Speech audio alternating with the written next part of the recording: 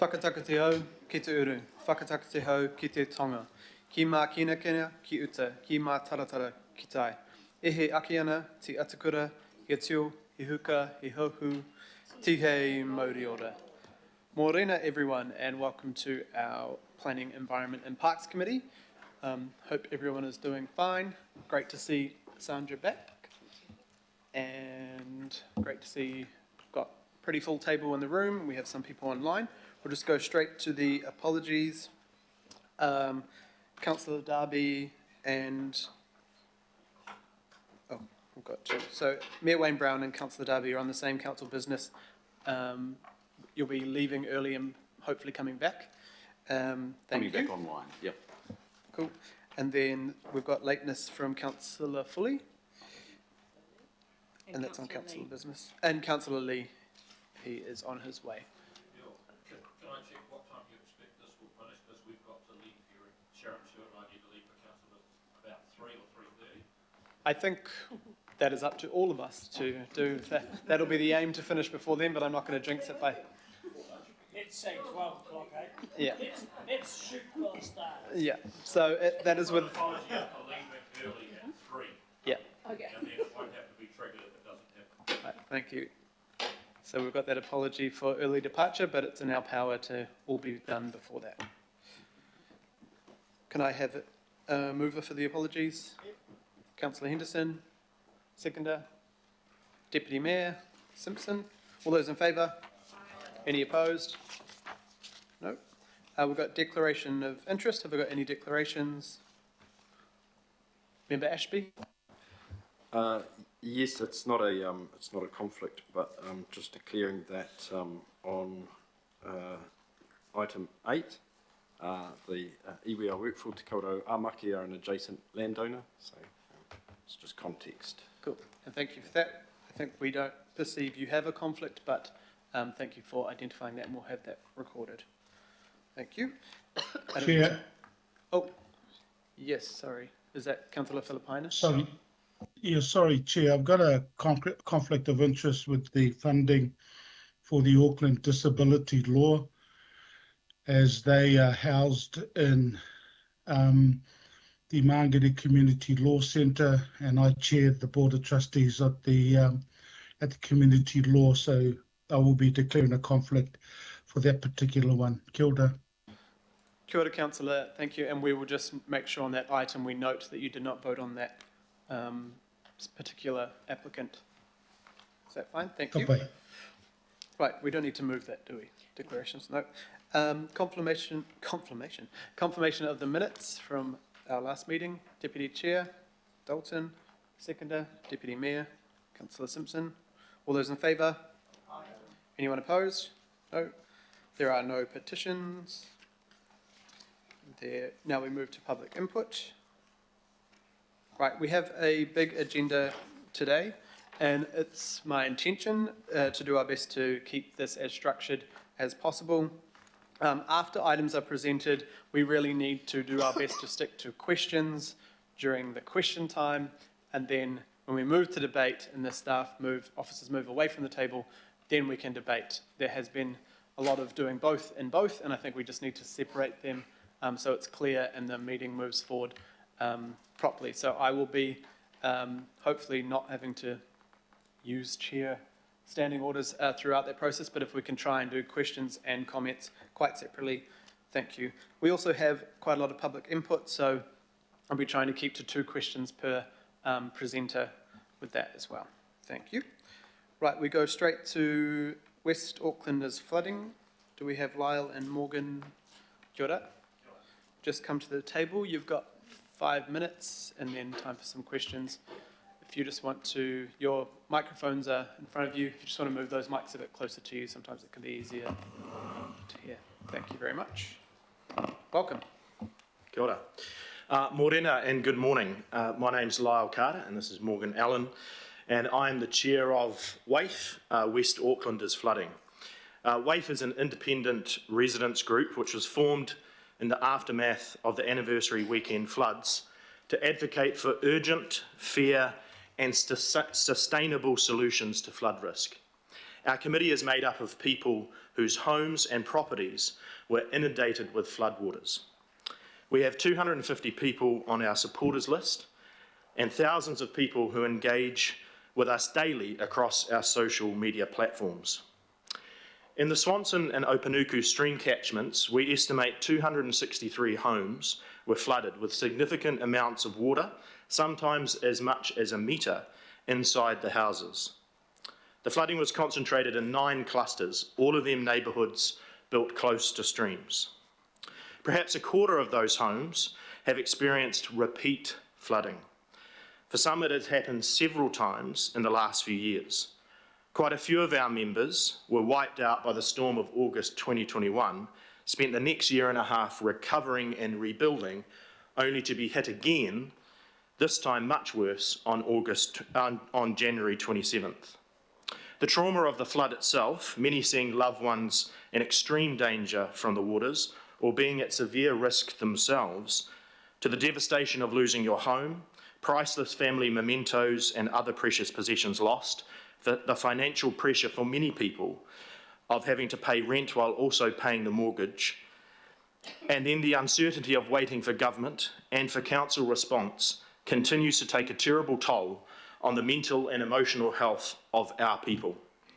And every time that the rain clouds roll in across the Waitakere Ranges, as they have done this morning, the anxiety begins to build in the hearts and minds of many a flood-affected Westie. Our main request to you today is for the Council to work closely with the government, banks and insurance companies, and to ensure that there is a systematic program of public support for flood-affected communities. This will not only help to reduce the ongoing flood risk, but will help our people feel safe and secure in their homes. This needs to happen urgently, not only because of the severe financial pressure and psychological pressure our people are under, but because 3 months have passed since the anniversary weekend floods and none of the risk factors have been dealt with. The risk of repeat flooding events is forever hanging over our heads. Our own independent research indicates in each case, different combinations of factors were responsible for the flooding. There needs to be a systematic series of interventions to reduce risk. We need infrastructure improvements. Donbuck Bridge, for example, has insufficient flow capacity under it. This led to the severe flooding in 3 neighbourhoods. We need streams, which aren't just a natural part of our environment anymore, but act as urban stormwater in many instances, to be cleared and cleaned with an ongoing maintenance schedule put in place. Extreme blockages in the Waimoku stream still exist to this day on private land. We believe this contributed to the extreme flooding at Candia Road. Each individual property should be assessed for the risk and severity of future flooding. Financial support should be given to homeowners to support them to make practical changes to reduce that risk. Where no practical intervention can reduce flood risk, we believe voluntary buyouts should be offered. We cannot wait any longer. The game has forever changed. Climate science and our own Westie lived experience tells us that such weather events will continue to be more brutal and more frequent. We must act swiftly and strategically to address the great city of Auckland's infrastructure and stormwater challenges to provide flood mitigation for the present and for the future, for those who will come after us. We implore you to act with bravery, to do what is right and what is needed. Thank you. Kia ora, thank you very much. A very unfortunately bleak situation, but passionate and what feels like pretty evidence-based focus on what we're doing. Council, 2 weeks after the floods, we've enacted a full look at everything you're speaking about right across Auckland. Obviously, you know how widespread it was. That work is ongoing and we're trying to get as much of it back as soon as possible. We're also in talks with government around things you're talking about that are unfortunately sort of far outside our budget availability, but we are hoping that we can respond quite quickly within the next few months to those sorts of questions from you. But just want to, I know that this table will be sending thoughts out to you and your families, but also your neighbours and friends. I personally can't imagine how difficult it is for you all at the moment. So thank you for coming here and showing a voice for them. I will allow these 3 questions as I said 2, but you spoke under time there, so I'll go to Councillor Sayers first. Thank you, Chair. I'm Rodney, so the Rodney Ward. So thank you very much for your presentation. I endorse everything that you have said, and I think it goes beyond just bravery. It's common sense what you're talking about there. You'd think it'd be 101, it would be happening anyway. So thank you for your messaging there. Yeah. My question is around you mentioned about private landowners and perhaps some financial assistance for them. But I just want to give you the opportunity to elaborate on that in terms of, because we've also got compliance on the other side, we've got the stick in the carrot, so how that might work. I think in our experience with private landowners, it's unfortunately it's more council owned streams, council responsibility streams and rivers and culverts that are potentially more of the issue. But there is an issue going forward, I think, around private landowners, especially around Candia Road, the Waimuku stream. We have seen that in private land that there is quite a blockage there that we believe is partly responsible for the flooding in Candia.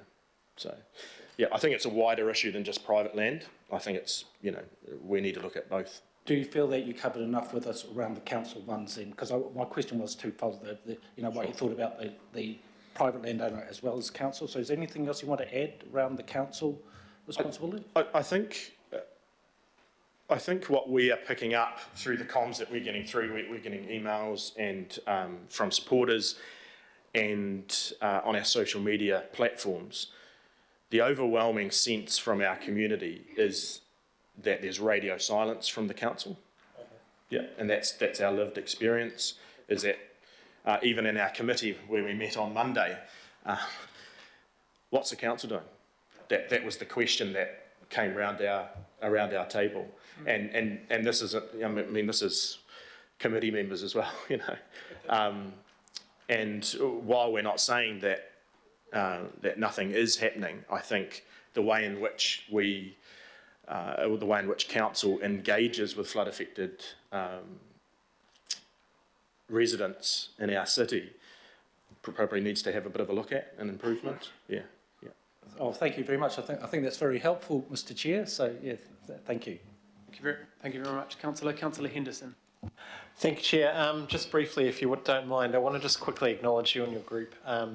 I will ask a question, I promise. But, we're talking about people here, 200 people plus that have lost everything, gathering the energy to come together and actually advocate, and advocate really effectively, and that's really hard. And just I think we need to appreciate that for West Aucklanders, this stuff is traumatic. It's hard to actually talk about.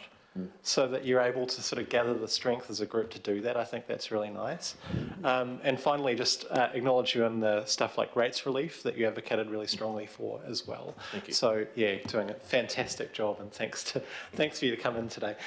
Look, do you think there are trust issues with council, central government, other entities, and how can we kind of encourage that open dialogue? What's the best way that we can do that effectively to kind of get over some of those barriers that you've mentioned?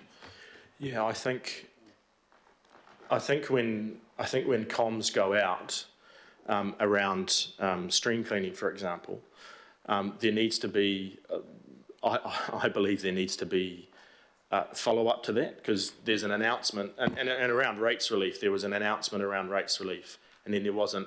Our people would come to us and say, so what's going on with rates relief? What's going on with stream cleaning? It's been 3 months. And so some way of engaging council members coming to our place, coming out west. West is best. We'll treat you right. Come on out.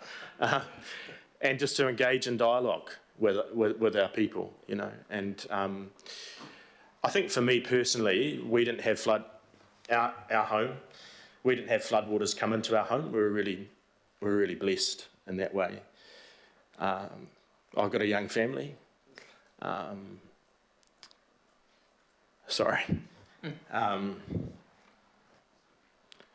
It's not an investment property. It's our home, and we've poured so much love and time into that. And every time it rains, we're out checking the streams. And our street, half our street is gone, you know, and they weren't just people that lived in those homes. They're our neighbours, they're our mates, they're our friends. They'd been with us in the tough times, they'd been with us in the good times and celebrated with us. And I think it's a really important thing to keep in mind, and I'm sure you will, that it's not bricks and mortar, it's people. It's neighbourhood, it's community. And if I can, like, on that issue of trust, I think what's happening is you've got a community of people who are understandably very distressed and burnt out. And when people are burnt out and stressed, they want to find somewhere to lay their energy. And rightly or wrongly at the moment, the place people feel they need to put that is at the feet of the council. And my concern is that if that feeling isn't proactively addressed, we're currently looking at a fairly drawn out and engaged process of consultation with the government and with the council. And that process, if we're not really careful with how we manage it and proactive about how we manage it, I think it has some consequences that could be really negative for the community. So in terms of trust, that's an area that I'd really highlight. Thank you. Thanks. Thank you for that. Councillor Turner. Thank you. I'll be quick, Mr. Chair. Thank you very much. Really great presentation. I didn't hear you talk about the conflict in council stuff, where they are contradictory. So in one moment we're told that there's SEAs all over these streams, they're significant ecological areas, and at the next minute, whenever I talk to people, we're being told that you can have an abatement notice for not cleaning the back of your stream. You know, do you think that clarity on this, you know, a stick in the mud from council, excuse the pun, with clarity on what you can and can't do, is, you think that's important? Speak first. Yeah, I think what this has highlighted for us, where we are, is that, like Lyle mentioned, these streams are now public infrastructure. They're stormwater infrastructure, and some sort of piecemeal maintenance where some residents are responsible for private land, commercial land, public land is not really fit for purpose. The need is too great. And as a group, really what we are advocating, I guess, as the council may need intervention from the central government to do, is a integrated management plan right across the waterways, because I think leaving it up to private landowners isn't working, and it's not going to work. And to continue on with that model, I think, is to stick your head in the sand, and then the problem will reoccur. Because we wouldn't do it with roads. We wouldn't do it with roads. We wouldn't have, oh, well, this neighbour, this person is responsible for this stretch of road, we'll do this stretch of road, you do that stretch of road, oh, there's potholes here, you know. Thank you. And last question, Mayor Brown.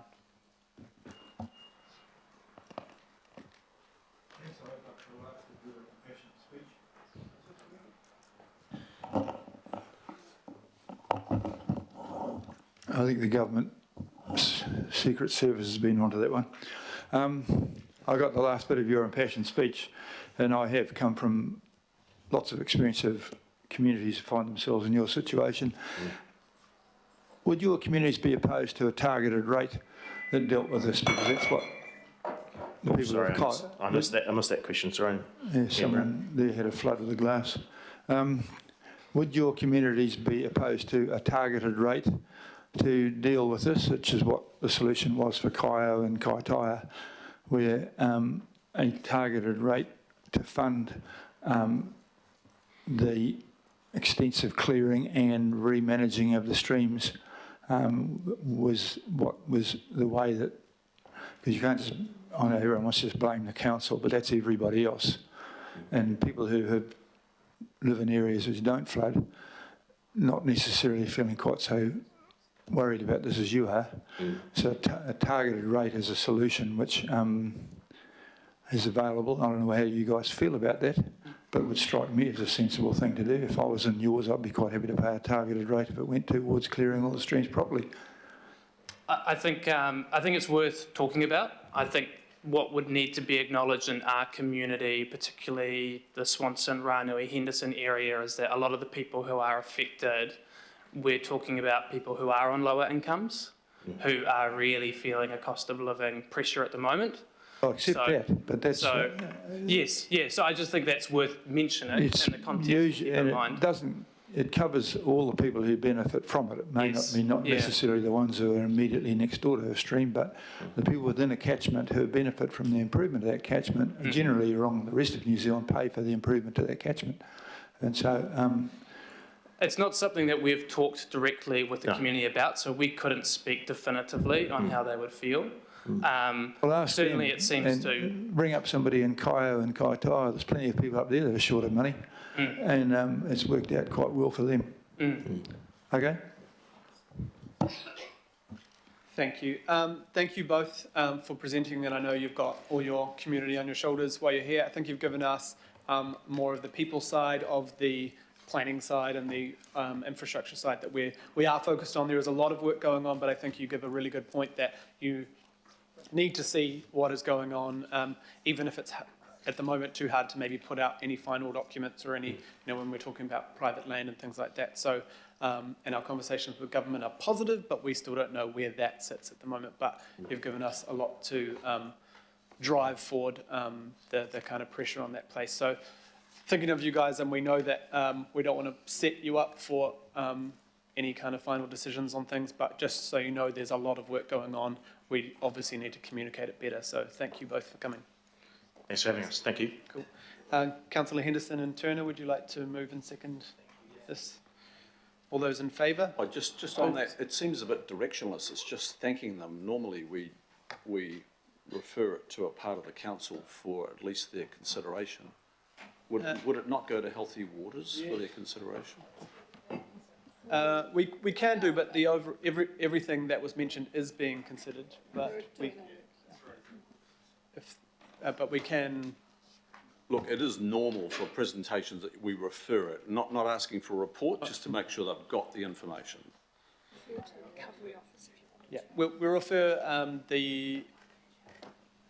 I guess the recording or the information to the recovery office.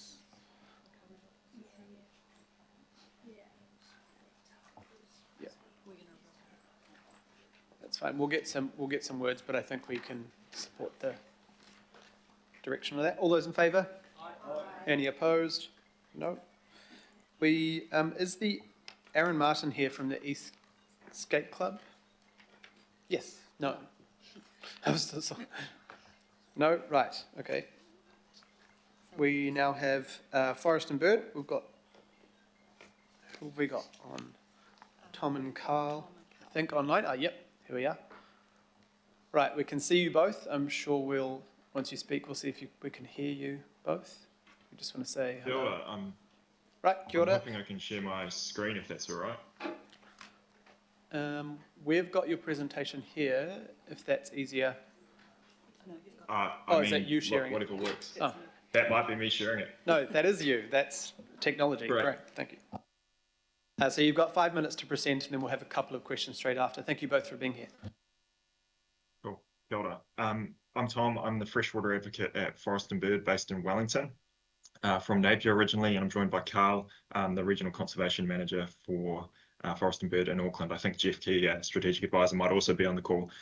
We've been talking to councils a lot and communities recently about nature-based solutions in response to impacts of climate change, but particularly in the context of Cyclone Gabriel. We've been talking about, in the early hours of 14th of February, as Cyclone Gabriel was smashing Te Tairāwhiti in the Hawke's Bay, the Tūtakuri River and how that was flowing at over 1,800 cubic metres per second, or 1,800 tonnes of water was coming down that river past a single point every second. It took out the gauge. It was probably flowing higher than that, and by 8 a.m. it had taken out a substation, and by about 10 a.m. it was overtopping the stop banks and spilling into the suburbs nearby, including Taradao at the top of that image there, which is the suburb I grew up in, and where my family still lives, in two houses about 600 metres from the river.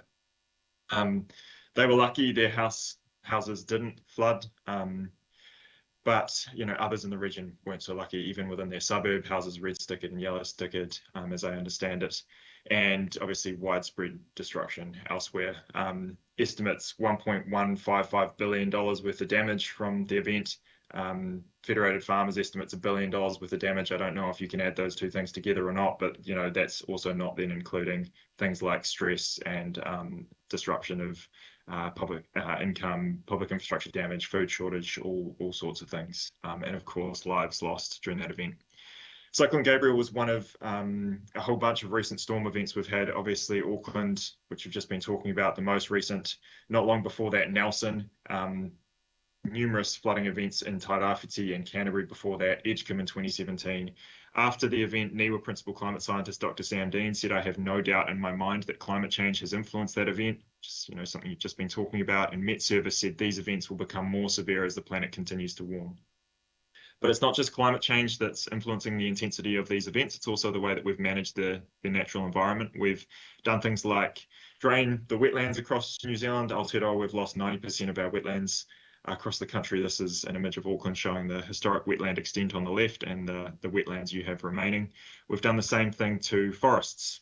Forests also, like wetlands, absorb rainfall and slow down water in the landscape. We've stripped the hillsides of a lot of our forest.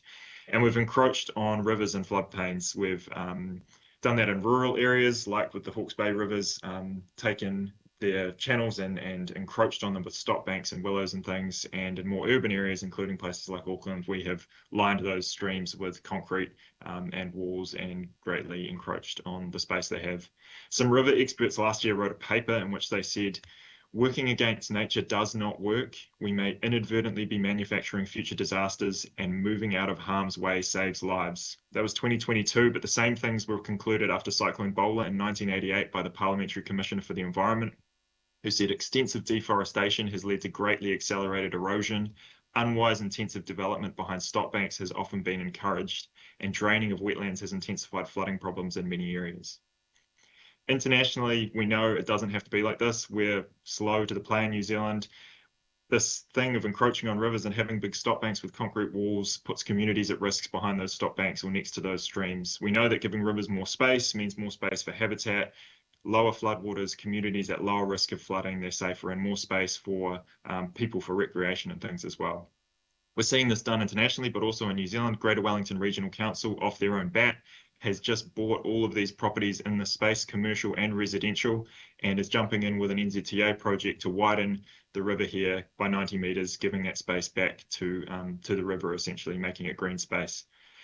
Some projects are happening in places like Auckland with things like, I think, the Stonefields development. This is, not developing in low-lying areas, having urban wetlands to absorb rainfall, and things like giving urban streams more space again, taking those streams like on the left that are lined with concrete and giving them more space to flood safely, putting habitat back into those streams. A whole bunch of studies have found that this is the way to do things. International studies show that allowing a river to self-adjust is cheaper and more effective than active interventions that force a river into a particular place.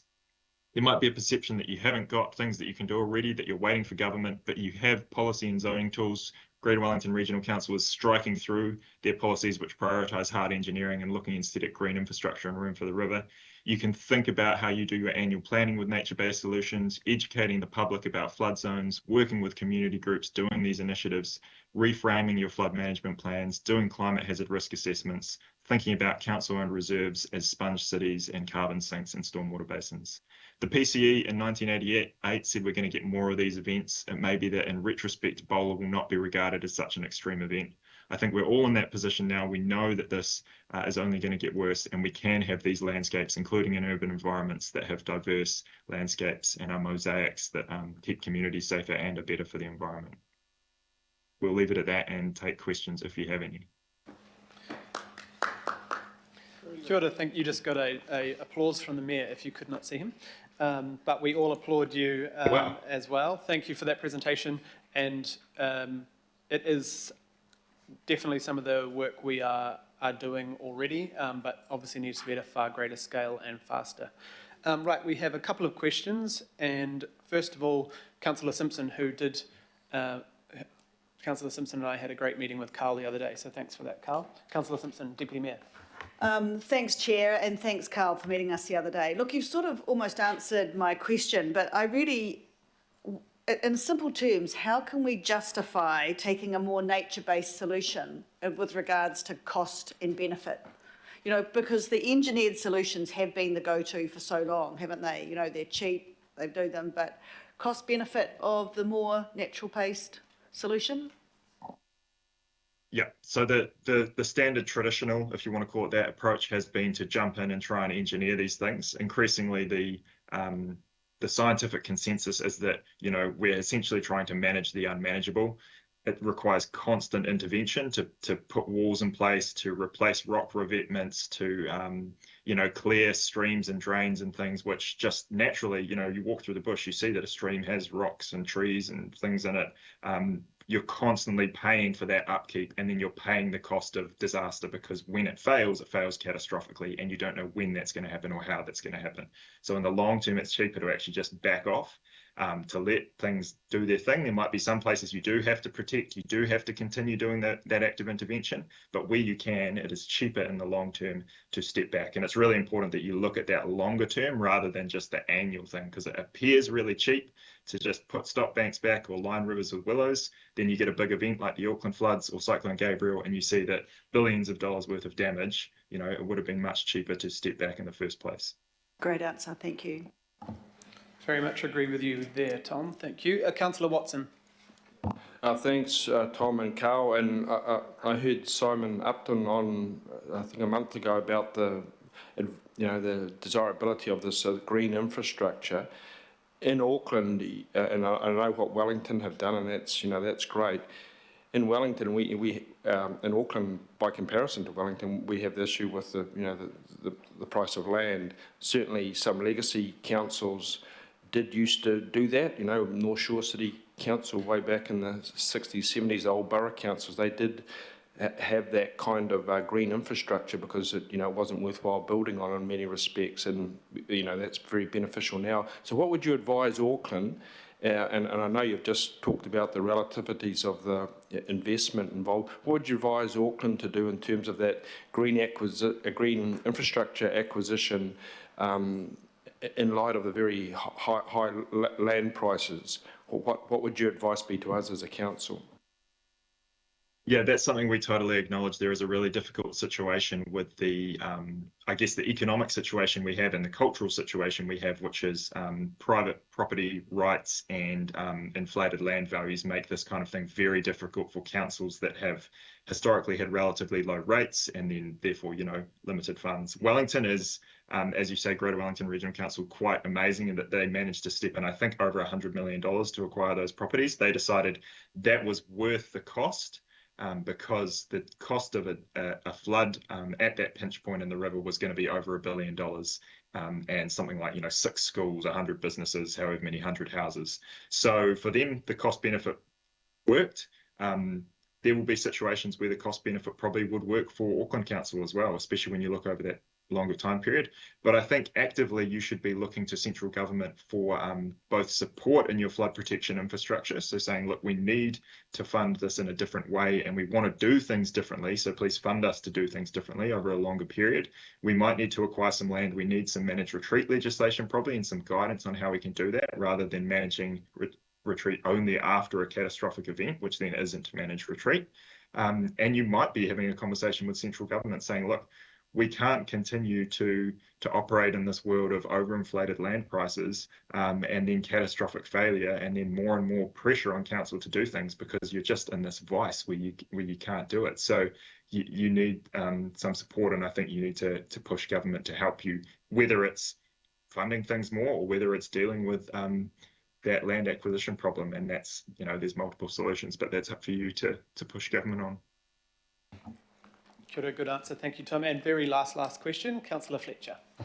Oh, thank you, Tom. And I guess building on the question that John Watson has just put to you, and thank you for the advocacy that you're bringing on this and also that of Carl. There's issues around the advocacy that we need to bring to central government because these have to be dealt with. Ultimately, nature's going to win. You know, we can't engineer our way out of it. We accept that. But how do you advise us to reconcile that tension that we're experiencing at the moment on pressure, where obviously for the issue of emissions and trying to get greater density in urban areas, but there's some areas where we've experienced intense flooding. So is there guidance you can give us in terms of managing carefully and thoughtfully through the intensification that we must do, but taking into account that some of the areas in the brownfields areas have actually been really challenging for us? So we're not wanting to delay the building of houses, but we also need to have a thoughtful response in light of all of the information that we've received. And the Chair and the Deputy Chair have written to the government, and we've had a year's reprieve based around on Plan Change 78. But that pressure is going to come on again, and the amount of work that's going to be required to be able to advance some of that is really going to be problematic. So I'd appreciate any thoughts and guidance that you can give us on how we manage those relationships. Yeah, Carl might have a better answer than me on this, but I think one of the key things we need to look at, again, we're in that vice of big houses, big land areas, you know, and we need to be thinking more of building up, not out, and keeping footprints low, keeping concrete areas low, and basically acknowledging really water sensitive design principles. And you know, there's a whole bunch of terminology around it, but basically whatever goes in cannot increase the amount of runoff that we're getting. So looking forward, that really needs to be the priority rather than continuing to sprawl or put in more concrete or whatever it is. Carl, I don't know if you have anything to add to that. No, not really. I think it's just, yeah, it's awesome that the Minister has provided a year extension on that intensification plan change, and hopefully in that time central government can come up with some more tools to assist council in its intensification to sort of meet that balance that you've discussed. Because I totally support those principles that you are advising us on. It's just how we implement them in really difficult areas. So thank you. Thank you, Councillor. And thank you both. And I'll move a vote of thanks. And Deputy Mayor would like to second. And all those in favour? Aye. Anyone opposed? No. Awesome. Thank you both. And I'm sure we'll be seeing you both again in the coming time. Thank you very much. Thank you. Thank you. Right, now we're moving to so local board input. We do have Waitemata Local Board, but they will be speaking at item 10 on the Central Library indicative business case. Thank you. Item 8, now we've got the Auckland Unitary Plan consideration of private plan change request Riverhead South. We'll have Peter and Warren. We have Megan and John here as well, able to answer questions. Right. Thank you. Just go to the presentation, then the Mayor would like to speak, and then we'll go to questions. Thank you. Yes, thank you, Mr. Chair. This is the report is to decide how to process this private plan change to the Auckland Unitary Plan from the Riverhead landowner group in respect of land at Riverhead. So we've identified on the screen in front of you the land in red, and it immediately joins the current single house zoning in Riverhead.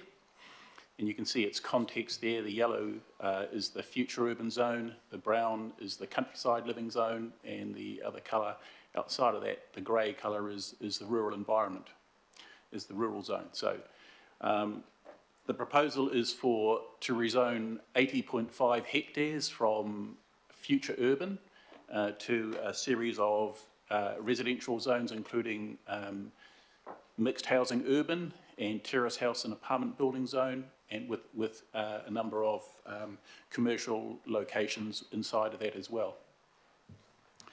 So the decision you have to make today is a decision under the Resource Management Act, in particular Clause 25 of the Resource Management Act. So that specifies the number of, or the options that you have in front of you. So one option is to adopt the request as if it was a council plan change. You can accept the private plan change for processing, or you can reject the private plan change request in whole or in part, or you can deal with the application as if it was a resource consent. So we'll just go through that, and at the moment we're required to make a very coarse assessment of the proposal that's in front of us. So if we can move to the second slide.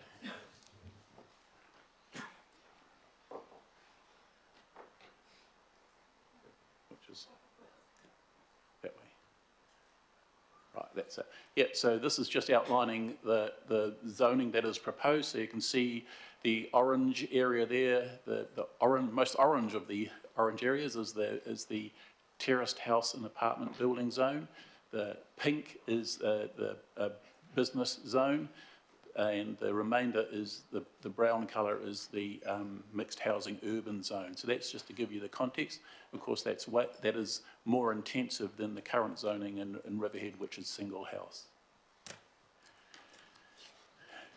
So just move on. So the assessment that we require to make includes, first of all, should we reject, I think the key point is, are there grounds for rejecting this private plan change? And when we work through those, the legislation sets out some very clear considerations. So the first one is the request frivolous or vexatious? The applicants have provided an extensive range of reports and expert consideration as to why this proposal makes sense, and so on that basis we can't say that it is frivolous or vexatious. It follows the council has identified this land for future urban development. It's in the future urban zone, and in the future urban land supply strategy we've identified it for development in 2028 to 2032. So it's ahead of time, but the council has always identified this land for urban development. So in that sense, we can't say it's frivolous or vexatious.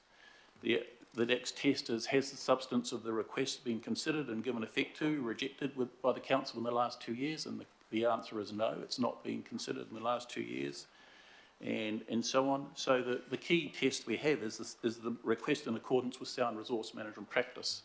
And one of the things that we have to consider is the land, part of the land, it's 80.5 hectares, and about an 8 hectare area. Where's the pointer on this thing? Oh, right. So that area up the top there, that 8 hectares, which was actually included in the, that 8 hectare area there, you will see what we've shown here is the floodplain. So that's a floodplain over that blue is the floodplain, blue is the floodplain there. That was included through by the independent hearing panel that created the Auckland Unitary Plan. So that was a submitter asked for that to be added, and it was added through that IHP process. But what the Healthy Waters team is saying, that area is in the floodplain, and so there are some issues, and with that, and they would rather have that turned into some sort of communal flood protection sort of system. However, the applicant acknowledges that that area is subject to flooding and has provisions in the plan that says, okay, we can deal with that, we can work our way around that, and certainly a resource consent is required for subdivision of that land, and that would be how you deal with the flooding would be a consideration at the time of subdivision and development. And there are also our standard council rules in Chapter E of the Unitary Plan which deal with flooding and so on. So there is an issue with flooding. It can be dealt with at this point in time, but that flooding issue is sitting there. So that's something that needs to be considered when we consider, is this sound resource management practice? Sorry, the other way. The next thing, in terms of sound resource management practice, and also in terms of the other criteria, which is would the request or part of the request make the policy statement or plan inconsistent with Part 5, which are really the higher level documents, your national policy statements, your regional policy statement, so on. And so what we're showing here is the transport issues. So there are potentially some transport issues here. The applicant believes that they have been able to address that, and what we're showing here on the map is the wider supporting growth network. So our Riverhead, where's our pointer? You can see our Riverhead area there, and there, and there are some roads and so on. This is the long-term proposal for roading to serve all the future urban areas around Kumeu, Whenuapai and Riverhead. And this is just to give you the context. So what we can see is that the applicant is saying, Riverhead is here. What we need to have for us to get people into Auckland and so on is we need to come down here onto State Highway 16. And so the issue is that Waka Kotahi or NZTA is going to improve the State Highway 16 in the vicinity. So they have a proposal. They have funded and committed $137 million to upgrade State Highway 16. So that is they've partially starting it now. It's funded and committed, so they're doing the work, and so that's going to be completed in 2025. So that's funded and committed, and they've lodged their notice of requirement to enable that work to happen with the council already, and it's being processed currently. So it's going to happen. Yeah. So I just wanted to, so that will involve 4-laning of State Highway 16 from the end of the current northwestern motorway through to the Taupaki roundabout. It'll involve a new roundabout at the Coatesville Riverhead Highway intersection, which is where the applicant says most of their traffic will come out to onto State Highway 16.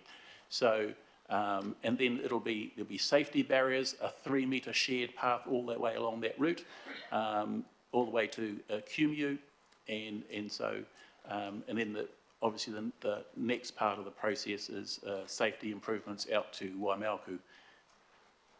So that's in train. The question, so the applicant is saying that all of those things, the State Highway 16 issue is going to be addressed by that particular NZTA proposal. And what they're proposing themselves is a series of improvements to the Coatesville Riverhead Highway where it fronts their property. And also as you drive out towards, on the Riverhead Road, towards Kumeu Huapai, there'll be a number of intersection improvements and so on the applicant is providing. So what they're saying is that there will be some, the traffic issues are going to be resolved by what Waka Kotahi doing on State Highway 16 and what they're doing themselves in relation to the property that fronts their site, the roading network that fronts their site, including walking and cycling provision. There is a question though about how much of the State Highway, the Coatesville Riverhead Highway that is not improved where it doesn't front their property, and so the link south towards State Highway 16 from their property, there is an issue about what is required there to improve that road, in particular about walking and cycling facilities along that road. So they're not proposing anything there, and so there is a question mark about that. And I guess what we're saying, and what I'm saying in the report here is that that's something that can be dealt with when we go through if we go through and get to a stage of a formal private plan change being notified, then that's something that can be addressed there. And one other issue I suppose is, this is just to outline what those traffic improvements are on State Highway 16. You can see the 4-laning, the median barriers, and the 3-metre shared path and so on. So those are the key elements there. So there is, as I said, there's an issue about whether that's sound resource management practice where you think there is some gap in what might happen with the roading network. And the other thing that is, of course, important is that what they're proposing in terms of development intensity is much more intensive than the current zoning around Riverhead, which is single house, and what we're proposing here is mixed housing urban. It also proposes the medium density residential standards, which the council has chosen to say it doesn't have to do it under the legislation, and it's chosen to have Riverhead as one of those 23 areas where we're saying we don't need to have MDRS. So that tests us again, we have to test that against the high level documents, and it meets some, but there are some elements of our regional policy statement and also the NPSUD. It certainly meets some of them, but there are some elements that it may not. So then we can, but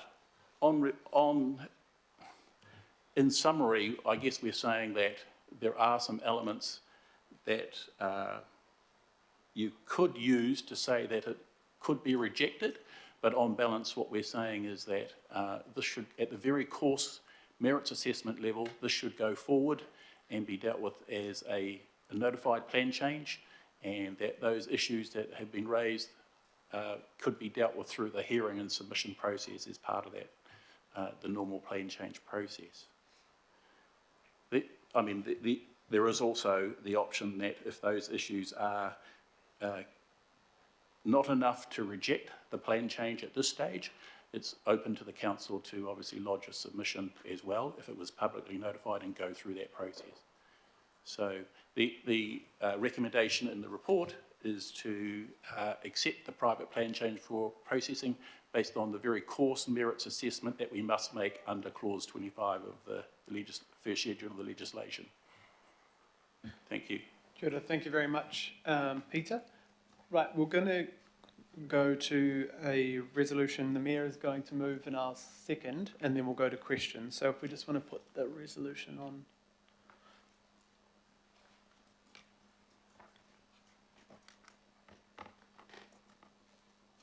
So the Mayor would like to speak to this and we'll go to questions after that.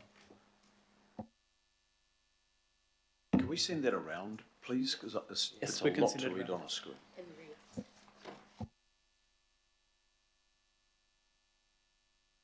There you go, Mayor. Yeah, I'm proposing we reject this one for the reasons set out in the resolution.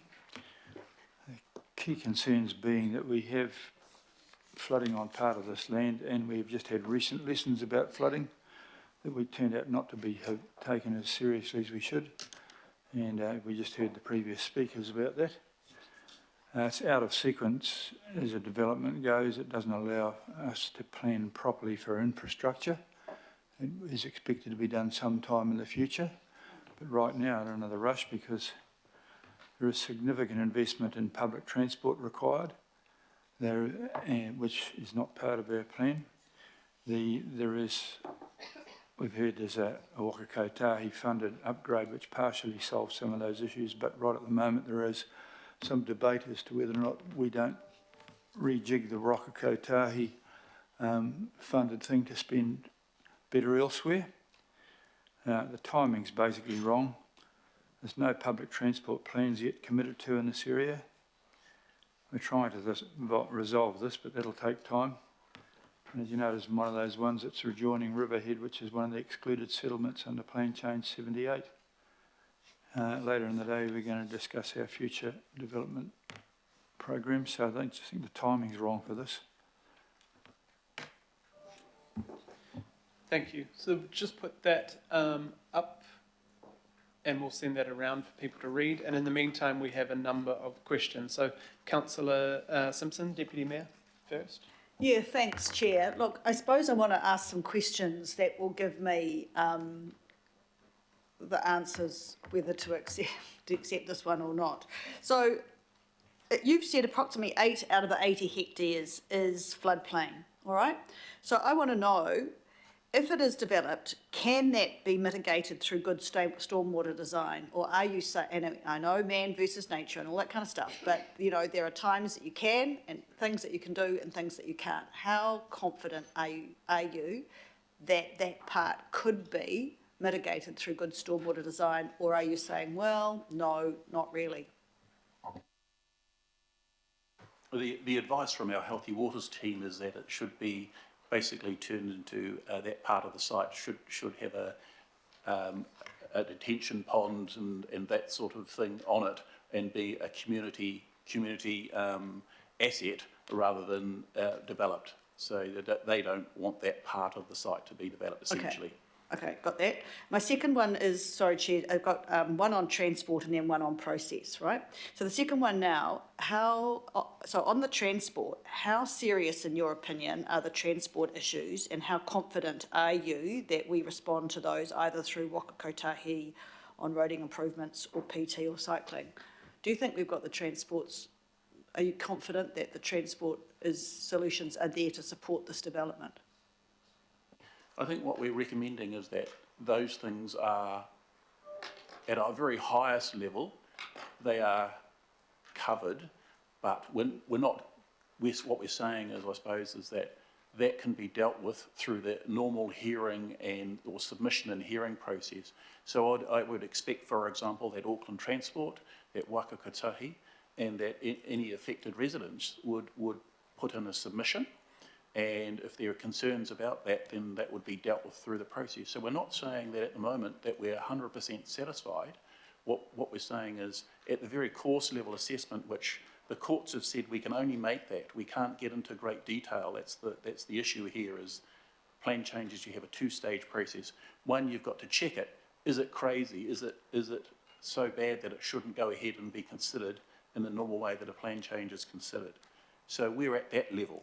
At that level, we're saying it seems to us that there are some concerns about, and particularly the Coatesville Riverhead Highway, because State Highway 16 looks like it's going to be funded, and that funding and the material indicates that there will be spare capacity. It's going to address some safety issues, and it's going to address capacity issues for a number of years, into the 2030s at least, that upgrade will happen.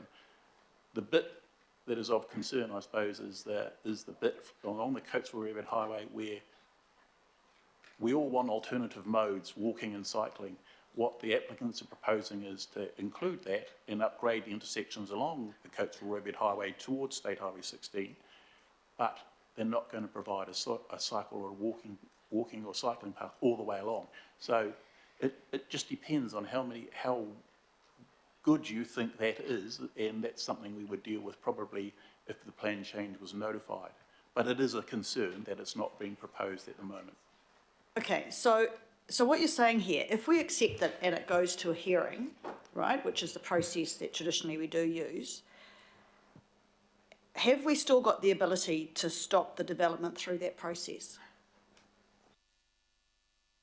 As I said, one issue, we expect that people like waka kotahi and AT would make a submission, and it's possible that the council could also make a submission. That's not closed off to you, that you could make a submission to make sure that those things were actually on the table to be considered in more detail through the hearing and submission and hearing process. So if the council lodged a submission saying, hey, we have some concerns about this and we can elaborate what those concerns are, then if that went forward as a submission, then any independent commissioners who are assessing this plan change and the submissions to it would have to consider that.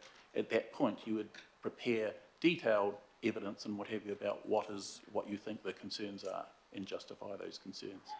Okay, and then finally, once upon a time, we rejected a plan change and it didn't work, right? What is the difference, Megan, or Mrs. Strategy and title, insert title. What is the difference between this and the Ōrākei issue? Through the Chair, thanks. So the main difference here is one where we have identified that if you wanted to, we believe there are some grounds for rejection. In the Ōrākei Point matter a few years ago, we didn't believe there was. Now, that's just our advice. As always, this falls to you to make whatever decision you like. So that's the main and significant difference. There was also a bit of a process difference here where we are asking for a clear decision first around whether or not you want to reject it, and should you not, then it's clear what your next option is. So it's really the fact that we do believe there are grounds, but as always, it falls to you to make that decision. And just finally, are we up for a legal fight if we reject? Yes, absolutely.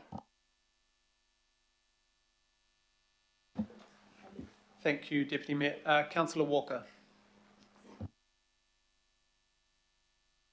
Sure. So the question I've got is around the floodplain, and my question goes like this: How recently is the modelling that we've done for this floodplain? I'm not absolutely familiar with the topography of the area. Obviously, we've got an area of low-lying land that's within an existing floodplain, but I don't doubt that the modelling, if we do it, will show that the floodplain is likely to enlarge, and I'd like to know what the projections are around that. And this is particularly relevant because I think the overall catchment is in excess of 8,000 hectares, and the flow of water within that catchment will have an impact on this area. So has this area been considered within the larger context? So some questions there to rehash. What's the state of our modelling as it goes to the floodplain? How recent is it, because things have moved on? What's the state of the catchment?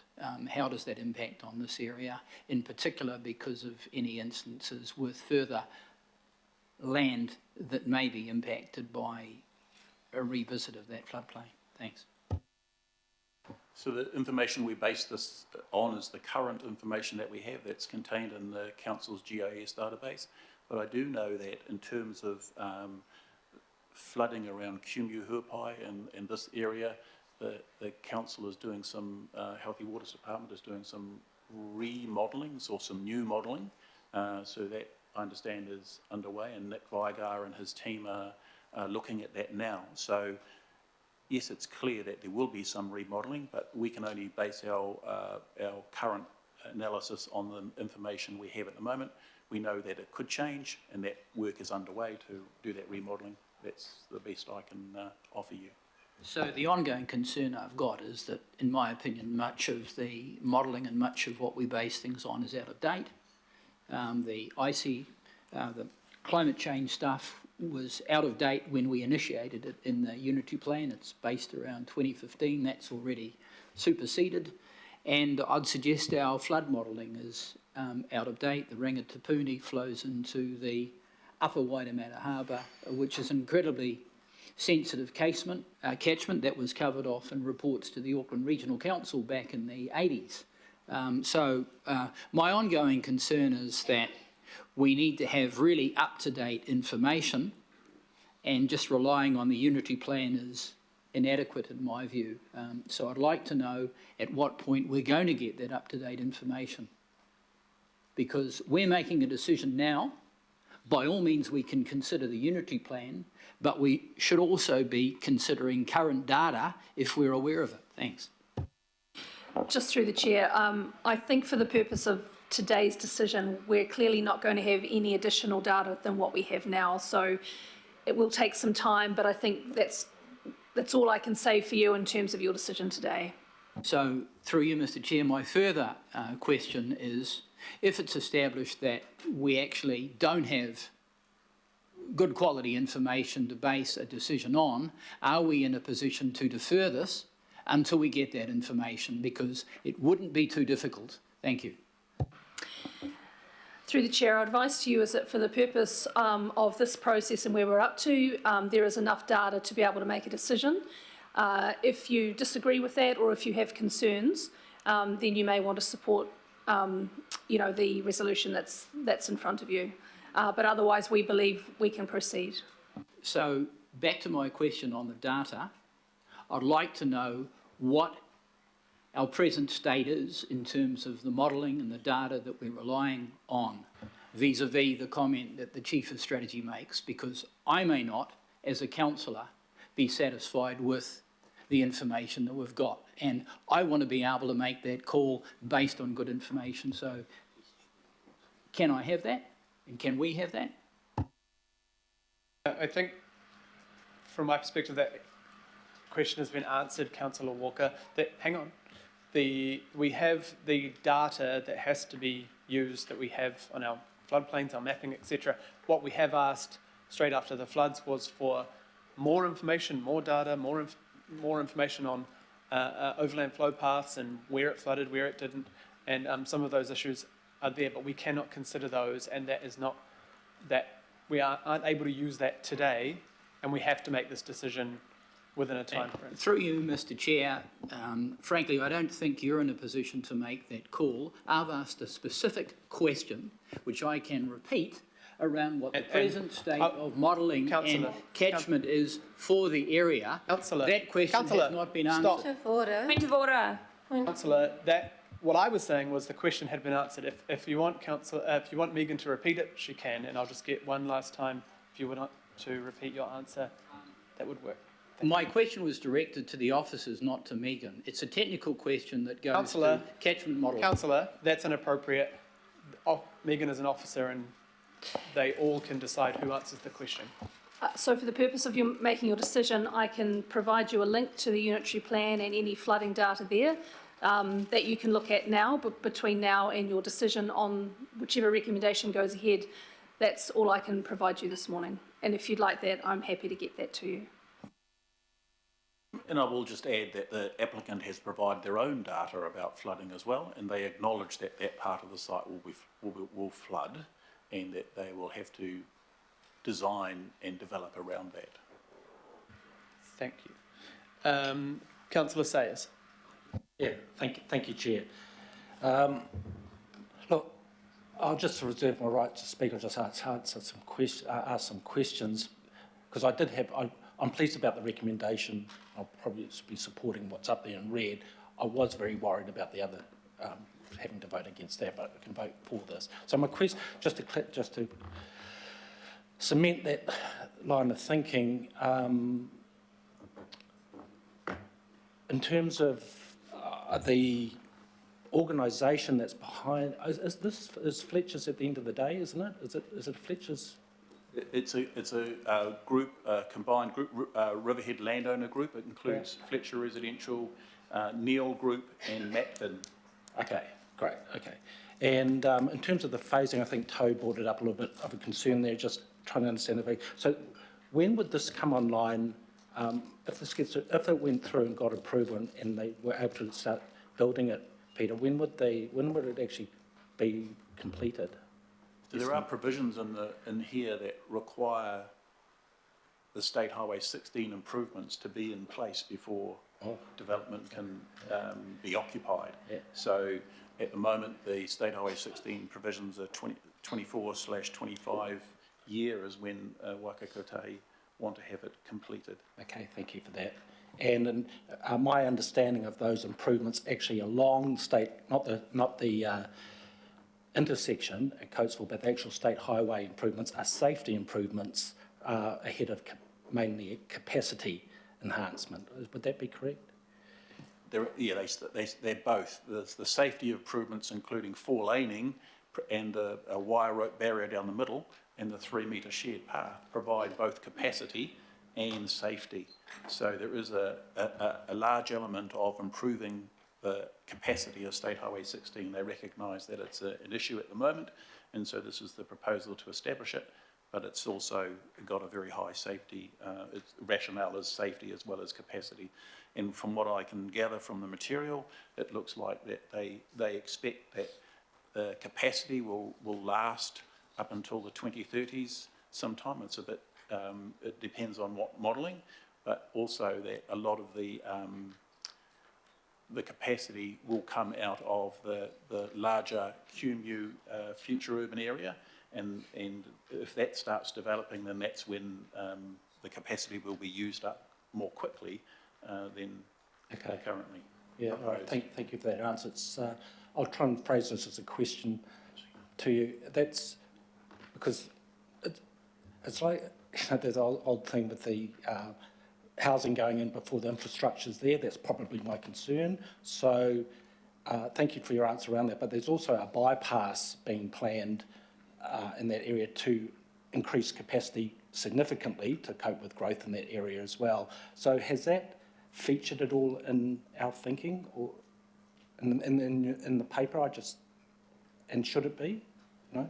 Yes, so that was that plan I showed earlier with the yellow areas and the red lines around it, which was the alternative state highway. And again, what Waka Katea is saying is that will be ultimately required for the growth of all the future urban areas. That's what they would need to service that.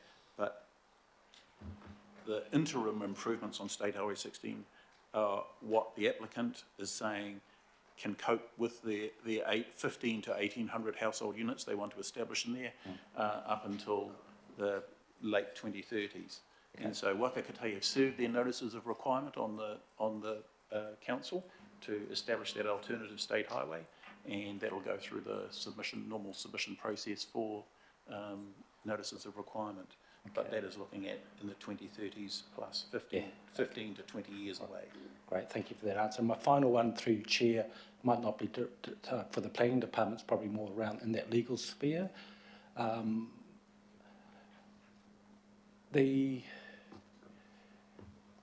just wondering about, I'm just trying to clarify, Chair, in terms of if we support this recommendation, I would assume, I guess that's my question, is there a high likelihood that the applicant will take us to court?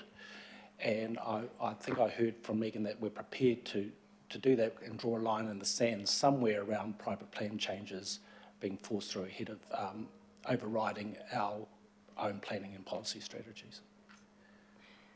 Through the Chair, yes, we will be challenged in court on the decision, should that be the one you made it. I didn't extend my answer to suggest that that's what you should do or that we're drawing a line in the sand, but that is that's part of your decision making. But there will be legal challenge to this, yes. Thank you, Megan. I can perhaps speak more to that as appropriate in the debate, but I think we should. Thank you, Councillor. Councillor Darby. Oh, sorry.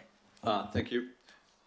So, is it primarily two sections that of the tests for a private plan change that we're looking at here? That's sound resource, question of whether it's Sound Resource Management Act, and the other part is consistency with Part 5. That's where we narrow the discussion. Peter, Warren, is that it? Yeah, yes, Councillor Darby, it's those two areas of the tests, and there are possibly three components to that. One is the transport issue, where there's some doubt about the Coatesville-Reviat Highway and so on. There's the flooding issue, again, that to the top end of the 8 hectares of the 80 hectares, and then there's potentially the density issue as well, because so those are, and they both fall within contrary to sound resource management practice and or would make your plan contrary to Part 5. So if we go to the course assessment that you've undertaken on those two areas, and I can see from reading your report, it's water and transport are the areas that it's narrowed to under Sound Resource Management Act testing. So in your report, you don't appear to conclude that there's, from your course assessment, you say that it may not be, at least under transport, may not be in accordance with sound resource management practice, but you don't conclude that it's not sound. It's a possibility under the course. Does the same apply to water, that it may be, or are you more conclusive in that area?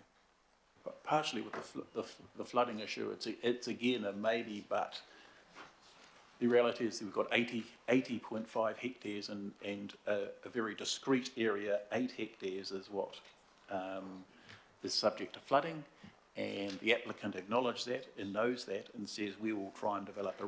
We can develop around that, And so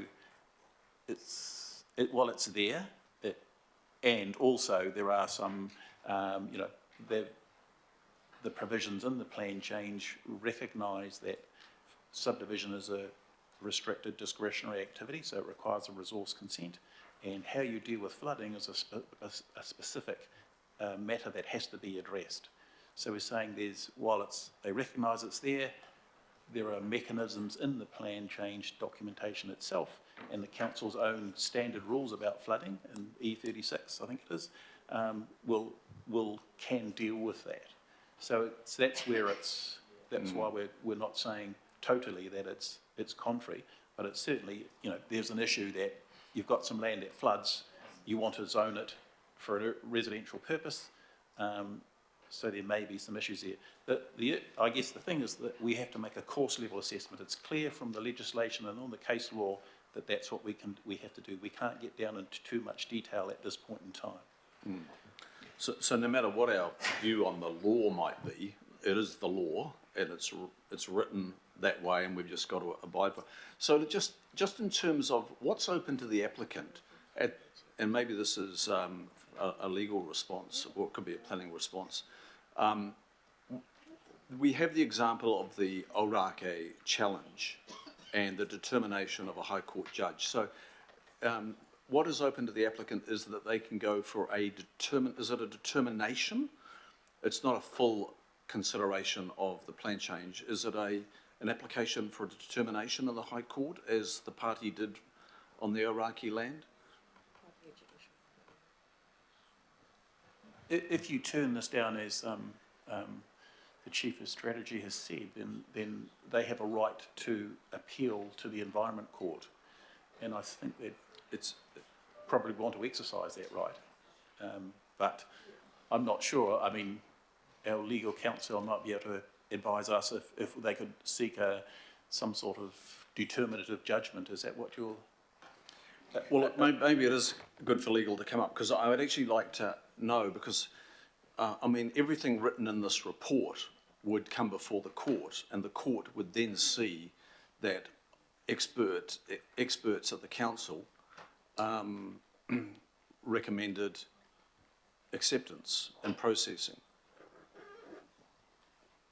So, Karina, is it a JR in the High Court, or is it Environment Court? Through the chair, if the decision today is to reject the private plan change request under one more ground under clause 25.4, there is a right of appeal by the applicant under clause 27 of Schedule 1, and that's the Environment Court.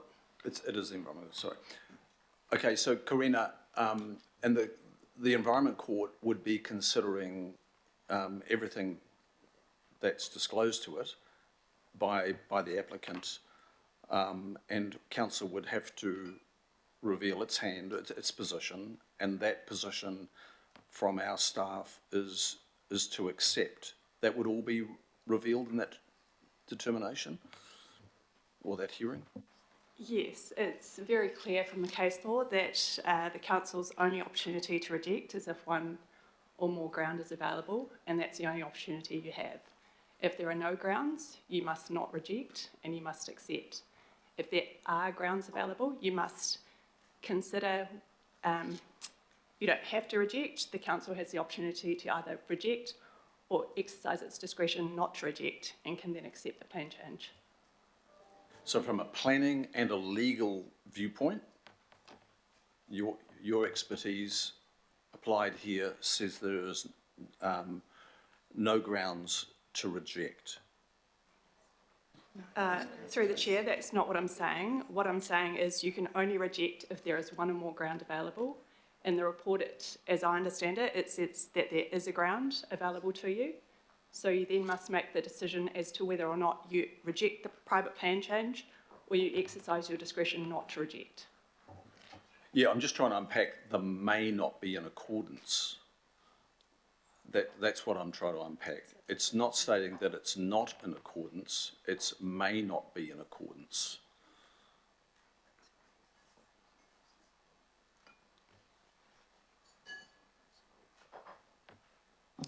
Through the chair, as I understand it from staff, they're indicating that they have identified a ground, but I guess the tricky thing is you're doing a course merits assessment at this point in time, so it's actually difficult to ascertain whether it meets this ground. The indication from staff is that it may meet this ground of not being in accordance with sound resource management for the reasons they've given.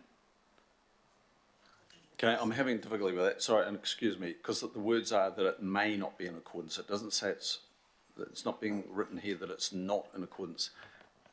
So on the transport section, for example, where are the staff saying it's not in accordance? Because, look, the law doesn't talk about may not be in accordance. It just says not in accordance. I need some help unpacking that. So where are the staff saying there is an argument to reject when it's being suggested that it may not be in accordance, it's not absolutely not in accordance? Or am I picking hairs here? Am I playing with semantics?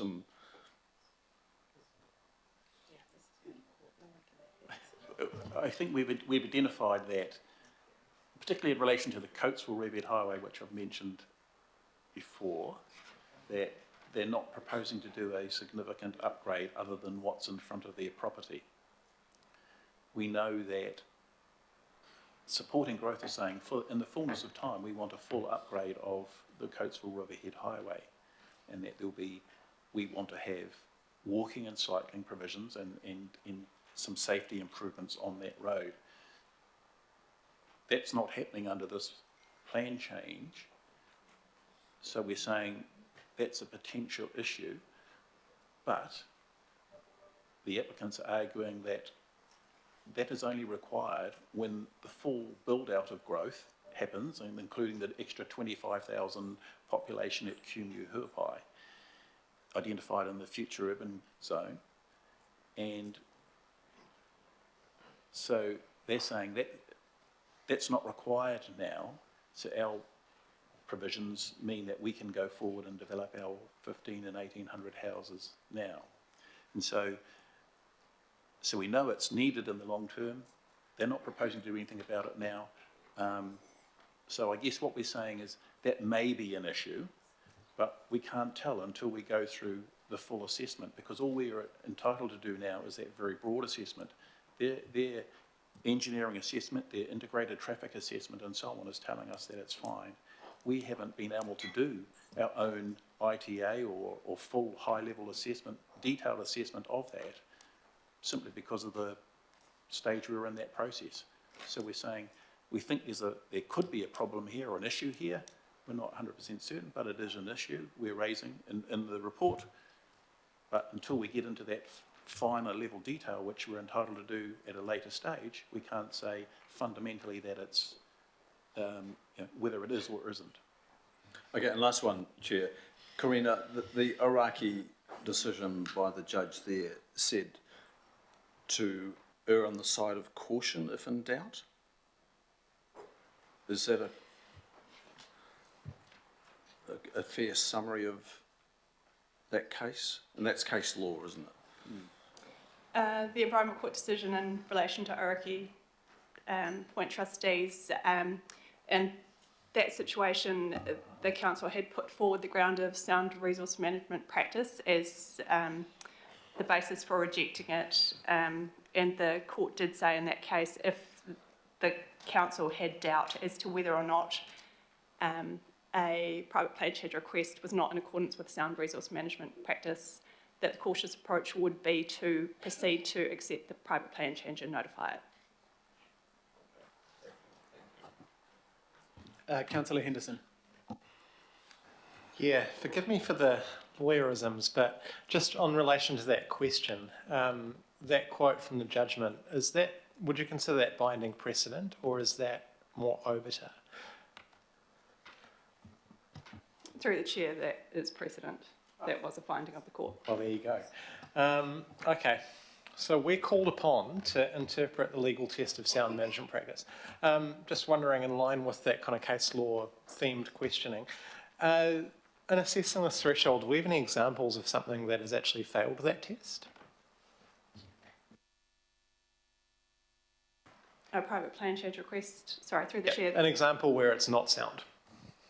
Yes, the Mallory Corporation private plan change was a private plan change request to the almost defunct Rodney plan, and in that case, the timing and nature of that particular plan change and what was being sought was found to be not in accordance with sound resource management practice. That was some time ago. Obviously. Yeah, it looks fairly obscure, but is there any kind of anything analogous in that case to this case? Or forgive me if it's too detailed. Through the chair, in that particular case, as I recall, there were issues in relation to the timing, and that it was in relation to an almost defunct planning document. I understand it was inconsistent with the structure plan that had been developed by the council, in which case that had been through a recent consultation process. We don't have that same situation here, of course, because we haven't actually done the structure planning for this area. That's correct. The council hasn't completed its structure planning, but the applicant has provided its own structure plan. The unitary plan allows applicants to come forward with a structure plan. They've provided that structure plan as supporting documentation to the plan change. Thank you, Councillor. Councillor Bartley. Thank you. I have a number of questions. My first one really is curiosity. I wanted to know, are you familiar with the Stonefields one? And was concern raised about flooding with that Stonefields one? And then in the end, they had that communal wetlands. Is there some similarities that can be drawn with this situation? Through the chair, could you please clarify which private plan change request? I don't know what private plan change. I'm just talking about, you know, was flooding an issue back then with the Stonefields one? And then they ended up with this communal wetlands, which is what Healthy Waters is suggesting for this situation. So I'm wondering whether flooding was an issue back then. And then if, you know, like that obviously went ahead, doesn't seem to be any flooding because they mitigated it with that wetland, I suppose. This is just all, you know, I'm not an expert, but this is just what I can see. So is that a similar situation here? Flooding is raised as an issue. Healthy Waters said if you make it a communal wetlands, that might mitigate it. Through the chair, I'm not familiar with that particular private plan change request, so I'm going to give that over to John Duguid to answer.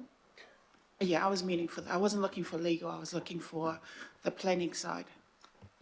Thanks, Councillor Bartley. Through the chair, the rezoning of the Stonefields lands, I think it predates Auckland Council, so you're going back to the early 2000s. Whether it was a private plan change, an Auckland City Council plan change, or both, can't actually recall, but absolutely certain that flooding stormwater issues were looked at right from the outset as part of that plan change process, be it a public or a private one. So different context, different time, but it is an example of a development where flooding was looked at carefully when going from a quarry to residential and mixed use. And there are other examples where there have been greenfield developments with, you know, fairly significant flooding areas that have been avoided through the development process. Cool, thank you. And then I just am seeking clarity on point 6. So the advice from officers is that we, bugger, I don't have my glasses, is that the private plan change request is accepted. That's right? Correct. That's correct. Okay. Because I don't want to be sued. So this is my question to legal. Could we be seen as acting in bad faith if we proceed with this amendment when the officer advice is clearly contrary? Through the chair, I think there's two parts to that. One, in making your decision under clause 25 of Schedule 1, the council needs to make a decision first on whether it's going to reject a private plan change request. As you may recall from our situation with Ōraki, the council made the decision first not to accept the private plan change request, and then it put itself into a position where it had to take one of the other options available to it. Because the staff had put forward a possible ground of rejection, you actually have to consider that first and actually determine, do you want to reject it? And if not, then you default to what has been recommended to you from staff. But because there has been a ground put up for a possible rejection, you need to consider that first. And then if you determine that you don't want to reject it, then you move on to what has been recommended to you by staff. And is it too early to ask if we could win if this does go to court? You know, and I'm mindful that we're in a public forum. I don't want to spend money on a court case when we're clearly in a financial hole and we know that we could lose. So why would we waste that money to make a point, a very expensive point? I'm never going to give you odds of whether or not you're going to be successful at court, but I would say that the case law is clear. You can only look to reject a private plan change request if you have one or more ground available to you.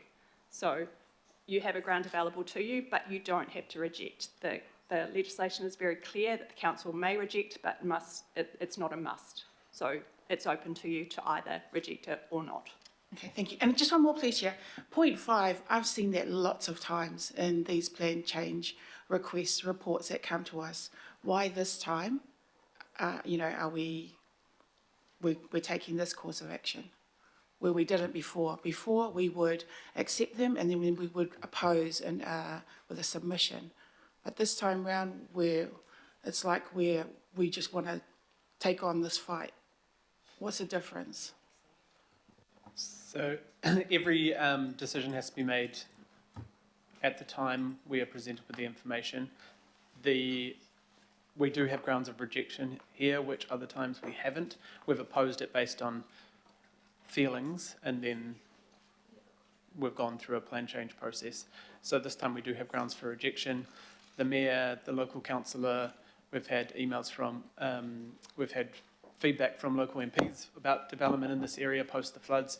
There is, as Councillor Walker says, more information that's needed. So this is up to us to make a decision to either reject or not reject, and then make a decision after that if this does not go forward. I guess, do you have anything to say on the making a decision based on Karina? Through the Chair, I'd just like to remind you that you have to consider each private plan change request on its merits. Each one needs to be considered on the information that's put forward to you by a private plan change applicant, and you need to consider it against you know, the relevant provisions under the Act. What you've done previously in relation to another private plan change request is not actually relevant to what you do here. You need to consider each one on its merits.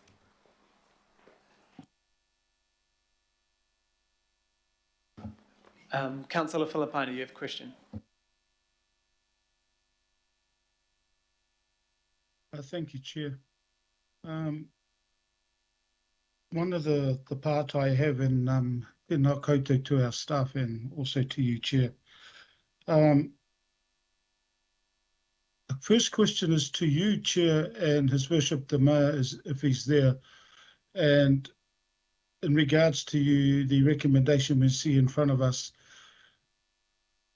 is there only one ground of rejection is what your recommendation is based on?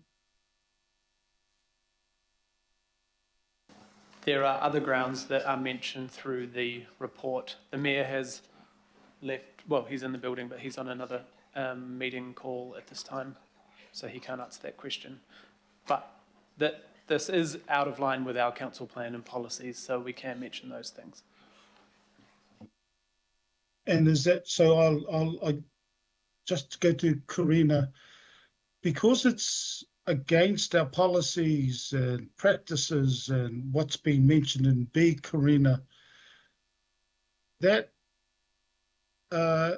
is that something that has to be taken in regards to the Resource Management Act and Clause 25(4)(c), which is up there on Schedule 1? Through the Chair, sorry. For example, sorry, Karina, what I'm suggesting here is that this new recommendation has only got one ground under the RMA, which is it's not in accordance with sound resource management practice. And then they've given the reasons, but those reasons given in B, does that have to be taken into account from a legal perspective? Through the chair, the staff in the recommendation report to you have identified this as a possible ground of rejection. And as I understand it from the resolution that's been put up, that information has been taken from the report in terms of the reasons in support of the proposed ground of rejection. Does that answer your question, Councillor? It does a little bit, but look, just to our staff now, just want to confirm that the reasons not to reject based on 25.4 Schedule 1 is that the request is not frivolous, it's not vexatious, it's the substance of the request has been considered. All the A, B, C, D, E, F, they are the reasons that you originally put up to say that from your recommendation, it is better for us to not reject a private plan change. Can I confirm that, please?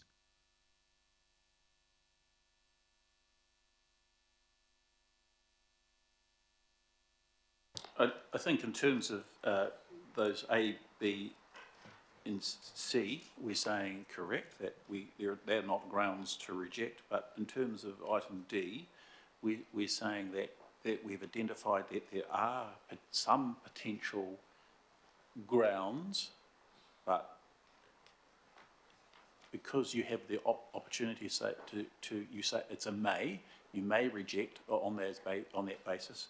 We're saying at the moment our advice is that we should carry on and notify this at this point in time.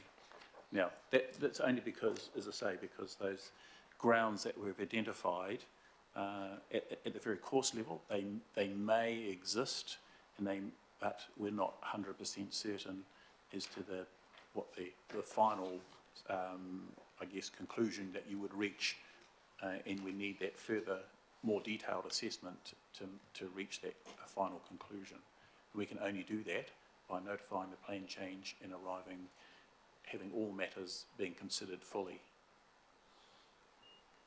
Yeah, thank you. And I'm glad that you mentioned D, because the hearings process that you've identified in the report is where we would end up putting in evidence to the hearings process and publicly notified that addresses some of the issues that you have in the report. Am I correct in saying that? And also part 2 to that is that it also allows mana whenua iwi to be part of that process as well as the general public?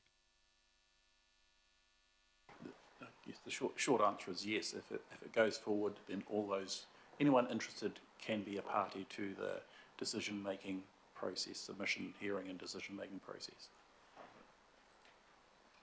Yeah, thank you. And Chair, I resume my right to speak. Kia ora. Kia ora, thank you, Councillor. Councillor Fletcher. Thank you. To a degree, some of my questions have been answered, but may I acknowledge firstly the frank and careful advice that you're giving us, which I really welcome in this case. And I don't intend to speak later, so I'll just indicate that I'm supportive of the recommendations being put forward by the Mayor and the Chair of the committee. But I just want clarity on one point. We've talked about the case law. I mean, we're a creature of statute. We do what we are required to do. We tick the boxes. But at what point can we, I guess the question in everyone's minds at the moment, is exercise our judgment as governors of this region in a way that we respond to the information we have at hand. Now, you've been at pains to talk that through with us, but what I'm interested to know as somebody who wants to push back at this stage, because we have had floods, we have had cyclones, within case law, what weighting is given, because each application has to be looked at by us individually in terms of a private plan change. But from a legal perspective, what weighting as governors can we actually give to recent events that have had a traumatic impact on our region?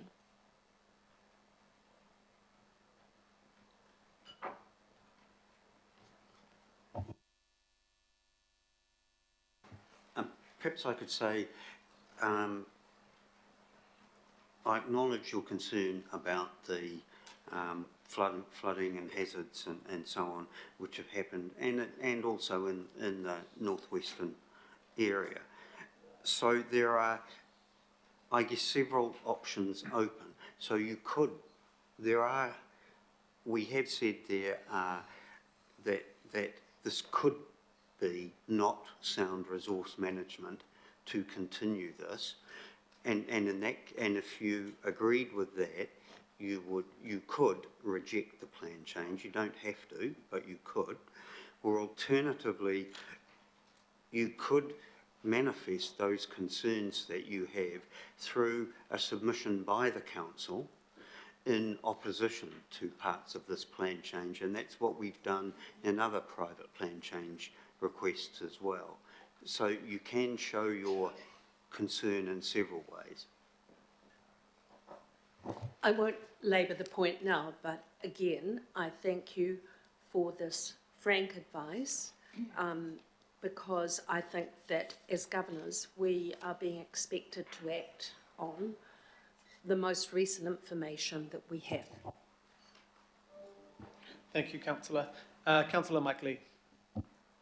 Yes, can I ask if this matter, and there seems to be that it has, but can you confirm it, that the substance of this private plan change was dealt with in the Auckland Unitary Plan process by the independent panel? Could you confirm that? Yes, part of it was definitely included in the future urban zone as a result of a submission, and the panel made that, the IHP made that decision. And I just as a supplementary, would the panel's decision regarding this matter be of assistance to the council in any future possible litigation?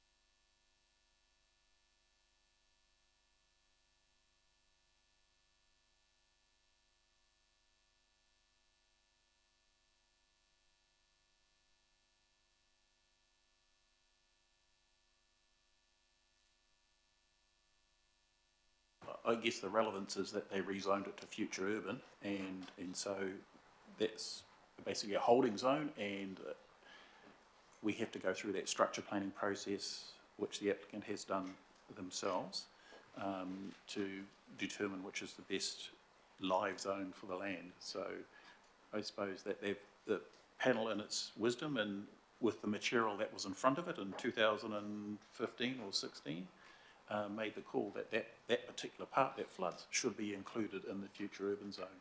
I don't know, we will have more information. I guess we may have moved on since 2015 in terms of the information. But can I just get this straight? So future urban, but not present urban in the unitary plan, hence the need for a private plan change. Is that right? Correct. Thank you. Thank you, Councillor Lee. Councillor Ferry. Thanks. We've heard a little bit about this plan change from Ōrākei. I'm not familiar with that for my time. What year was that? Anyone?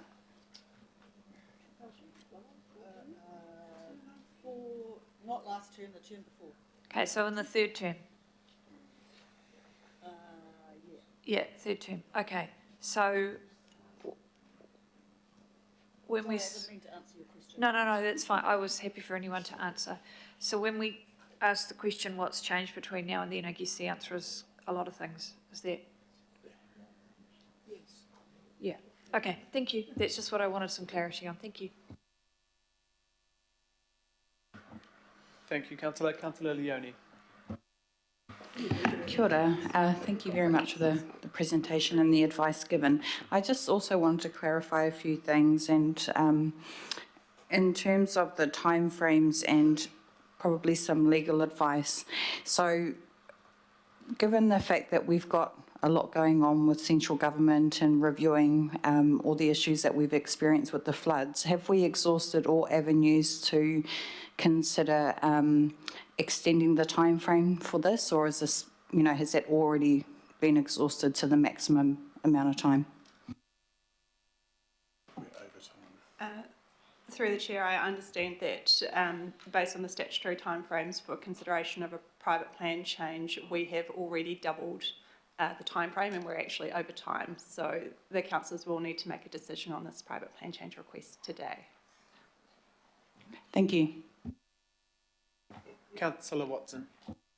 Thanks, Mr. Chair, and thanks for the presentation, Peter. You're doing a very good job of expressing the kind of fine balance that exists in this one. But I've got a very pragmatic question. In my ward, we've been dealing with a number of applications similar to this in the respect that it's on, future urban zone land. It has various shortcomings with it in terms of, transport, water, etc.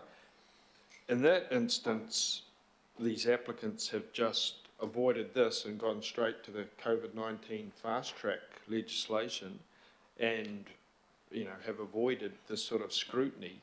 I guess from a very pragmatic kind of viewpoint, why wouldn't this applicant be doing the same thing? And I know that as far as the fast track legislation goes, it finishes in July, I think it is. And would that option still be available to them to do that if this was, rejected today? So a couple of questions there.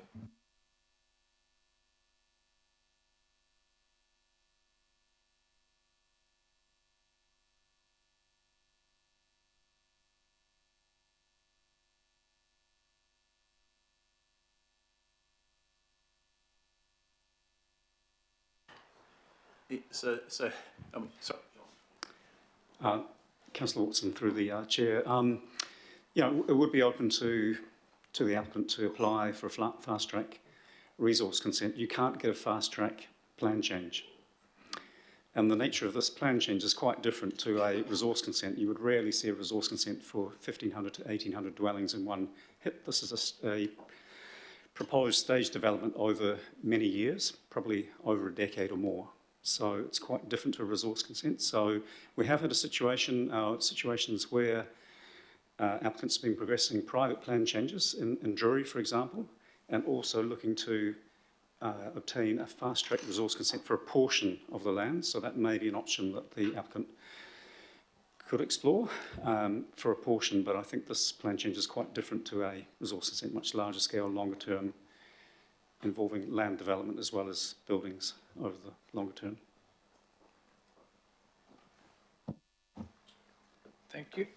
And what looks like the last question, Councillor Henderson.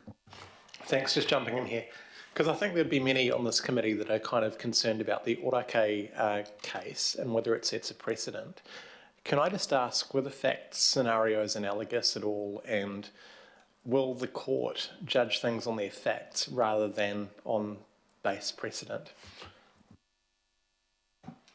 Through the chair, I don't think this is analogous with the Ōrākei Point trustees' decision, in that the staff report to council on that particular private plan change identified no grounds of rejection available, in which case the council didn't have the ability to reject the private plan change, but did so in any case. And yeah. Thank you. Now we have a question from Councillor Newman online. Yes, thank you. I'm sorry I can't be there this morning, and unfortunately, connection dropped out a little bit earlier on. But in supporting this, can I ask the officers with respect to B, Roman numeral 1A, have commissioners or the court ever, to the best of your knowledge, rejected a plan change application on the basis that the application proposed a development outcome that went ahead of a sequence preferred by council, whether it be the future urban land supply strategy or any of its predecessors? Has the court or commissioners rejected an application that was considered in a contested hearing on that or similar grounds? Chair, I can answer that. Councillor Newman, the short answer is no. Yeah, we have several cases where that's been raised in hearings, but commissioners have approved a number of private plan changes that are ahead of the timing in the Falls. Nothing has yet gone to the Environment Court that I'm aware of. And the reason for that is that each application, whether or not council regards it as an appropriate timing or out of sequence, is judged by commissioners or courts based on the merits of the application over and above a matter of when the council would like the council would like the development to be sequenced to take place. Is that correct? The Falls is a matter that commissioners can and should have regard to, but as you pointed out, Councillor Newman, they look at the detailed evidence and the facts of the particular case, private plan change or resource consent at the time. I've just noticed there may be a correction from Karina in terms of my previous statement around no decisions, but as far as I'm aware, I can't think of any. Through the chair, the only one that springs to mind is Plan Change 61, where independent commissioners declined that particular private plan change. As I understand it, it was out of sequence and there were issues in relation to transport and infrastructure. Those issues were subsequently addressed through an Environment Court process, but that was one where independent commissioners did actually decline that private plan change. Thank you. Thank you, Councillor. So we might, we'll get the staff to move back. We will have a 5-minute break, bathroom, cup of tea break. So come back just at 1 minute past 12. There may be people who want to speak to it.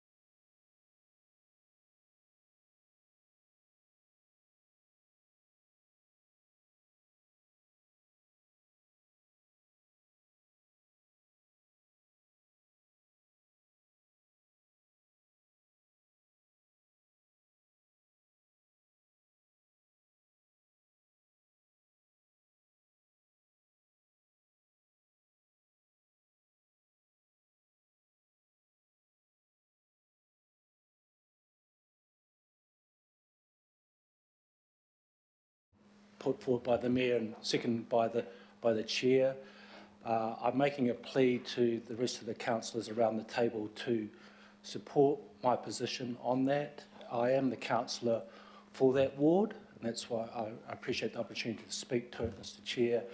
I know the area intimately, and I know the perhaps the implications of our decisions today on that community. My support, Mr. Chair, isn't an indictment in any way on the advice that has been given in the paper by the staff. I think the staff have done what they can do and are bound to do, and I'd use the term somewhat, perhaps their hands might be tied in many ways to express any other opinion than what they have. So they've done a professional job there. So supporting this is no indictment on our staff. Likewise, in terms of the developers that are putting this forward, you know, they are large professional organisations with very good reputations, and so supporting this is certainly no criticism of those organisations. However, is listening with an open mind to the questions that have been asked, considering all that and making a valued judgment, it is, in my opinion, the right thing to do to reject the application. That would be primarily at my forefront of my thinking there, Chair, is around the stormwater and transport implications that we did touch on quite significantly, both in the paper and in the question session, which just really cemented my position to support this. There is flooding already identified on a section of that property. You know, it might be around 10% that might be indicated, and it may be able to be mitigated, but we do have areas of Auckland that weren't on floodplains at all and went right under. So we can just, it's my opinion that that flooding would be very difficult to mitigate, and it doesn't make common sense to me to build intense, and this proposal is for intense housing development on or near floodplains as we've experienced as a city. It just is not wise to do. Furthermore, not all councillors will be or have any familiarity potentially about the State Highway 16 situation, and in terms of the, I actually consider it to be the most congested road in all of Auckland, and there aren't any, in my mind, there's no immediate relief to that traffic congestion along State Highway 16. This development would be directly feeding into that congestion by directing traffic, or a large portion of the traffic could go to Albany Way, but most, I suspect, commuters would be going on to State Highway 16. You know, I know councillors might not be familiar with the area, but it is shocking. There is no significant relief planned for that area, in my mind, for many years until the actual new bypass is built right around the commute township that is unfunded and, you know, just at the notice requirement stages as we speak. So I don't want to do that to my community and support this private plan change and just compound that problem. So in closing, councillors, I just ask you to consider make your own decision, but, you know, as the ward councillor, I would urge you to support the recommendation before you. Thank you, Chair. Thank you, Councillor. Councillor Dalton. Thank you, Chair. And Councillor Sayers, I will support you on this. There's some good reasons set out why we should be rejecting this plan change. And normally our process is to accept, and then we'll put in a submission and we will identify the things that constrain us, which is mostly the infrastructure. I think looking at B, which is about the flooding in that area, Aucklanders are looking to us to apply a stronger leadership to not build in flood-prone areas. Aucklanders are saying to us, why do you keep allowing these to go through? And there is no understanding of the technicalities for a lot of our people in Auckland, but here we have an opportunity to test this because we do have grounds as listed to get a decision by the Environment Court, but we must show Aucklanders that we are listening to them, that we hear that they want us to no longer build in areas that are going to flood. And that is why I will be supporting that, and for the reasons that Councillor Sayers has given, the additional stress on your community when the infrastructure is not there. This is a consistent challenge for us as a council. Usually we can work our way through negotiations with our developers, and the developers are very excellent developers and have provided some incredible houses out in my area in Waiata Shores, and I enjoy a good relationship out there with Fletchers. But in the context of where we are now as a city, in the context of our climate and the challenges that we face in funding the infrastructure, I think we just need to say, let's just get a decision. Let's just hi-ho here and put a, I don't know if it's a line in the sand, but it is about saying we've really got to try and address some of these issues and get some decisions for us to go forward. So thank you. I'll support you, Councillor Sayers. Thank you, Councillor Dalton. I just need to check, as it looks like the communication keeps dropping in and out. Councillor Philippine and Councillor Newman, are you still hearing us? Yes, I am. Okay, that's fine. Yep, same here. Cool, thank you. It just was showing up on our screen that it was not connected. There are, just checking there are no more speakers. I'll finish up if there are, Councillor Walker, last speaker.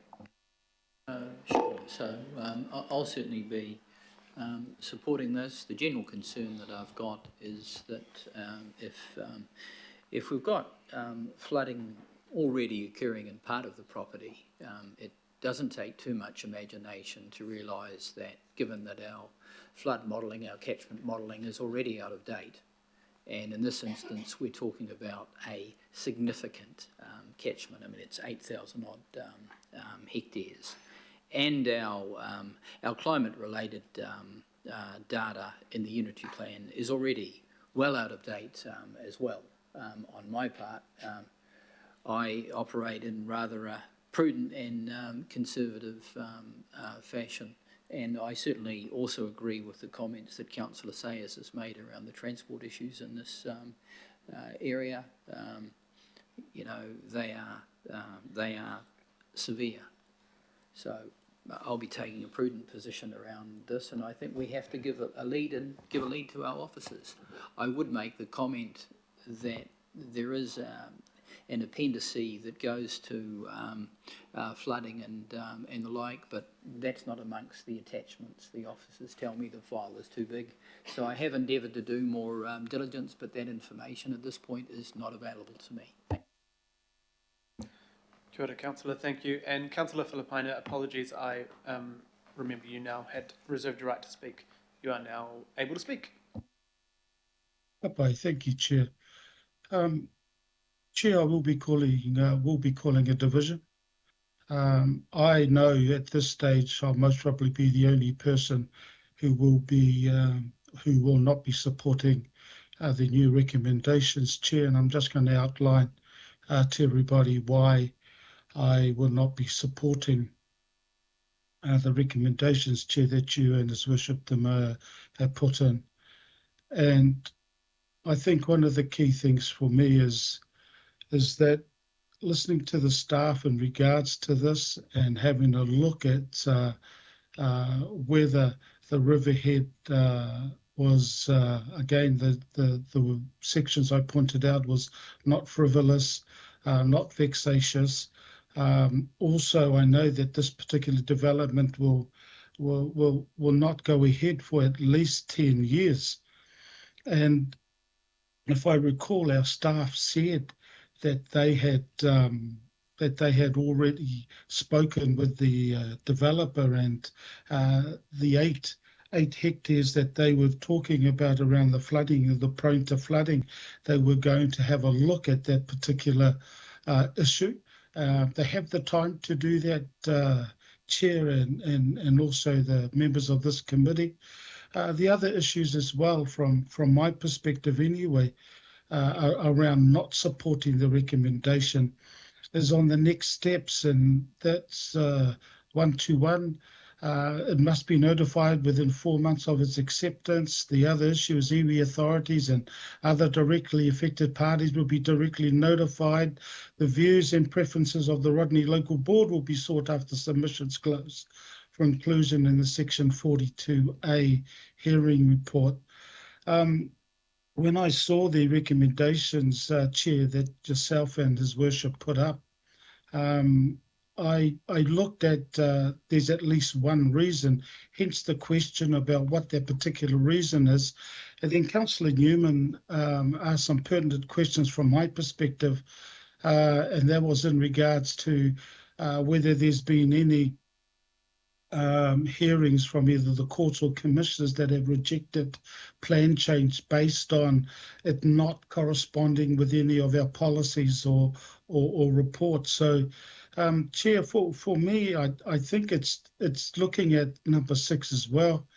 And it is recommended that the private plan change requests accept under clause 25(2)(b) Schedule 1 of the Resource Management and publicly notified, so that a detailed assessment of the merits of the plan change can be undertaken and decision made by independent hearing commissioners. What we've just done, and I know it'll go through with what's been up there, but what we've done is circumvented that. We're shutting them out. And my last comment, Chair, and the committee is that 10 years, it's 10 years away. They understand the realities, and I'm talking about the developers. They understand the realities around the issues we faced in Auckland. So look, I will not be supporting it, and I will be calling for division. Kia ora. Kia ora, thank you, Councillor.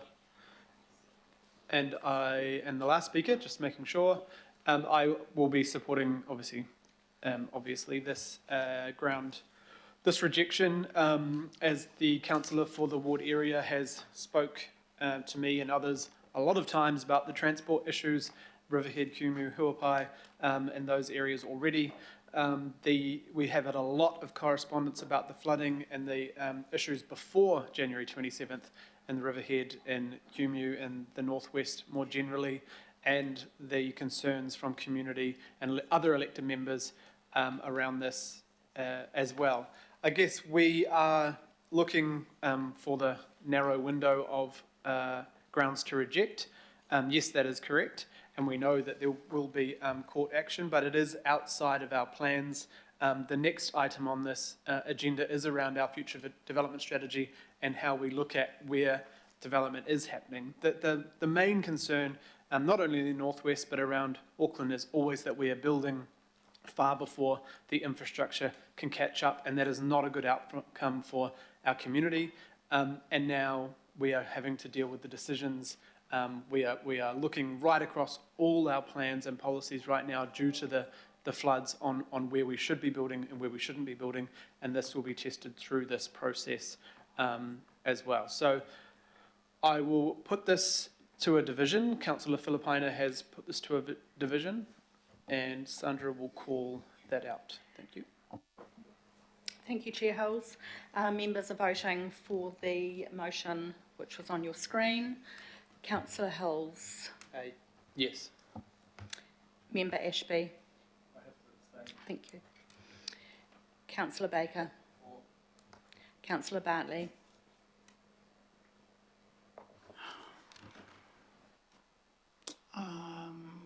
For. Deputy Chair Dalton. For. Councillor Ferry. For. Councillor Filipaina. Against. Councillor Fletcher. Yes. Councillor Fuli. Aye, for. Member Hanare. Councillor Henderson. Yes. Councillor Lee. Aye. Councillor Leone. For. Councillor Newman. For in part, I wish to have my vote recorded against B, Roman numeral 1A. Other than that, yes, and for. Thank you. Councillor Sayers. For. Deputy Mayor Simpson. Councillor Stewart. Councillor Turner. Councillor Walker. Yes. Councillor Watson. For. Councillor Williamson. Yes. Thank you. That's carried. That was carried 18 to 2. 18 to With 2. one abstention. With one abstention. Thank Thank you very much, members. Now we'll move to item 9.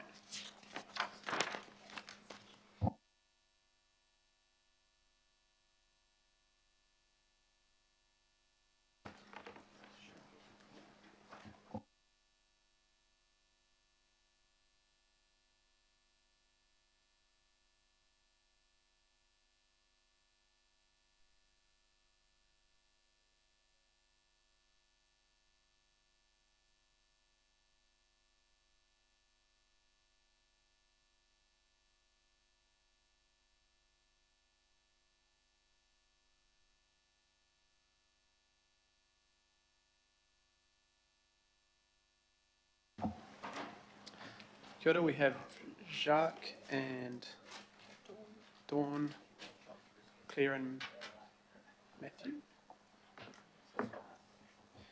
Kia ora, everyone. We have the draft Tamaki Makaurau Future Development Strategy, approval for consultation. If you want to take us through, introduce yourselves and your roles as you go, and we'll go through the presentation, and then we'll have questions straight after the presentation. Thank you. Kia ora tātou. I am Jacques Victor. I am the General Manager of Auckland Strategy and Research. And Dawn and Claire will introduce themselves. Kia ora tātou. Dawn Mackay, and I am the Manager of Growth and Spatial Strategy. Kia ora koutou, ko Claire Gray tōku ingoa. I am a Principal Advisor in the Growth and Spatial Strategy team. Thank you, Chair. The item in front of you today is to adopt the draft future development strategy for public consultation. We will essentially take both the report and the actual strategy itself as read.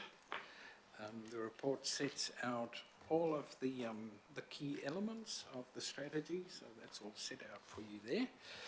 However, we will just really quickly run you through some of the key elements of the strategy, and then we'll move on to questions. Which button? Or do you want to go back? That's right. So we'll basically, just in terms of the key elements, we'll group it around those 3 points. Just before we get into that, I just want to point out some really minor changes. We sent you a document on Thursday or Friday, forget now, and there are 3 really minor changes from that version that you had to the one that is in the agenda. Some minor changes to the spatial priorities map figure 18. That is really, we fixed some of the hatching on the document. We edited Appendix 6 where we removed some repetition, and that repetition is stuff that was, still is within Appendix 8, so just not to keep on repeating stuff. And we added legends to the maps in Appendix 8. They didn't have legends, and they now do. Those were the only changes, nothing changed in the text, so the 2 versions are exactly the same. And just before we get to those main things, I'm just quickly going to remind you that the future development strategy is done under the National Policy Statement Urban Development, so that is an RMA instrument. And what the NPS requires the strategy to do is to form the basis for our strategic long-term planning. What that means is that it must also inform the long-term plan, so the LTP. So the basis that informs the LTP. In terms of the NPS, it has to achieve the concept that you will be very well aware of well-functioning urban environments. It has to ensure that we have sufficient development capacity, and it needs to bring together that integration of land use and infrastructure. So both the planning and the funding of infrastructure. And just a little bit quickly on the context in which this one was done. So the projected population growth for Auckland is around 520,000 people over the next 30 years, which brings us to just over 2.2 million. In terms of housing demand and capacity, in terms of the demand, that translates to around 200,000 additional dwellings over 30 years. And that's around a 34% growth in our housing numbers. And to note that at the moment, so in terms of the Plan Change 78 capacity modelling, we have just over 2.3 million dwelling capacity. So have a capacity of just over 2.3 million, and what we require is around 200,000 over the 30 years. In terms of business demand and capacity, that population growth translates to around 280,000 additional jobs required. That's around a 30% growth. In terms of the initial assessment, so that's the housing and business assessment, it shows that we have sufficient enabled business capacity at a regional basis. There may possibly be, in the short and medium term, some shortfalls in sub-regions and in particular sectors. And the slide there should say, example of those sectors being land extensive, not land intensive. That's my mistake. So it's particularly in those land extensive sectors where there might, in the short, medium term, be some shortfalls. But in terms of the medium to long term, we know that there is more business land coming on stream, especially in the south and the northwest, so that should address that issue. I am going to hand over to Claire to just take you through some of those key elements. Thanks, Jacques. So I'll just talk through 4 of the key aspects in the draft strategy that we've particularly focused on to strengthen. The first one is the quality compact approach, which has been a central part of Auckland's planning approach since 2012 with the first Auckland plan. But with this strategy, we have looked at it again, particularly in light of new legislative requirements and new information. So there's the well-functioning urban environment term again. So this approach, the quality compact approach, will be Auckland's version of a well-functioning urban environment. And we've added to, so the idea is that local authorities can add to the minimum that's set out in the National Policy Statement on Urban Development, and that's what we're proposing to do through this strategy. And that's particularly in terms of environmental aspects, hazards and addressing hazards, and the quality aspects. So it focuses most of Auckland's future growth in the existing urban area. And an important part of that is developing focal points for the sub-regions. So that's particularly, in this case, Albany, Westgate, Manukau, along with the city centre, are nodes that play a really important part in creating more sustainable sub-regions over that long term, over the 30-year period that we're looking at in this strategy. So that's thinking about employment closer to homes, reducing the need to travel, and creating really strong centres in those sub-regions.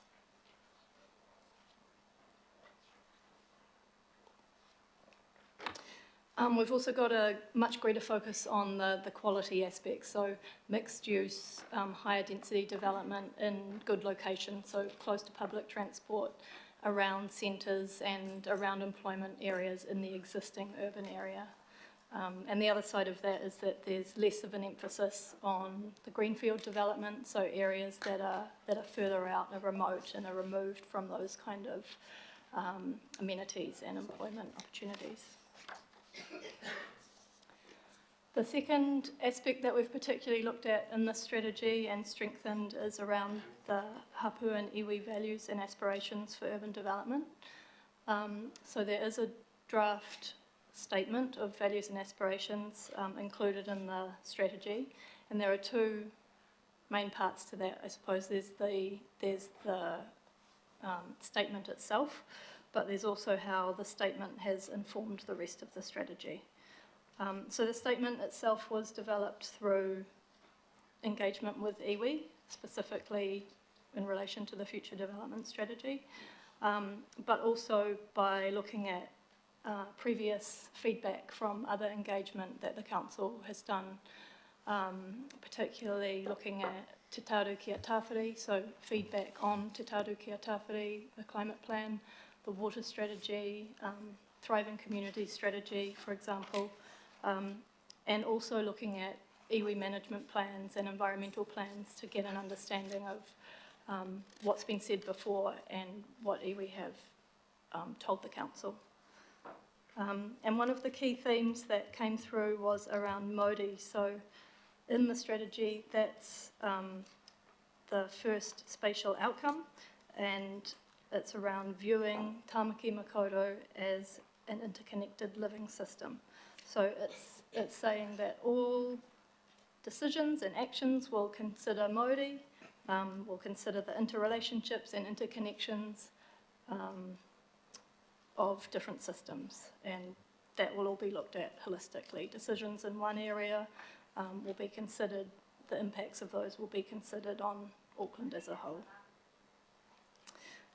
At the moment, the statement is with iwi for review and sign-off, and we'll keep working with iwi on refining that statement through to the end of June, so sort of through to the end of the consultation, the formal consultation period.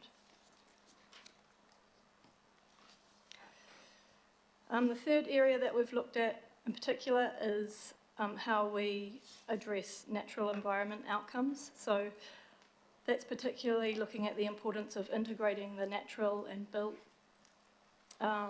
environments and connecting ecosystems, and it's linked, that kind of approach is linked to other key changes. The next one, which I'll touch on, is the focus on climate change, but also that holistic and interconnected view of Auckland. So the last aspect I'd just like to touch on is around strengthening those climate change considerations, and the approach that's taken in the draft strategy aligns with Te Tauru Kia Tāwhiri, with the transport emission reduction pathway, with RMA amendments, with the MPSUD requirements. So there's also a strong link with the quality compact approach, where development is focused in areas with good active and public transport options, and there's less emphasis on that greenfield growth that's more removed from rapid transit and major centres and employment uses. And finally, just pointing out that the draft strategy focuses both on climate change adaptation and mitigation. So it addresses both of those at a strategic level.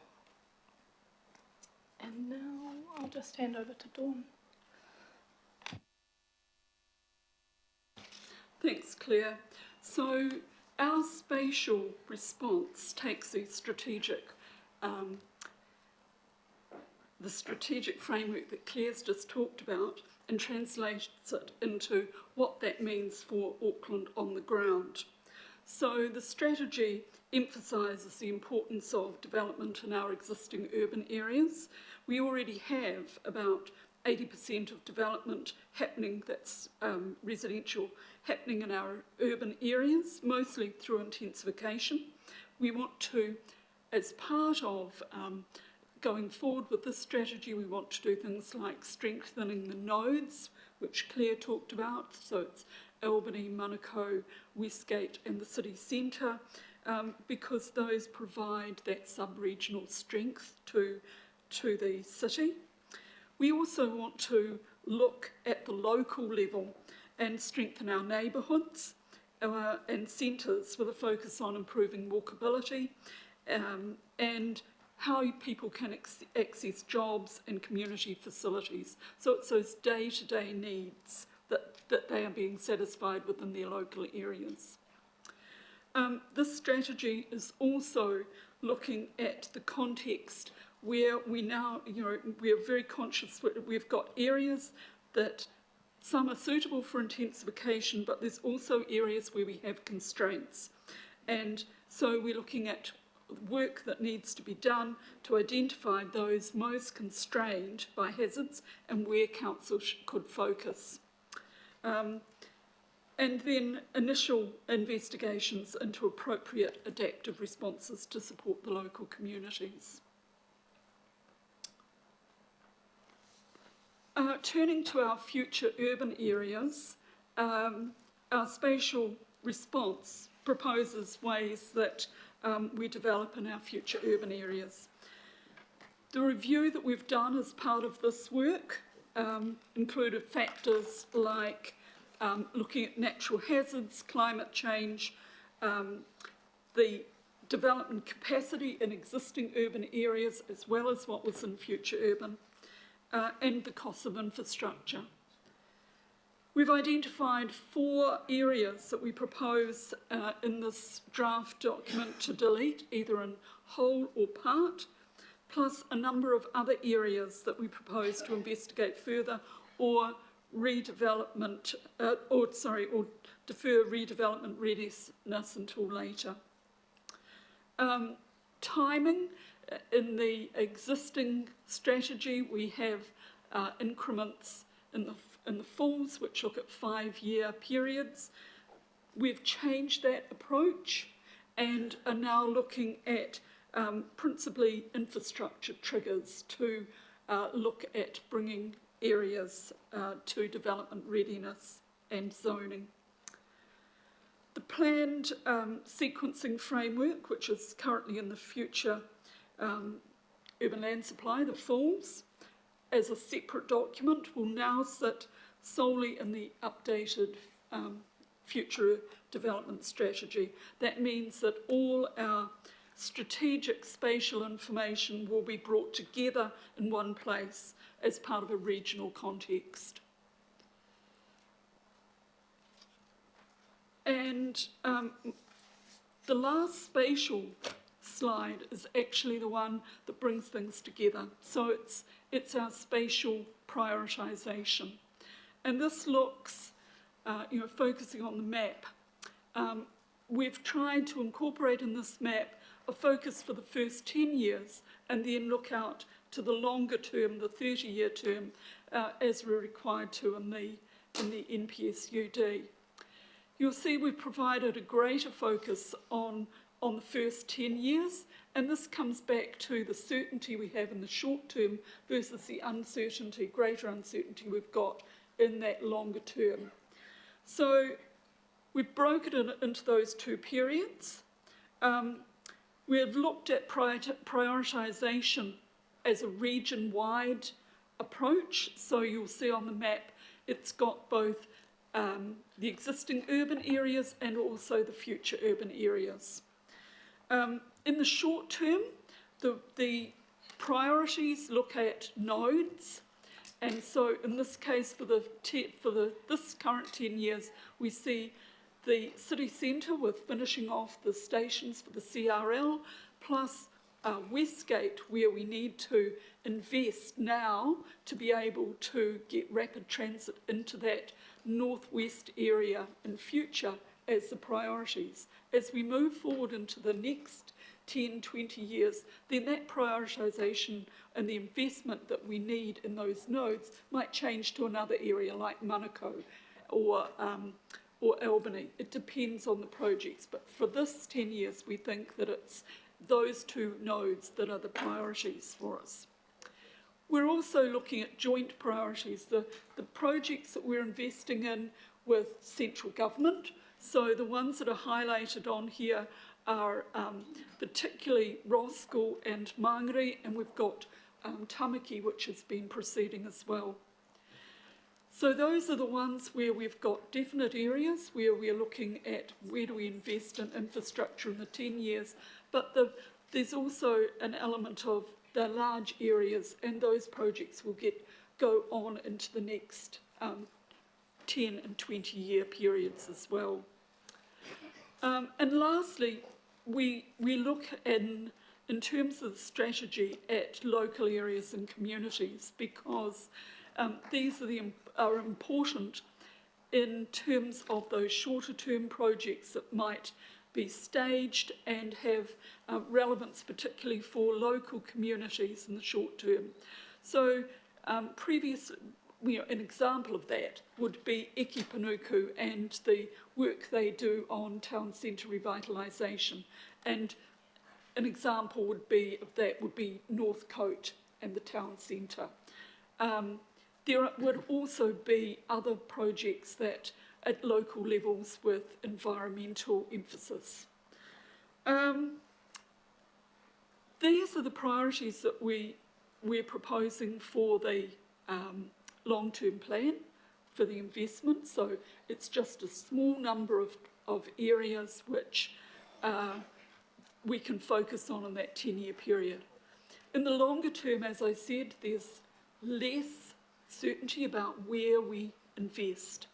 And you can probably just see on the map, there are corridors that are on there that indicate some of the major projects that are coming in the future, like the Auckland Light Rail, the additional Waitemata Harbour crossing, and also rapid transit to the northwest, plus the other projects like the link between Westgate and Albany, and the airport to Botany link as well, showing the importance not just of taking people into the city centre, but also making those cross-regional linkages to strengthen those areas. Can you just describe where those areas are, because I can't read it on Nexus. Is there? I'm just wondering whether I've got it. Such poor quality stuff. It's just the lighter shadowing on the... I can't read Nexus, I can't. It's just pixelated as the word like everybody's. There are some maps that were provided as well, which show the areas in more detail as part of the package. So I'll just see if I can find... Oh, here we go. Here's a copy of the maps. And... we emailed the PDFs to everyone because of this feedback. Okay. So everyone had... It's hard putting everything together. Yeah, but we have it on Nexus and we've sent it out to everyone. Yes, but we've sent it out to everyone, so it's not up to us to point out which emails so you need to read. The corridors that you can see on there. They're in the light green.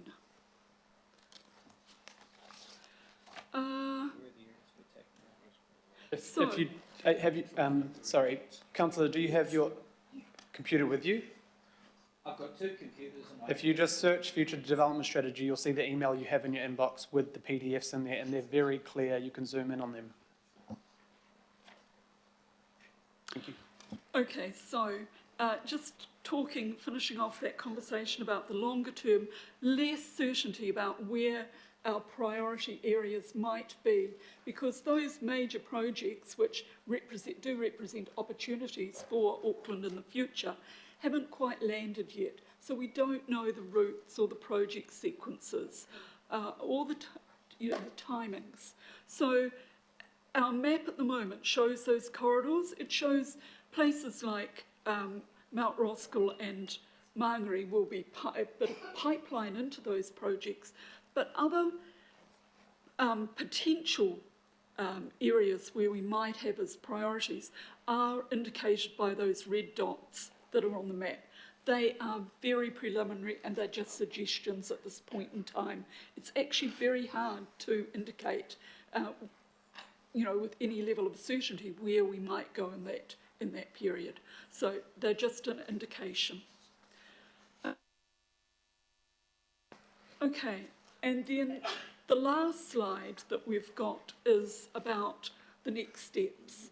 So we're coming to you today to get approval on the draft, to take it out to consultation.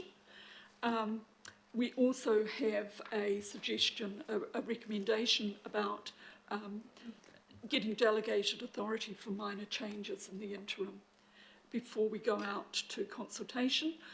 We have to do a special consultation process.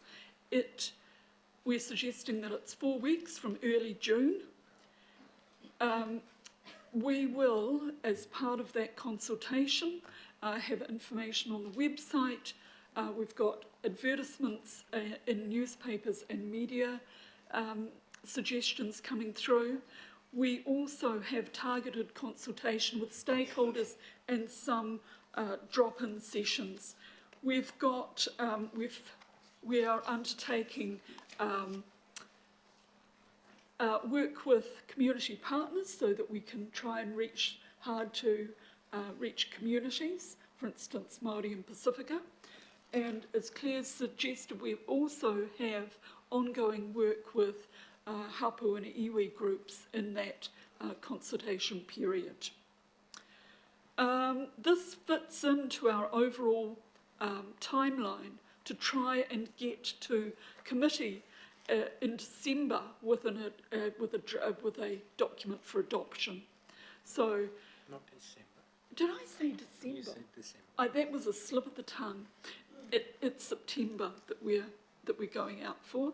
So, public consultation in June, looking at local board feedback in July, adoption in September, and that timeline is really so that we can inform that strategic direction in the LTP, which, as you know, that process really needs that information ahead of its adoption in 2024 June. Thank you. So that's the presentation. Thank you very much. Fulsome presentation on a really complex but a significant document and change going forward. Right, I've got 5 questions. Councillor Fletcher. Oh, thank you. And thank you for explaining that, where we're looking at this in detail in terms of changes to the 2018 development strategy, and you're seeking our approval on this document to go up for consultation, and you're saying that that is going to ideally take place in June. I guess where I'm coming from with my questions is that in going out for consultation, the assumption from the public will be that we broadly approve the strategic direction on what are going to be wide-ranging impacts. Some of these will be controversial, but that we have had all the information. A difficulty that I've got today is that there's no reference in the report that we've got on, if you're looking at Plan Change 78, on the pause that we have made in terms of the infrastructure review that we're seeking and the year's delay on some of the natural hazards and the very good work that the Chair and Councillor Dalton, in terms of the response that we've had from the Minister. There's not a detail or breakdown, there's just assumptions that it's continuing business as usual.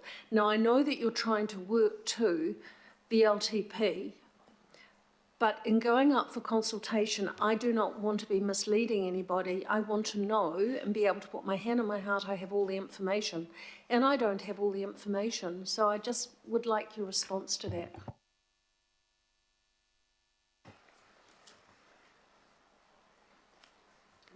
So I'm going to take my time to think about the answer because that's a really important point you're raising.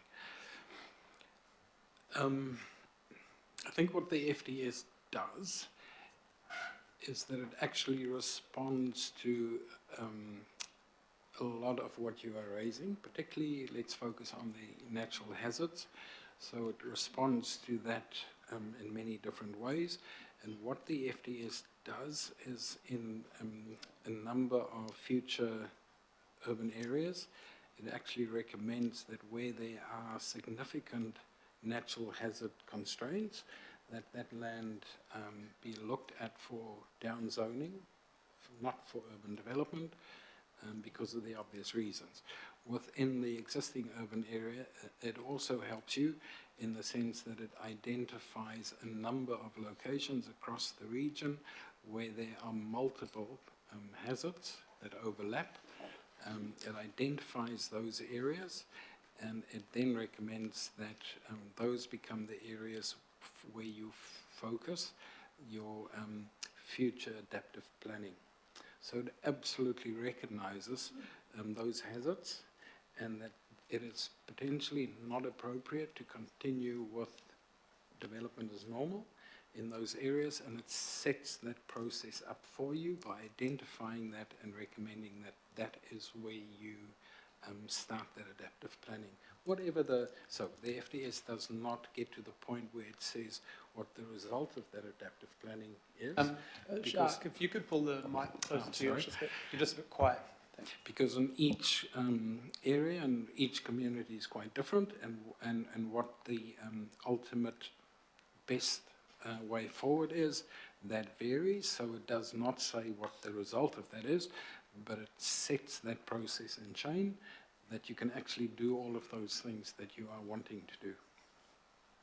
In terms of contestable policy advice coming to us as decision makers, was there any interdepartmental discussion around the fact that there isn't yet additional information? You know, when you're considering Plan Change 78 and the pause, and you know, if you just think back to the discussion we had around the last agenda item, the world has changed, and while we're on a sequenced pathway, have we been sufficiently cognizant of the changes, or are we just so hell-bent on getting towards the LTP that we're just ignoring stuff? I suppose the information that the FDS is based on, so I'm focusing on hazards again, and there of course are other elements as well. That information is the same information that will be used for the Plan Change 78 review. So we are working off the same information. What the FDS, so the rest of the organisation and the CCOs, all involved in this, that's where the information and the expertise comes from in terms of hazards and flooding and that kind of thing. And like I say, this really sets the council up for the path that it wants to go down, recognising that there are constraints and that some of these things most likely will have to be thought through again, and the result of that process might be quite different. So yes, I think the FDS absolutely recognises that the world has changed tremendously, and it is going to keep on changing. There's a whole section in the document that actually talks about that and all that uncertainty that comes with it. So I think it does address that, and it really sets the council up for the processes over the next number of years in achieving all of that. I'm not sure whether, in terms of your question, Councillor Fletcher, whether you're also referring to the capacity issue or may not be. Okay. No, I'm and I'm not wishing to be in any way disrespectful, but I'm not persuaded that I have all the information I need on such an important and potentially controversial and wide-ranging change that I could put my hand on my heart and say I have all the information I need today. You know, we have so many workshops for so many things in this place. We spend all our time meeting here. And yet on something so substantial that will alter the face of our city in the future, we've actually had very little visibility on this, and it's just leaving me feeling uncomfortable. Can you confirm to me that you believe you have given adequate information on this for councillors and members of the IMSB to make decisions today?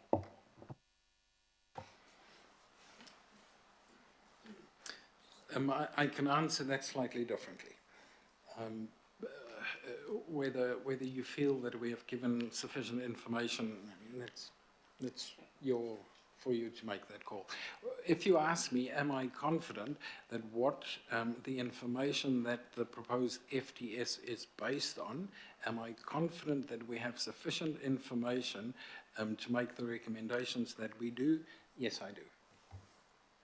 We also did have 3 workshops specifically on this, and did ask for as much questions to come from members on any advice they didn't think they were getting at the time. So I guess it's a balance of. So through you, Mr. Chair, those workshops, I might be wrong, but were they before or after the request we made for a delay with Plan Change 78? They were after. So they were February 22nd, March 22nd, and the 5th of April. So what date did we get the response confirming the year's delay?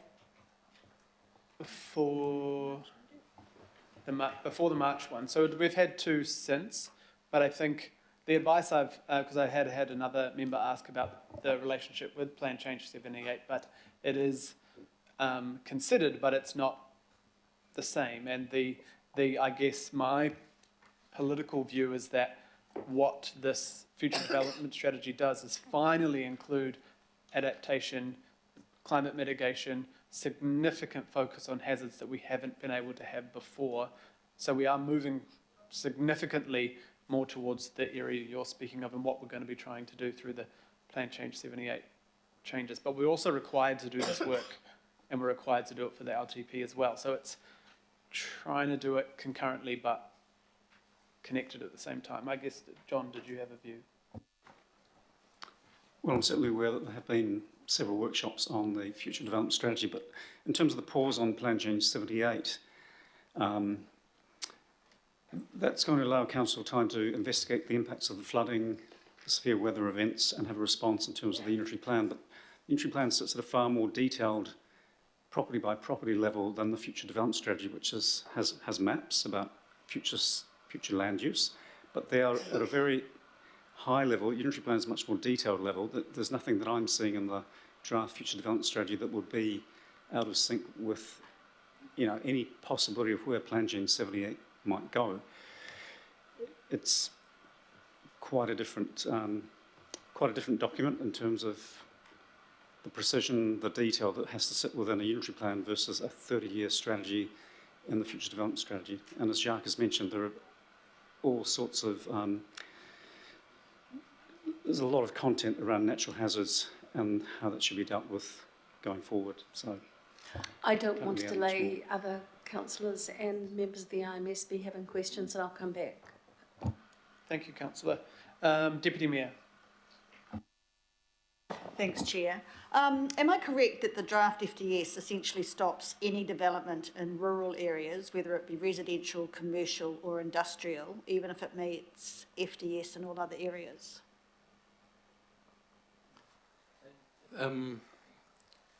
Councillor Simpson, no, I would not use that language. The FTS does not stop development or that is a resource management process, so that's a unity plan RM process. What the FDS does is it sets the direction for growth and development over 30 years.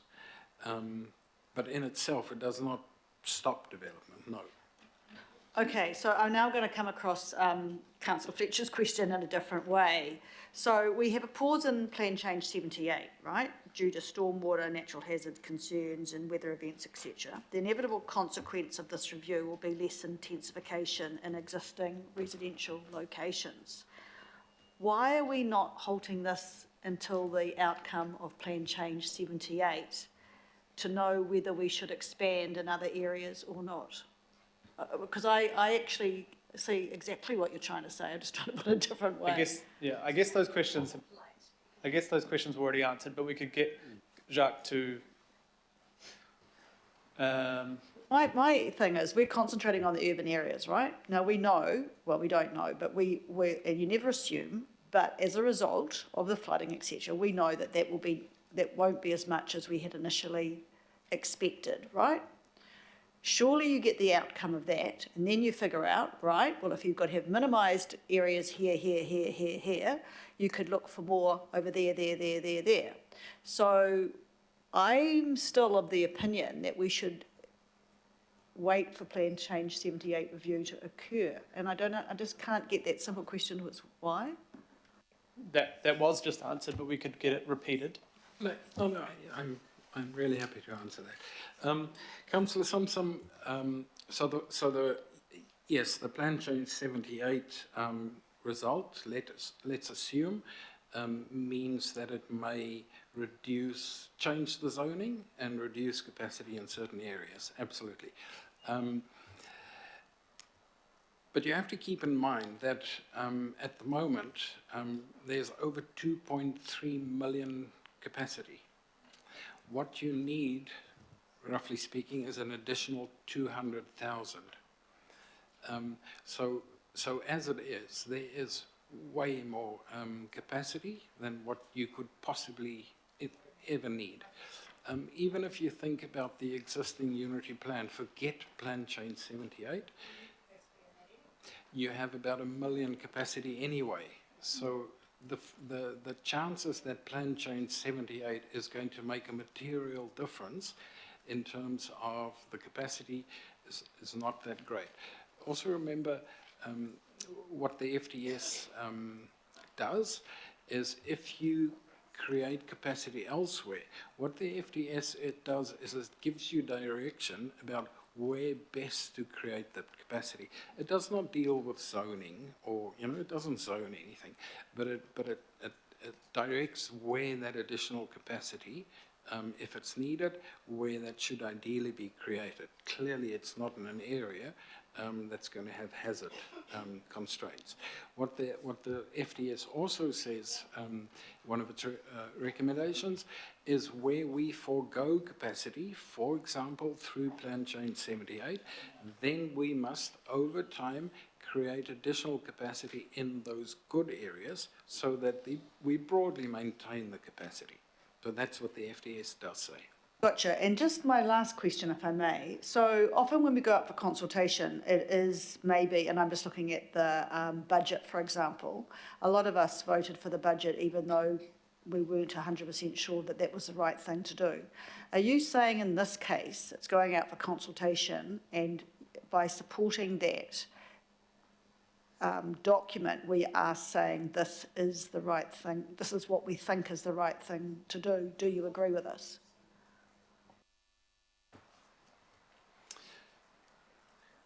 I suppose the first part of that answer is what the FDS is Council's approach, its strategy in terms of growth over 30 years.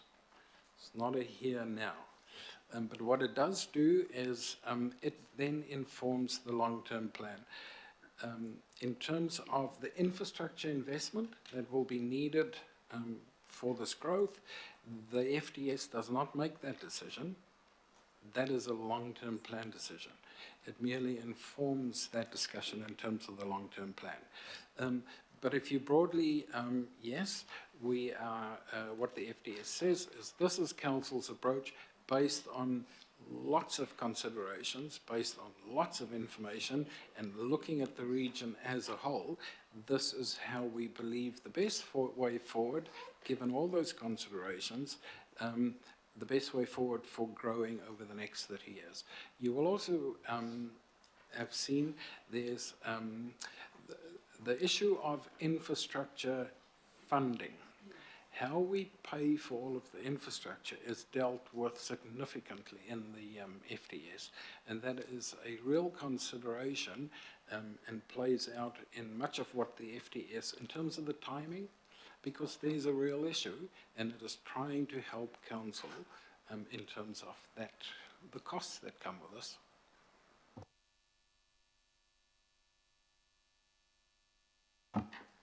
Thank you. Councillor Sayers. Thank you, Chair. Richard, I've got quite a few questions. Sorry, I've got about 10 of them. They shouldn't take too long to answer, but I do have a list of them. And I do reserve my right to speak in case I don't quite. I will make more questions, Jacques. But I'm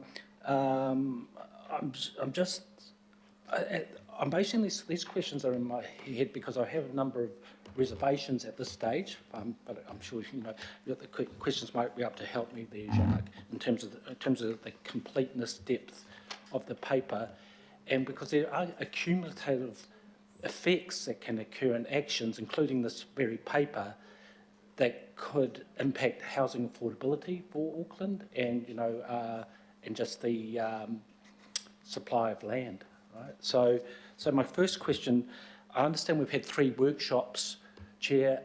In terms of the input from the local boards, I just want to get a feel, has there been the opportunity for them to feed into this paper to date? Question 1. Through the chair, we have engaged with local boards in briefings, but their request was to come back to them for more thorough engagement once the consultation feedback had come in, so that they can see what people in their local areas are saying. Thank you for that answer. So maybe just to add to that, the local boards, of course, were also part of the workshops. The chairs, yeah, okay.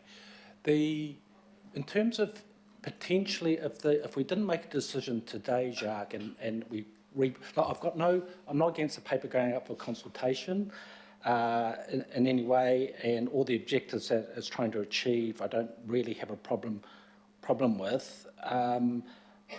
But to gain that degree of confidence that Councillor Fletcher also kind of alluded to, that was irking her at the moment, what timeline opportunities have we got for potentially working up the paper a little bit further if need be? Are we under any time constraints? The time constraint really is the legislation requiring the FDS to inform the long-term plan. So just kind of working backwards, generally how it works is December, you more or less land that draft, so December this year, you will land the draft long-term plan budget, and then it, of course, goes out to consultation, say, in March in the following year. So working back from December, what needs to happen is, say, things like asset management plans need to take the funding direction for consideration. It needs to be built into asset management plans. So all of that work needs to be done so that it can inform the draft budget, the long-term plan budget. So we're already stretching it a bit, looking at September. So that is the timeline that, yeah. Okay, Jacques, thank you.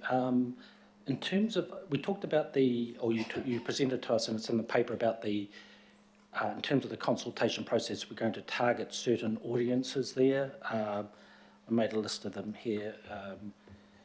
Obviously, Māori and Pacifica, key stakeholders and community partners.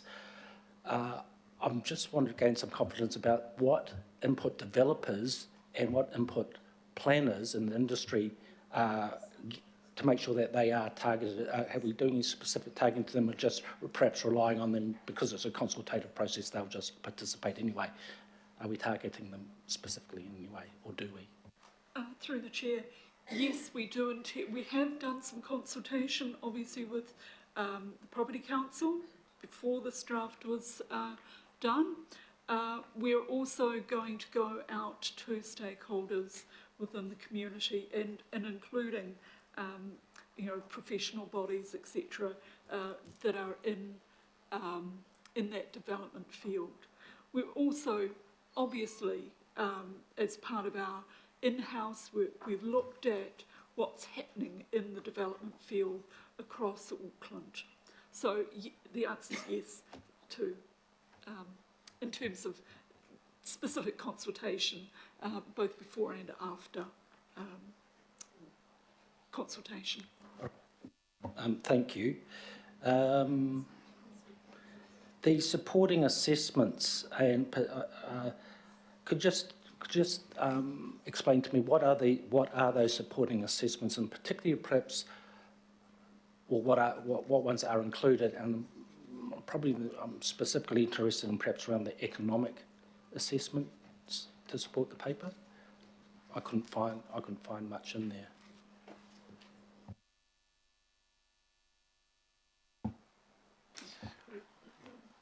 Sorry, Councillor Sayers, supporting assessments. Can you just direct me a bit more?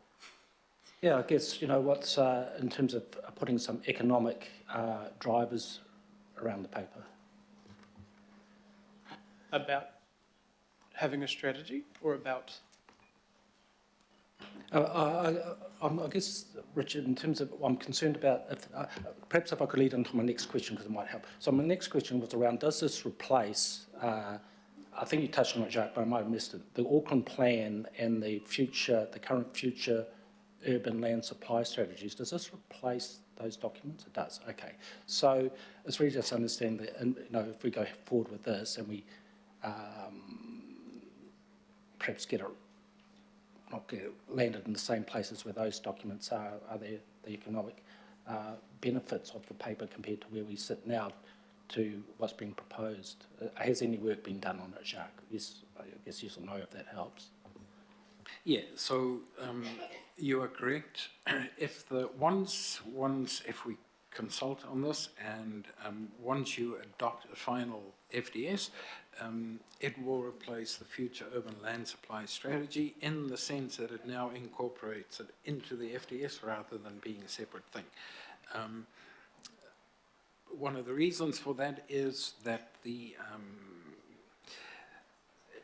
through RMA processes, a hearing on a private plan change then needs to take into account the FDS, and it's all in one place rather than a separate document with the fulls.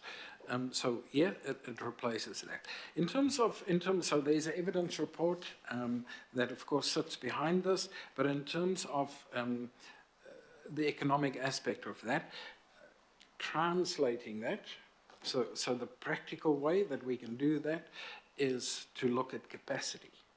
That's where the capacity comes in. And as I say, at the moment, there's capacity of over 2.3 million.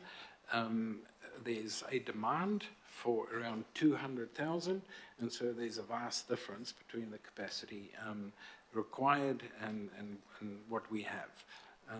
But as speakers have pointed out, some of that capacity may be taken away because of issues such as the flooding and different zoning that might happen there. But there is still a vast amount of capacity available. So thank you for that, Zach. It probably leads on to my next question quite nicely in terms of the, regardless of capacity, I guess one of my fears is that it could slow down development rather from its, yeah, I guess that's my concern. So is there potential that it could slow down development? I would struggle to explain how it would slow down development in that sense. Where that kind of assessment and looking at the market, so there are so many things related to how the development sector might respond. The FDS is based, part of it is based on the housing and business capacity work that we also have to do through. And it is that document, that process, that looks at the economic side of things. It looks at how the market is and is not responding. It looks at development economics. It looks at trends, all kinds of things. And it then assesses whether, based on all of those things, there's sufficient capacity, whether there's sufficient feasible capacity, so that's a subset of capacity. It does all of that kind of stuff. And it is, that then feeds into the FDS. And so it is that information that has informed this FDS. And it assesses that there is sufficient capacity and therefore should not hold up, slow down development in that sense, because there's the capacity available. Okay, thanks, Jacques. Yeah, that kind of, I did have that question in my head around certainty, for development and people want to move forward. So just two more, Richard. Just looking at some sections there pertaining to Warkworth, obviously, and I'm familiar with that being within my ward, I can identify some outdated information that's been used there, and that concerns me that they could be perhaps a bit wider spread, Jacques, in terms of being a. So, if you've got any comment around the freshness of the data, or not the accuracy, but just how relevant it might be in terms of advancements. I know in Warkworth there's been a lot of development and sequencing of infrastructure rolling out there as we speak. So just your confidence around the paper. And then just one more. Thank you. So we've been talking with all the infrastructure teams, so within council, and also Waka Kotahi, who, that's integral, they're integral in terms of funding of transport projects. So we've been talking to them right up to this point to get the draft done. It's been a massive exercise in terms of getting all that information together, and it's always a changing playing field. So if there is anything specific that you feel, is outdated or not quite, then we'd be very interested in hearing about that, particularly before it goes out for consultation. But from our understanding, we did have the correct data as of probably a week ago. Yes. Thank you, thank you. Because just my last question was around who you have engaged with in terms of the CCOs and elsewhere. So you mentioned Waka Kotahi. So can we just tick off that has included input from Water Care and also the Supporting Growth Alliance? Yes. Yeah. Okay. Right. Yes, I have met Supporting Growth. We've also and that's a big project in its own right. We've talked to and got information from Water Care. Healthy Waters has also been on that list. We've talked with Auckland Transport and also Ikipanuku. Plus, we've talked with Auckland Unlimited as well, Tātaki. Very good. Thank you very much for your answers. Thank you for your indulgence, Chair. Appreciate it. Thank you. Just reminding everyone that Councillor Williamson and Member Henare and others have asked for a quick meeting, and there is a lot of questions that we did go over quite in detail during the workshop, so we just need to keep that in mind. Councillor Baker. Thanks, Chair, and thanks, Councillor Felicia, for asking some of the questions I was going to ask in regards to the relationship to PC 78 and stuff. Jacques, how does this plan address, I guess, those, it talks a lot about rural, in the rural section, it talks about rural settlements and sort of talks about Pukekau and Warkworth as examples. How does it address the rural settlements that are urban? And so Beachlands is the settlement that comes to mind. It's doubled in size. It's now 12,000 people.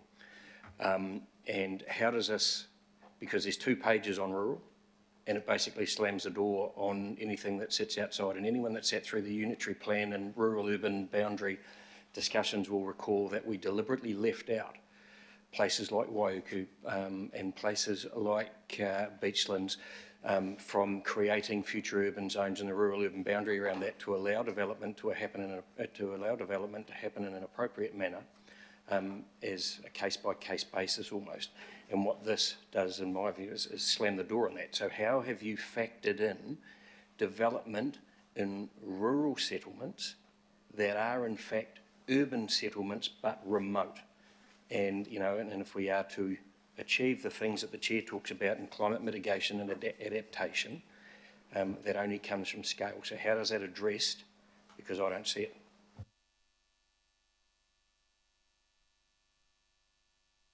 Councillor Baker, I suppose at the broadest level, the direction is really that we should not have a great deal of development in areas that are far-flung, given the emissions issue that needs to be dealt with, and the broad concept is that the bulk of development should be within the existing urban area. So that's probably the starting point. But in terms of those existing rural settlements, a number of them, of course, do have future urban land associated with them. Clark's Beach, Maraetai, Glenbrook, and those. So they've actually got future urban land, and so there is capacity for development still associated with many of those smaller settlements in the rural areas. Of course, the model, let's say, of the compact approach is that we also have those 2 rural nodes of Pukekau and Warkworth as the main focus for growth in the rural areas. But you've got those 2 nodes. But as I say, in terms of many of the settlements, those rural settlements, they do actually have they have future urban land associated with them. Not all of them, but many of them. And so there is capacity for growth in those settlements through that provision. So, Mr. Chair, so again, not talking about the areas that have got future urban, I'm talking about the areas where previous planning decisions have been made that have created these remote urban settlements.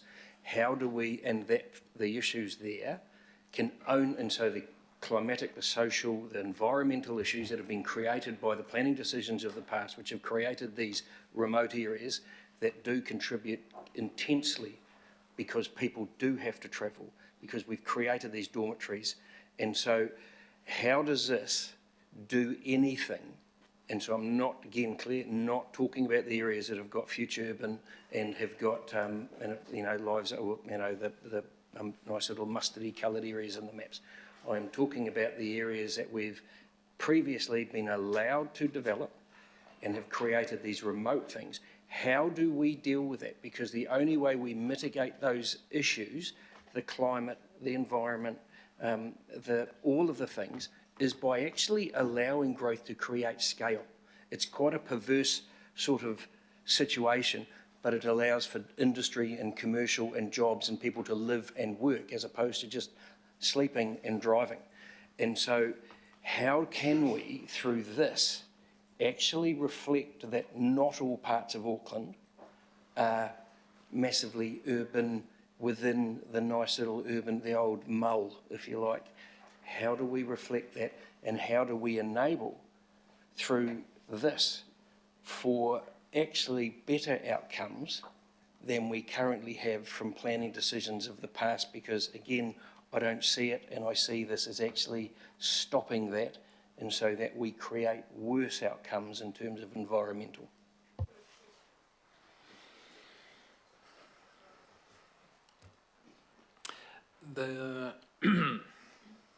The approach that the FTS takes is it is not proposing any further future urban growth in those settlements that don't have any future urban land. And I suppose the basis of that is for a settlement like that to become sustainable through commerce and employment and all of the things that go with that, those need to become major settlements. By adding 100 dwellings does not make a sustainable village. So I suppose where we've come from is rather than continue with adding little bits of development capacity around settlements that are really not sustainable, the only solution to make them sustainable is massive development that has to be funded through infrastructure. We already have significant infrastructure constraints. So the FTS does not do that. It takes a different approach. And that approach is that we should not continue to expand small rural settlements with further urban development that then requires additional infrastructure. It's not gone down that route. It has said, let's keep them as they are. The solution is not to keep on adding bits of urban, because to make that sustainable means you will have to add significant urban expansion, which has to be funded, for which there probably is not funding. And the other things that come with that. I just reserve my right to speak later. All good. Councillor Foley. Kia ora, thank you, Chair. I just want to start by thanking you, Jacques, Dawn and Claire, for your comprehensive report and also the workshops, which were very comprehensive, and where we did all, the councillors around the table as well as the local boards, were able to ask many questions, and many questions were asked, and you responded to those across time. And I appreciate also that you listened to many of our concerns following the flood events and the weather events, and responded in the way that you modified the report and modified some of the areas. I remember the maps that were put up, and you showed us where we've pulled back from some of the areas where there was potential for flood and other hazards, but as a result of where we are now as a city and our past experience, that's been modified. And still even having lessened that area for capacity, we still have the capacity for 2.3 million homes. And so I really appreciate that very fulsome opportunity to engage in this document. I appreciate also the legislative timeline and the constraints that creates for us all here as well. And so my question is actually about the draft that's before us. I'm mindful it's 121 pages, very text heavy. There are some nice pictures in there, but it is very text heavy. So when you take it out for engagement in June, and I'm also mindful, June is when we will also be, talking about the budget, and everyone will be focused on that. And there is probably consultation fatigue in our community at the moment. Traditionally, we have low feedback from young people, from people of Māori, Pasifika, ethnic communities. So all of those things I'm very mindful of. And you did say that you are going to engage in community partners. So if you could just elaborate a little bit more of your plan of how you're going to take that out for consultation, whether you're going, how are you going to present this in such a way that it's not just 121 pages of lots and lots of text. Will you have infographics? Will you break it down? I would be interested to hear what that plan is. And community groups, how you're going to identify the community groups or navigators that will help you to engage with our communities. Kia ora. Thank you, Councillor Foley. We will share that answer. The first bit that I will speak to is if the draft is adopted for consultation, what we will do is prepare a summary document, so much more accessible. It will have all the key things, but a much more accessible document that will also be translated. So that's the first step. In terms of, and I will hand over to Claire to talk about the community partners. The community partners is something that the engagement team have been working on and with for a few engagements now, I think. They are key people in the community that represent some of the diverse communities we have in Tamaki Makaurau. So they've got particular people in Chinese, Pacifica, youth, disability, ethnic communities, and they work closely with people in those communities to distribute information to the communities. Sometimes they invite staff along, and sometimes they distribute it through their networks using their own techniques. So we're still working with the contacts to figure out which of those partners are interested in picking up the future development strategy and working with their communities, and what our role would be in that.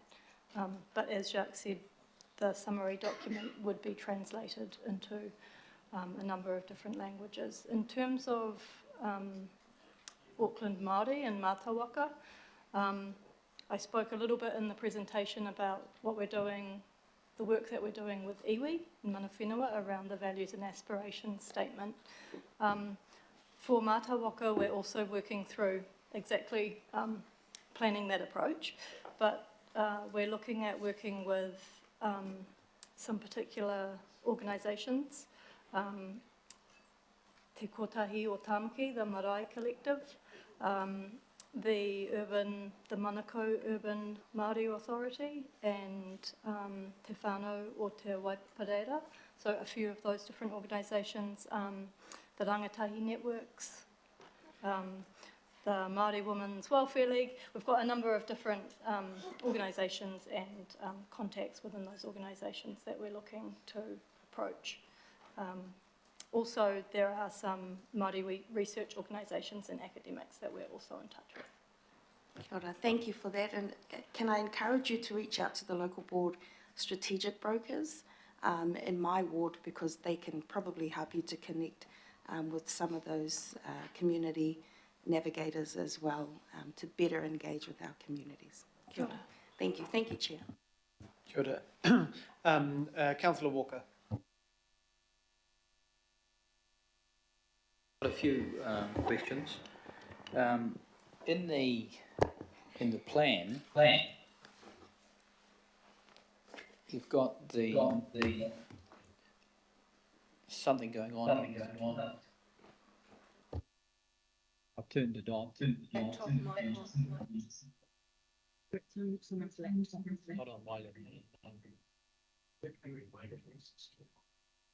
Councillor Stewart, you have your mic on.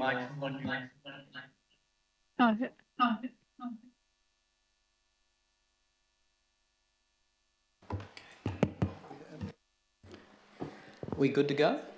We are. Okay. So in the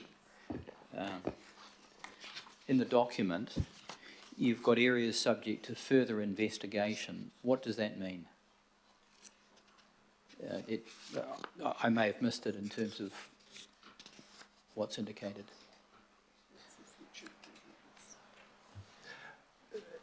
Sorry, can I just check, Councillor Walker, is that in the future urban area map? Yeah, I'm looking at the maps. For example, off the top of my head, there are areas of Dairy Flat that are subject to further investigation.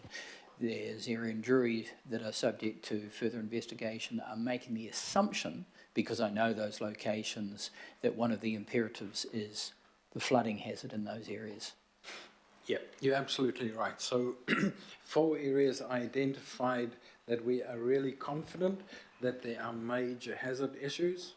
And so the recommendation is that those areas be looked at for removing for urban development. The ones you're referring to are additional areas that we've identified where there certainly are issues in terms of hazards. It needs a bit more further investigation to confirm outside of the FDS whether those areas are appropriate for. And I note that one of those areas is the area in Riverhead that we were just discussing. So it is identified as further investigation. That includes the whole of the area that we were discussing for that proposed plan change. So I'm assuming that there are some good reasons for that further investigation. Yeah, they, again, mainly relate to water. Okay, the reason I mention that is because of the disconnect between one agenda item and another, Mr Chair. The other question I've got just goes to the supporting information for the areas that are blacked out. So they are the areas that you're putting up that are taken out. So for example, you've got an area in Kumihuapai, I'm assuming that corresponds to flooding. There's the area that we identified in Riverhead that's identified for flooding, plus the area larger than that, Takanini, areas of Drury, Hatfields. Is there supporting information around those black areas in terms of the reasoning behind it? And is that available? Through the chair, yes. Yes, we have supporting information. So assessments have been done around all the areas, the future urban, right? All the future urban areas, and that information will be available during the consultation period. So that's going out with this. Have we seen that information ourselves? We looked at, as part of the workshops, information and, you know, in the broad sense about each of those future urban areas, particularly about things like constraints, natural constraints. So we had maps that were shown to the committee about each of those areas. The ones that are suggested for removal are Hatfields Beach. There's the flooding area around the river at Kumeu. There's Takanini. Sure, got that. So I understand that, so that's good. So, the other question that I ask, Mr Chair, and I don't have any issue with those areas that are identified in black, given that our state at this point in time is on a continuum, and by that I mean sea level rise is occurring on a non-linear basis, so there are going to be areas that we are not identifying now as hazards that are going to be flooded in the future. And that is an absolute certainty. So we know that. It's simply a function of time, and that process is accelerating. Are we going to be communicating that sort of information to people so that they've got an appreciation that this is a point in time now, but it's going to be exacerbating because we might identify an area that's, you know, an RL data above sea level at this point, but that area is going to expand, and that expansion may only take another 10, 20, 30 centimetres. Are we communicating that sort of information so that people understand that this is the circumstance now, but it's going to be changed, and there's a near certainty around that? Councillor Walker, there are probably two parts to that answer. The one is through those areas that we've identified for further investigation. That has to be part of that investigation. We can't just look at what things are like today. We have to look at what they might be like 30 years into the future. So that's one part of the answer. And so through that process, of course, there will be communication around that. But generally speaking, around what you are mentioning, it's probably not the purpose of the FDS to be the vehicle at the moment for communicating that with communities. It certainly has to be done, but there probably are other processes through which we, that broader understanding of what is coming, sea level rise, how things are going to be different in the future. We probably have other avenues through which we have to do that. Do we provide any links in what we're going out with to those other studies or the like, so that people are in a position to access it? Is that possible? Probably in the evidence that sits behind it, but we can make sure that that happens. Okay, I understand that. And my last question, off the top of my head, I think you mentioned 2.35 million or something like that as the future projection, and that's based around the NPSUD and the MDRS and the like, I'm assuming. I thought that the figure was actually more than that in total. Am I mistaken? I have it as the 2.3. Yeah. Okay, if we can check that, that'd be great. Okay, thanks. Thank you. I've got last two questions, and then we will go have a break. Staff especially need to have lunch. Member Ashby. Kia ora. Thank you, and thanks again for your continued work on this. I just have one question because Councillor Fuli's already asked one of them, but the question I have really is around the current framing of this in terms of Māori economic development. So this is something I've hit on in the past. And you've acknowledged in your draft documents that have gone out around the inequities of treaty settlement and other Māori land that tends to be rural and tends to be coastal by virtue of all the other land was nicked and developed. And so there's an inequity there that's also acknowledged and referenced as a matter of significance in the unitary plan currently and the RPS objectives. And that's around they're quite directive, don't worry, there is a question.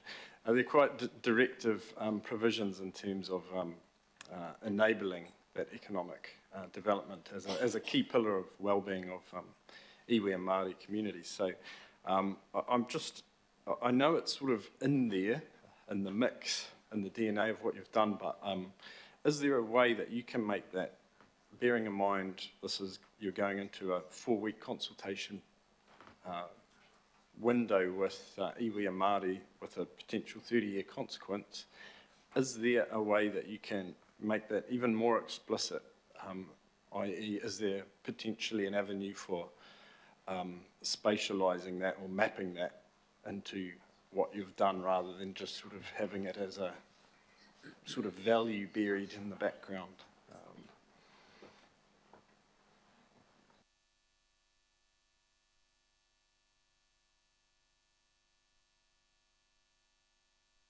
Yeah, so we can look at it and see what we can come up with. We can also weave more of that into the business section as well. So it's not just in the section about culture, and it's also through those other sections. We've tried wherever we can to actually weave the Māori story through the document, but there are still some areas we could look at. We can look at it and come back. Thank you. I appreciate that, and I can totally appreciate that it is in there weaved. I just think we need to elevate the economic well-being for Māori up, as well as the focus on kaitiakitanga in terms of the environment, which is important, but it's also the uplifting of the well-being of our people. So, thank you. Kia ora. Thank you, Member Ashby. Last question, Councillor Henderson. Gosh, I'm last. Goodness, sorry everybody. Just very quickly, because I know we've done a huge amount of work on this and we've done plenty of workshops already coming to this table. I just want to first acknowledge you guys for all your hard work, so thank you very much for that.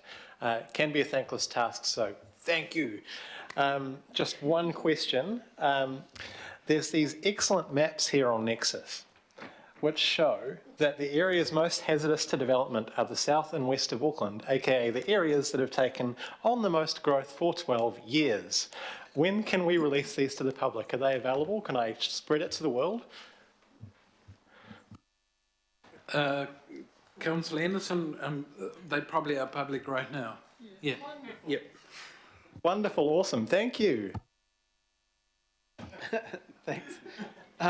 Well, I'll move, and Councillor Dalton, Deputy Chair of this committee, would like to second. We will move for half an hour lunch. Thank you to the staff for all your work on this and for all the workshops and information, and also reminding everyone the direction for this was passed unanimously too by the committee, with everything put in there to make you do the draft. So just want to say thank you for that. Mr. Chairman, sorry, before you break, I really do want to get a point away here. Councillor Walker had a problem before, so have I. When you looked at what was up there from the Nexus demonstration, there were a couple of maps. The moment you tried to zoom, they were so pixelated, they were completely unreadable. You then said, well, we were sent a PDF. I went back and I looked, and from Duncan Glasgow a week ago, we got a PDF, 60-page PDF, which bore no resemblance to the document. I did find on page 54, finally down the very bottom, probably unlike most of the councillors, I didn't read all 60 pages of that attached PDF. I'm sure the rest did. But I didn't know that map. Here's a map on that PDF that you can zoom right down to the suburb and see the wording and where it is. But on Nexus, you can't even begin to drill in, or it just becomes a pixelated piece of junk. And I just don't know why we have a system where councillors cannot see documents of a quality that we can then finally get a PDF sent to us if we're lucky and told it's page 54 buried down the bottom. So there's the one off the PDF we got sent, very readable, incredibly readable, but not the one that's on Nexus, and unfortunately Nexus is now down and I can't get on it. Don't know whether Councillor Turner can on. You're back on now. Thank you. Sandra also sent it, so that I asked, and we asked because of your feedback, for everything to be sent in PDF. It was a week ago. Not that document we were watching there with two maps on it. Hold on, please. And then we've sent all the maps out on Monday. Sandra sent them out again to all of us with the PDFs again, so everyone could see. It says copy of maps only, and it shows all the easily. So, I mean, I guess it's not my job to point which email. I don't have time to, but maybe next time I will. But why does Nexus not have a PDF of a quality that you can look at it? It probably is. What? Well, I guess the issue is that is probably a very expensive program to get it to the level we want, and everyone's asking for spending cuts all the time. So no, it's nothing to do with spending cuts. It's just the quality they post the PDF to. Nexus. So, but can I just say, no, I will say, because this happens every time, the PDFs were sent out to everyone twice to look at. So, I mean, I don't know what else I can do here. It doesn't solve the problem of something that is not fit for purpose. And I am not. Please take that on board, Mr. Chair. Yes. I have asked, but it is a very expensive way to upgrade the system that we don't have budget for. So, thank you. We're going to lunch, half an hour.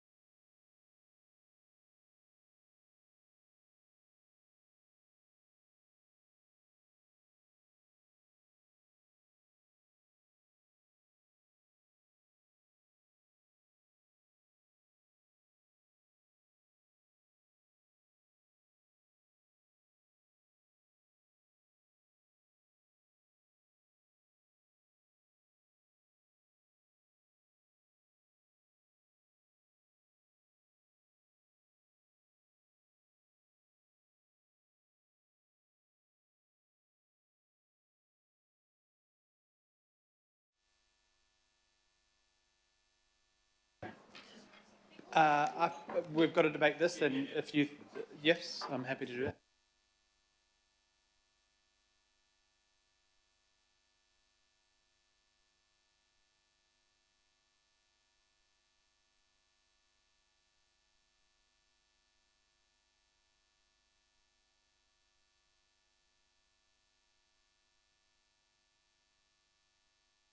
Right, do we have a 2, 4, 6, 8, 10? We have a quorum?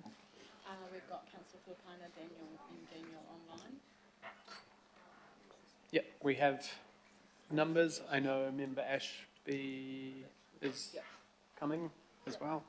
Right, we will go into the debate. I've moved and Councillor Dalton has seconded. Are there any speakers to this item? Councillor Newman. Councillor Newman. Look, just briefly, Chair, if I may, and I hope everybody had a good lunch, but I do want to acknowledge the officers for some good work, and it's taken some time to get to this point. But I do agree with what is being sought here. The officers will note my preference with respect to the removal of Takanini, and they will also know that for a long time I've nursed this argument based on Phil Jaggard's evidence to Judge Kirkpatrick and the Independent Hearings Panel for what was then the proposed Auckland Unitary Plan. And I thought that the Jaggard evidence was absolutely powerful. Chair, it is a rather local point of history, but Duncan McLennan, may he rest in peace, developed the farm at Fernag, which subsequently became the Papakura Army Camp in Takanini, and he was one of the pioneers in the Takanini community. The reason why he was able to develop that is that the land was developable. The reason why land to the north of that area has not been developed is that, frankly, it is not realistically developable. Or if it is to be developed, the environmental impact is so high and the infrastructure costs are so prohibitive as is not to make it a realistic investment option, which is the reason why the development community to date have just not gone there. It has actually not been about planning handbrakes. It has been about other constraints. I do have some concern as to whether a sequencing argument, i.e. that we're not going to do it now because the council has sequences at some point in the future, is going to be the most realistic argument from a resource management perspective. But I do think that the environmental and the impacts and the infrastructure limits are very powerful arguments. The crunch will come though, Chair, not with the adoption of this. It will come with the fact that there are some very powerful development interests that will push back against this, and it will be led by the Crown. It will be led by Kāinga Ora, because if I look at Takanini and I support what is being proposed there, one of the biggest investors in that particular area is Kāinga Ora. They've already bought the farm, the old Burrells farm at Wasney Road, and they've got it there with a view to a plan change with Windermere that will be lodged very, very, very shortly. And so this debate around this particular future development strategy goes right against the development aspirations of not only private investors who want to capitalise the value of their land, but also to the government's aspiration for social housing, albeit in a terrible location. So I'll vote for this to go out to consultation. I look forward to the feedback. I hope that actually we can progress this very shortly after the feedback, the period for submissions has concluded. But don't think this will be an easy planning exercise. I think this will be very, very contested. Thank you. Kia ora, thank you very much, Councillor Newman. To Councillor Sayers. Thank you, Chair. I won't be supporting it, Chair. I just don't feel confident that the paper has enough depth to it. It didn't inform me correctly, therefore I don't know how it's going to inform others in the community. I will feed back to the officers upon their invitation what I think is missing from the report, particularly in the Warkworth area, to help them get into shape if this fails. But I won't be supporting. There's a number of things too that are going on in my mind around the whole question of where our infrastructure planning is going to land, and as well as Plan Change 78. And I'm not happy with the sequencing. Thank you. Kia ora, thank you, Councillor. Councillor Baker. So similar to Greg, I mean, Greg, I'm struggling to support this, and I probably won't, but I support the intent. But I am nervous about the relationship with PC 78 and the work that we're doing, and I just don't think that we can take that siloed approach that we always seem to take, that we'll do this here and we'll do that there, and that somehow they don't cross over. They must cross over, and I've heard, and during the discussions today, you hear the crossover in the NPSUD is the commonality, and I think it sits there in about the second paragraph of the report. It talks about the NPSUD and why we're having to do this and the expectations. However, I guess the main thing for me is that I am very concerned about what this does for those areas, those urban settlements, those remote urban settlements that exist in rural areas that were left out deliberately of the unitary plan when we discussed future urban zones and we discussed the rural-urban boundary. We left them out to enable us to consider at times, and the Franklin Local Board has maintained for years and years and years, since 2010, the same view, that there should be the ability to have appropriate development in rural towns and villages going from the inside out, where appropriate. And so when you look at those settlements without future urban zones, Waiuku's a great example, and the plan change was just declined for that. There's a couple of 100 hectares of already zoned industrial land about to be developed, and yet people are going to have to travel to that.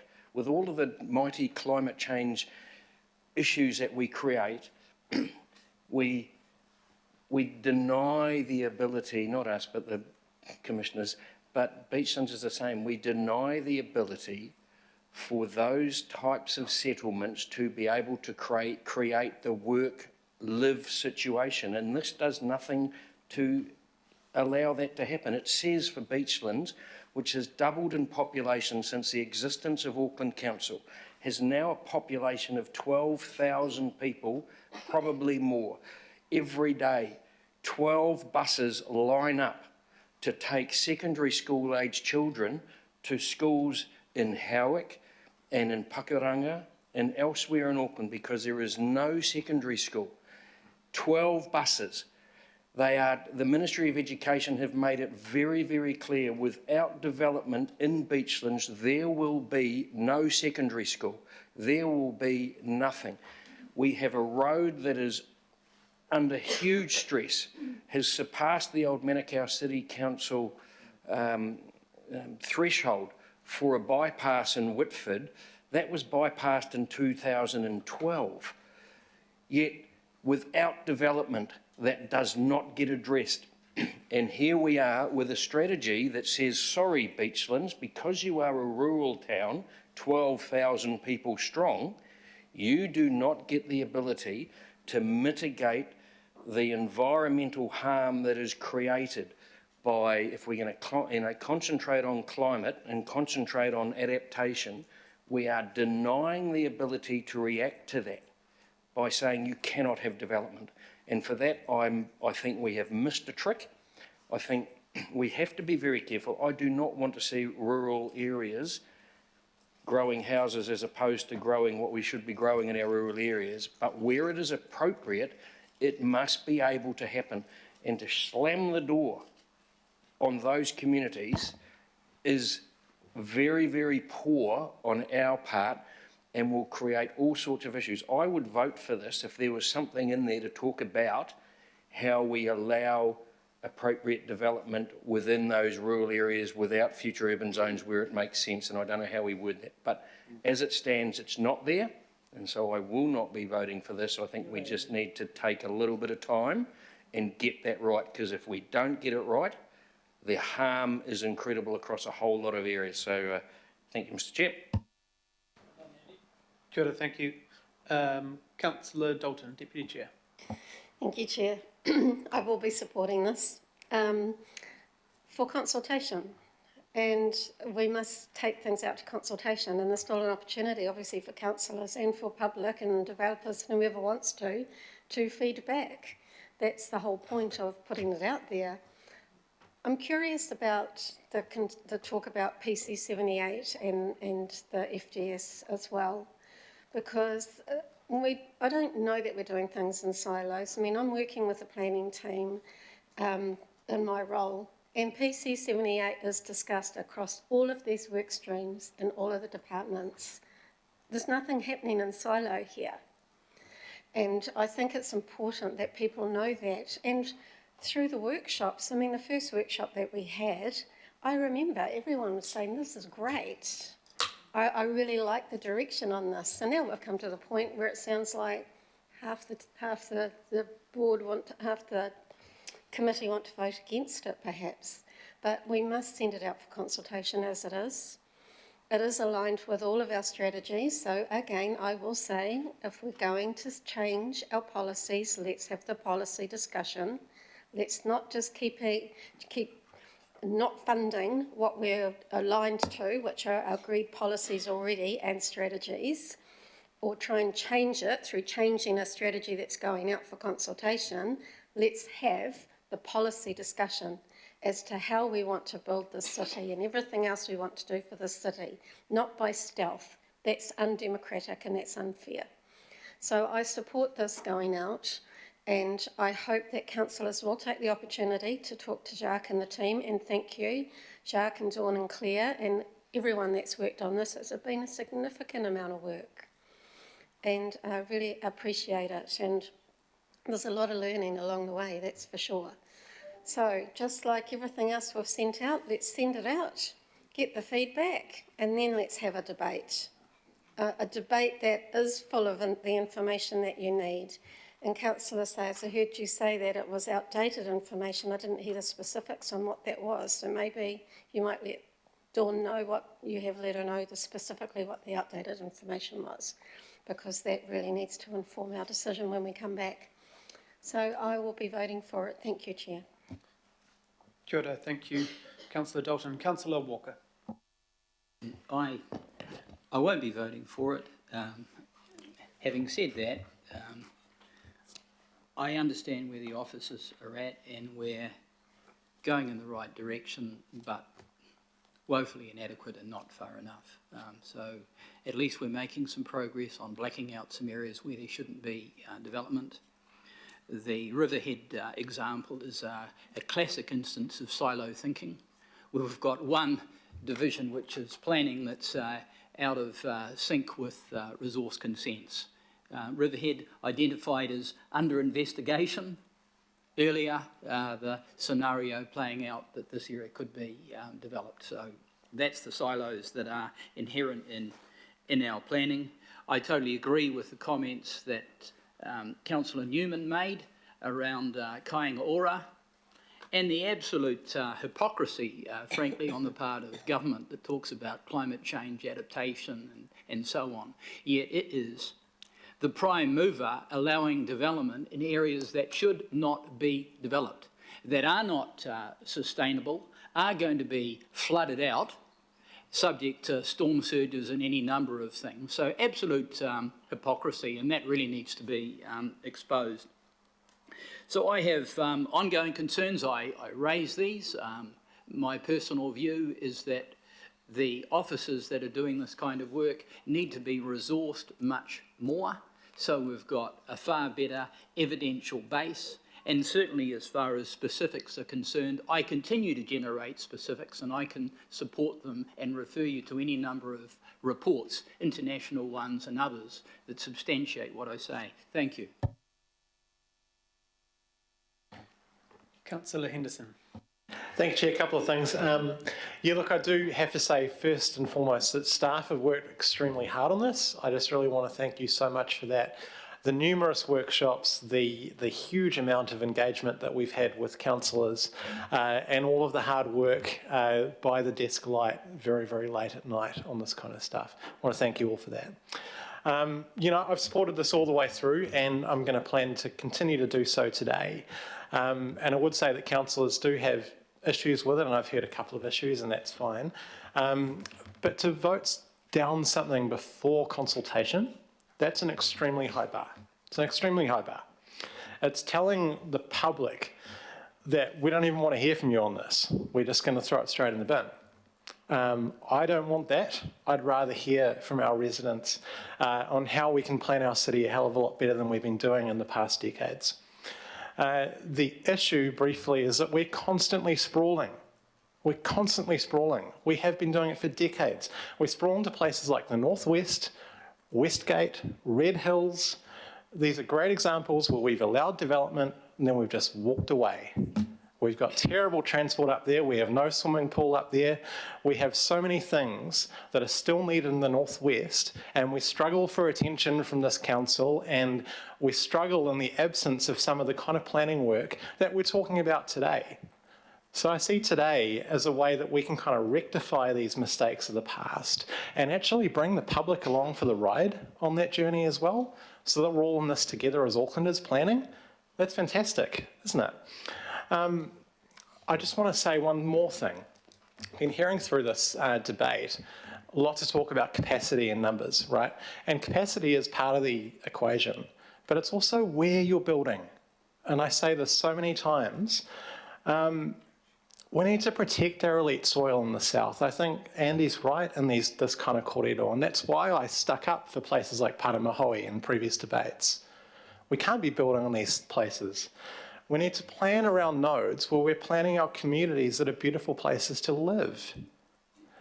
And some of the best land in the city, with the best access to public transport, to study and to jobs, is central Auckland, and we refuse to do it. We keep it down zone. We lock people out, and that's not good enough. And these are the sort of things that we have to change. And so I hugely support this. I support having a proper future development strategy that we can work on as all Aucklanders together, and we can make our city a hell of a lot better to live. Thank you, Chair. Thank you, Councillor. Councillor Turner. I want to say thank you to everybody. I've been listening, and it helps to build my understanding. I want to say thank you to Councillor Baker, because he's really sort of shocked me into an understanding of this stuff.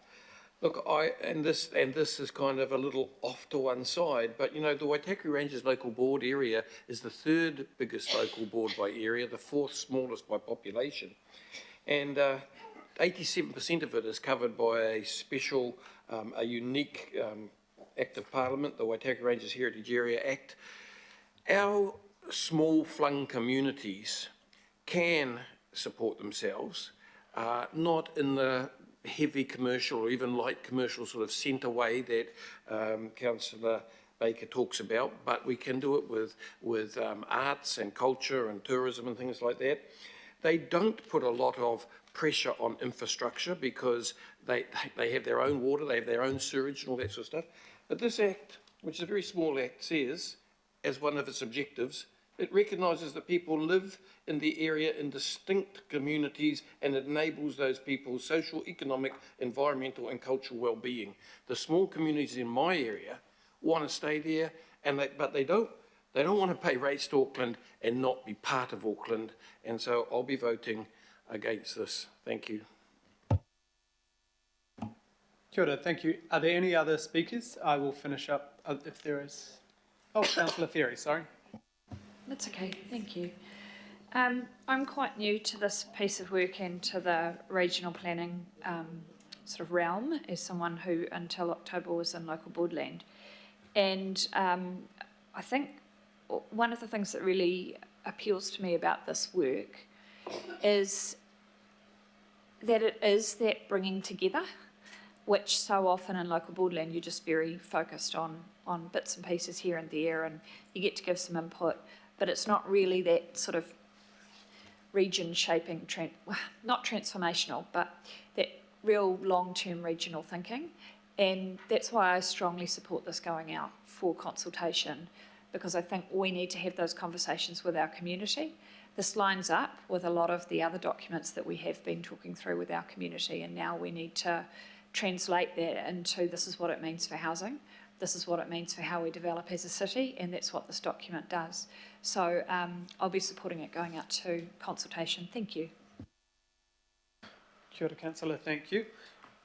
Right, I just want to also acknowledge staff and the huge amount of work that has been going on, and the fact you are following all the plans and strategies that we've updated through since 2017-18. There has been a significant number, including Te Tarakia Tāwhiri, including Auckland Plan Refresh. I could name them all. And you've taken into account new hazards. This will be the first time that we have serious climate mitigation, reduction of emissions, and adaptation in our future development strategy. We are being far stronger on where we want and need development, I guess, and we're being honest. We're being honest that we cannot afford to build everywhere all the time. And, you know, we, as Councillor Henderson says until he's blue or red in the face, that they are in those areas already taking so much growth, and the infrastructure is still not catching up and won't catch up. So this is about putting some more, or trying to put some lines in the sand on where we can tell people we will have a plan for the infrastructure, have a plan for growth. And so if you're talking about climate change or you're talking about hazards, this would be the best way to start on that walk. I was a bit, and I could see maybe staff a little bit shocked of some of the questions and concerns coming through because of the 3 workshops that we were very clear. I was very about, does everyone support this? The feedback was immensely positive throughout those workshops, even to the fact where I was surprised, well, this is really, really going well. So I hope we get unanimous support for this going through. When we talk about live, work, play, you know, it has been brought up in past terms. That is just not how Auckland has ever done things, ever. 60% of people leave the North Shore every day to go work somewhere else. You've got the Northwest, most people travel out even when there are jobs in those areas. We have to make sure that we are investing in the right places with the small amount we have. I think we would all love to have far more money from the government, far more investment from the private sector in the infrastructure we need, but we know the reality is we have not kept up. What this plan does, it shows the hazards in a more open way, and it will continue to investigate throughout Plan Change 78 how it corresponds to that. But I will remind everyone that Plan Change 78, we have put that on hold, asked, and we got our way, which is fantastic, but that is around the hazards, around the flooding, around the stormwater, and making sure we use all the data from those horrible extreme weather events to back up our qualifying matters. Plan Change 78 cannot downzone from where we are today. So we are not going to get below that 900,000. We're definitely not going to get, I doubt, below 2 million, as mentioned by the changes coming through Plan Change 78. If we are wanting to downzone, which maybe that's what people want to do, we will have to put other plan changes in over top of it. So if we don't do this, if we don't put this out to consultation and have a clear direction for the long-term plan, we are again leaving our community, our city, our residents, our people, and the visitors who come here with a lack of direction, and we continue to have this all over the place look of development, which we've tried hard to direct, or at least be clear about for people and give them certainty that we've got their back and we're investing in the right places. If we don't put this out in time for the 10-year budget, we've left it again to someone else in a future term and a future time to do. So I hope that we can support this to go out to consultation, and we will get that information back, you know, and we can hear from the whole community, including the people who may have sent you emails in the last few days. Cool. Right, all those in favour? By division. Councillor Fletcher has already asked. By division, if you don't mind, Chair. Right, there's a division. Right, all those in favour? Sorry, we're going through a division. Sandra will read out the names. Thank you. Thank you, members. You are voting for the resolution as appears on your screen, just noting the change to Clause B. Chair Hills. Of course, thank you. Member Ashby? Yes. Councillor Baker? No. Councillor Bartley? For. Deputy Chair Dalton? Yes. Councillor Darby? For. Councillor Ferry? Or. Councillor Filipina?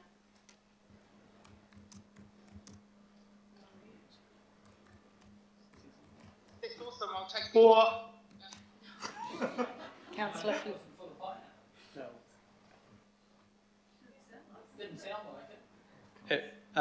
Councillor Filipina, you were being questioned that was your voice. I heard your voice. Would you like to say again what your vote is? Yeah, Kapai Chair, 4 over. Thank you. Councillor Fletcher? Against. Councillor Foley? Kia ora, the real me says yes. Member Henare? Yep. Councillor Henderson? Yeah. Councillor Lee? No. Councillor Leone? Or. Councillor Newman? For. Councillor Sayers? Against. Deputy Mayor Simpson? Councillor Stewart? No. Councillor Turner? Councillor Walker? No. Councillor Watson? No. Councillor Williamson? No. It's 12:10. That was carried. Thank you. Right, now we have had the local board, I think we've got Alex and Richard have been waiting patiently for what probably feels like 100 hours to them, to present on the Central Library, item 10.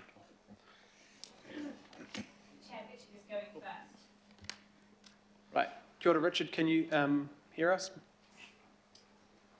We can't hear you, you just might have to unmute.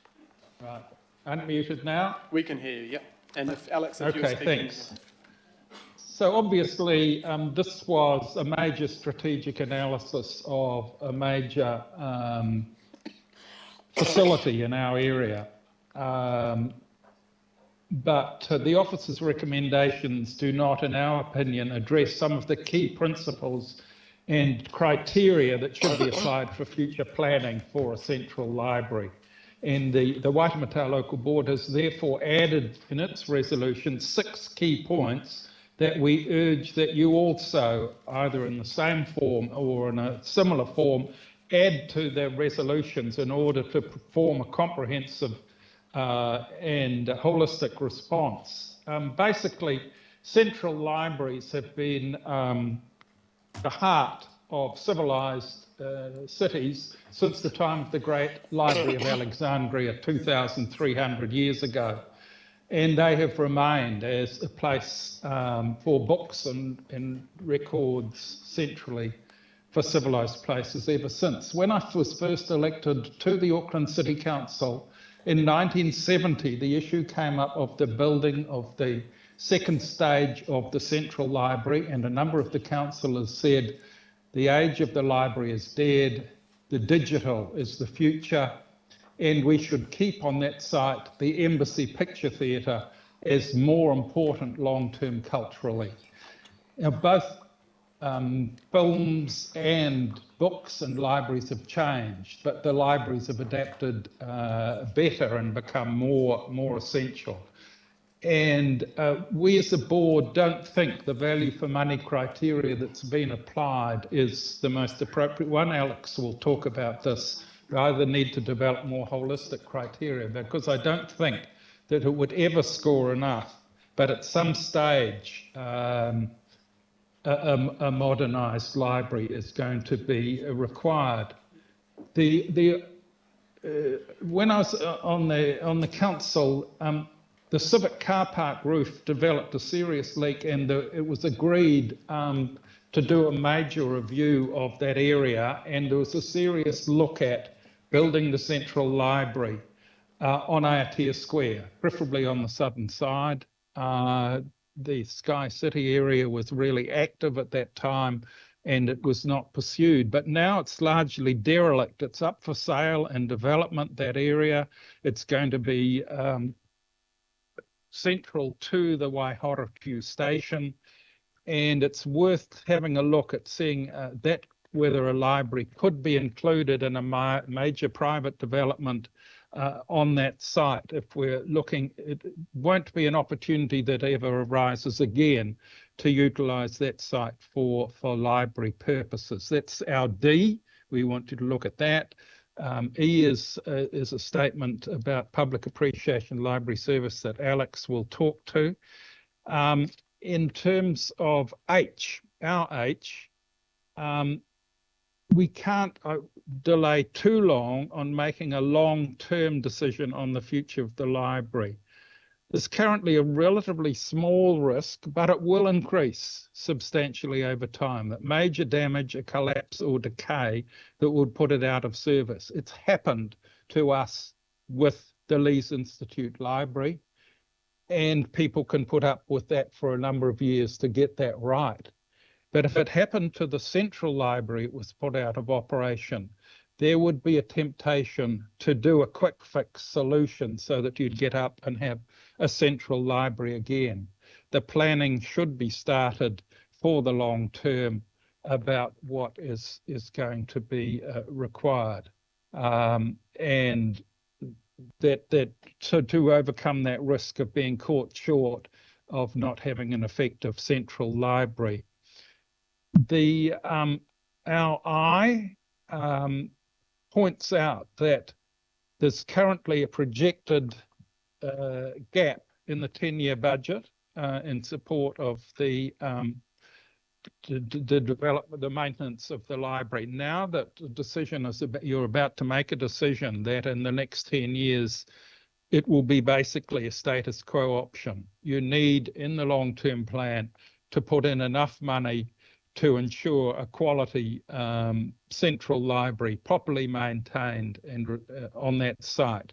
And that's something that should be recorded now. There is also a reminder that we've added to what is our J3 of the broad and important range of services and uses that library provides, really broad, that are not really entirely covered in that. And in addition to what we put in the resolution, there are heritage collections of absolutely stunning international significance. The Alexander Dumas originals are the most important collection of his work outside of Paris. And there, of course, there's the George Gray collection. So that, in addition to the points we put in point 3, we believe that you ought to endorse to ensure that they're all taken into account. This is a place for families, for children, for vulnerable and homeless people. The homeless people annoy some people, but it is a place of safety for them. The children annoy some people, but it's also a place of safety for them. Alex, if you could expand on some of the points.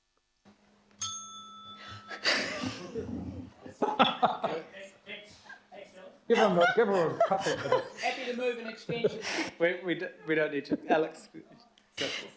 Thank you. I'll be very quick. I just wanted to draw your attention to the report, which is very, very thorough, but it's based on assumptions which are admitted by those who made the report, that there is zero benefit to non-users in having a library in the city centre. And I think that is an extraordinary assumption, bearing in mind American researchers show that living close to a library adds $10,000 to the value of your house. You know, libraries are place-making. They add value. They are places of identity. They are very, very important. And if we were not to have a library, that is just not acceptable, really, to the people who live in Waitemata, often in very, very small accommodations. It's an extension of their life, where everybody absolutely is welcome. Richard has spoken about the importance of holding our heritage collections and our past knowledge, but they're also places of research and exploring the ideas of the future. There was recent research with children in Waitemata. They would very much like to have a robot who will read to them in the library. And I think a future library could absolutely be exploring some of the tech ideas of the future and be quite an extraordinary place. So we would be very appreciative, even if there's not much money now, to start thinking about a future library and to keep it on in the long-term plan. Thank you. Very succinct, thank you. Right, do we have questions for the local board on this one? Councillor Ferry.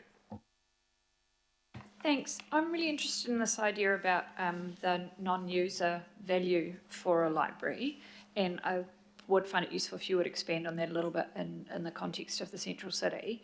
And I guess also, I mean, how do we, is a non-user just someone who doesn't take books out? Because there's a whole lot of uses of a library that don't involve taking a book out. So maybe if you could expand on that a little bit more and the role that the central city library plays, because it is a little bit different from a lot of the suburban libraries. I am grateful that there are staff behind me who can entirely explain their methodology, but they do talk a lot about less use of library cards, but I know many, many people who use the library to study, to change their babies, to find some children's books, read them right there, then put them back on the shelves. So the fact that you haven't used your library card, I think, is no indicator that you don't use the library in various ways. Thank you. I don't think we have any other question. Oh, right, Councillor Walker, sorry. Sure.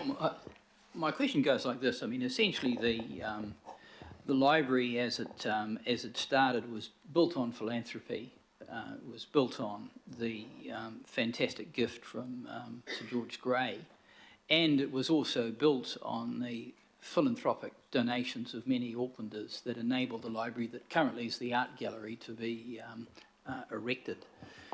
And one of the first steps was a visioning process and so on. Quite obviously, there was identification of future needs and the like. So do you think that at the very least we should be developing the concepts and what a library might look like that's future fit for purpose? And sure, we might not have the money, but if you look back, we've actually never had the money for these sorts of things, and that includes this building that we're in. We didn't have the money. The council at the time didn't have the money, but Auckland found the money, and that's what enabled it. And the question is really one for Auckland and less for this council, in my opinion, but we could facilitate it. Do you want to answer that? Councillor, you're quite right. There was huge public appetite for a library in the 19th century, and Governor Grey, I believe, made it as a condition of his gift that the council would actually put up a building, knowing that there's never enough money and hard choices have to be made. And the library has been very loved since, and I believe there were silk scarves and a brass band on the day that it opened. And we love it still. It was the highest individual category on our local board feedback of what they wanted to keep funding for. Thank you, Alex. Is that a yes to everything I said? Yeah. But we'll need your help too. Councillor Lee, last question. Thank you. Thank you. And I certainly share the sentiments of colleagues in the Waitemata Local Board in supporting and underlining the absolute importance of the central library to the city. And it's not really a local asset as such, it's certainly in my ward and in the local board area, but it's a regional asset. It's central for the whole region actually, and its historical importance and the value of its collections have been mentioned. I'm just a little bit concerned about what's going on here. A range of options, including presumably demolishing the present library and building a completely new one, which, given the constraints we're evidently under, I wonder why that's necessary at all. The fact of the matter is, this is a relatively new library building as such. The old Auckland Library used to be in the building which is now the Art Gallery, and Councillor Board Member Northey will remember that. And this library building was opened in 1972, and it's a very solid structure. It's been through a couple of major renovations, so I'm just wondering why there's even thought of replacing it. So I would suggest, I would support option one, but I object to... Oh, hang on, Councillor, this is just questions to the local board, and then we're going to have the staff come. I'm not questioning the local board. I know that. Okay. So so we're just, this part is just questioning the local board. Then we're going to have the staff come up for the item, and then we can. Oh, okay. Shall we put a little intermission in my oration? We'll come back to it. Yeah. Thank you. Absolutely. Absolutely perfect. Right. So I'll take that as Councillor Lee and Councillor Ferry would like to second vote of thanks for the Waitemata Local Board, who will be obviously here for the debate. Thank you. All those in favour? Anyone opposed? Perfect. Thank you. Right, we'll have staff come up. Who have we? The list of Nancy, Carol, Louise. Thank you. Nice to see you all. Tēnā koutou, ko Nancy Chu tōku ingoa, Principal Policy Advisor from Community and Social Policy. Thank you for having me here. We've put out a paper with Connected Communities, so may I introduce Louise Lahet, Principal Advisor from Connected Communities, and also my manager, Carol Kenner, Senior Manager of Community and Social Policy. You've received a video presentation that goes into details of the key findings and the recommendations. A link to the presentation is included in the agenda report. So today I'll just give a 2-minute quick summary and go straight to questions.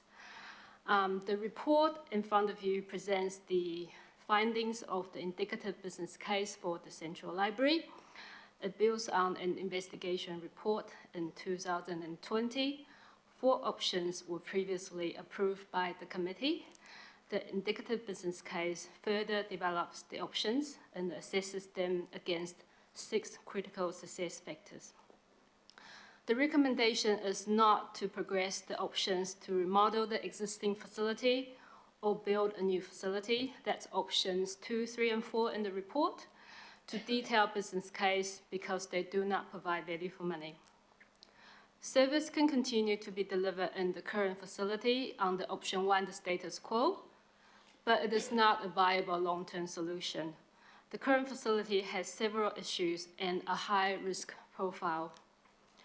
As the next step, we recommend developing a service plan to actively manage and plan for central library services to Aucklanders over the next 50 years.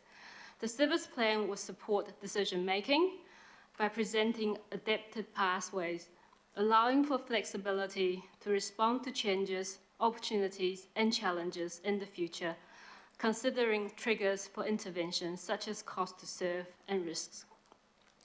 We've workshopped our findings and recommendations with the local board and been to their business meeting on the 18th of April. Overall, they support our recommendations, but of course, as you've heard from the members previously, they're concerned about the renewal costs and also like the issues to be addressed through the service plan. We're happy to take questions now or just clarify on the non-use questions before, if you would like to. Thank you. Cool, we'll go. Oh, sorry. Councillor Lee.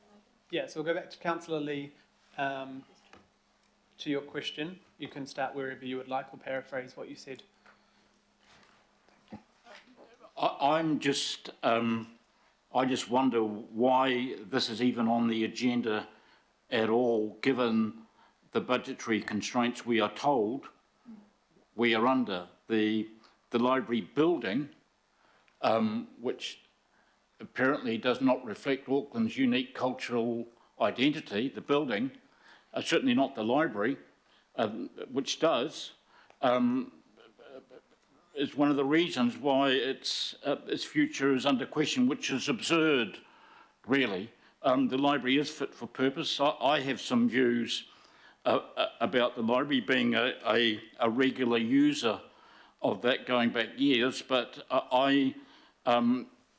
in regards to the options, there's an option 1, do minimum, which is kind of in a way pejorative. It should be option 1, do is what is necessary to maintain a perfectly good building with a highly reputable library, which is one of the successful aspects of the whole super city amalgamation. It's very hard to find any success stories in the super city, in my opinion, but the library is certainly one of them. We should be very proud of. And rather than constantly minimising the presentation of books that are available on shelves, they should be brought back to where they were, that books are prominent in our central library. That's all I have to say. Thank you. Sorry, is there any question here or not quite clear? I guess what I think I've heard is kind of would you like to move option 1, which is effectively what? I'm happy to move that, Mr. Chair. Yes. So I guess maybe the question at the beginning was it does say in the report, but if you want to just clarify for where this has come from and why the review had to be done. So through you, Mr. Chair, the reason for this report is presented in paragraph 11 on page 43. We have a previous resolution from the PACE committee and agreement for 4 options to go forward to indicative business case. The investigation provided a very thorough investment logic map with problem definition, and the investment logic map is also presented in the report here in front of you on page 45. Thank you.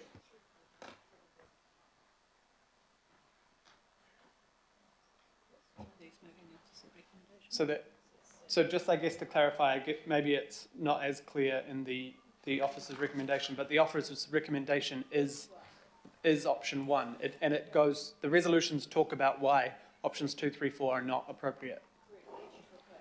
That's correct. I would just question do minimum. I think that is not exactly helpful.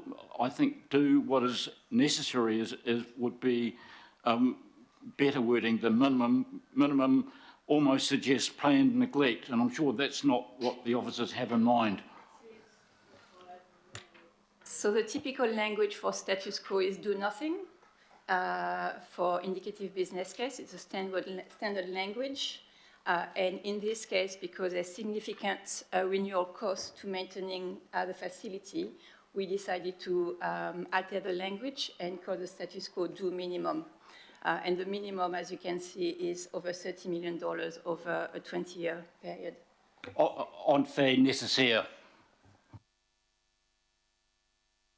Right. Okay. So we have a mover and a seconder. We'll continue with questions. But just to be clear, the officer's recommendation is the option 1, but it does include the need for us to consider how we will fund the significant renewal cost over the 10-year budget. So I think even the roof alone a year ago was over $10 million. So there are significant costs to have the building, but that's, I think, why we had to do the review, to see if it was worth continuing to renew, and that's what you've settled on. So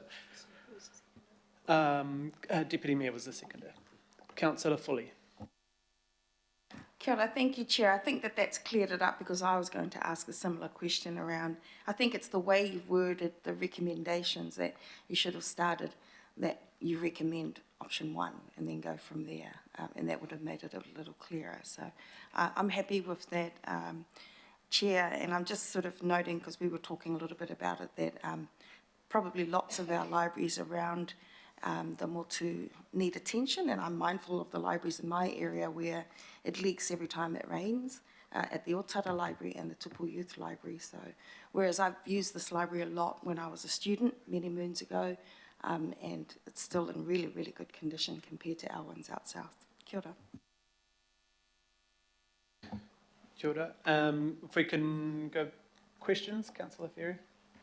Yeah, thank you. I'd just like to follow up on that user, non-user piece of information we were talking about before.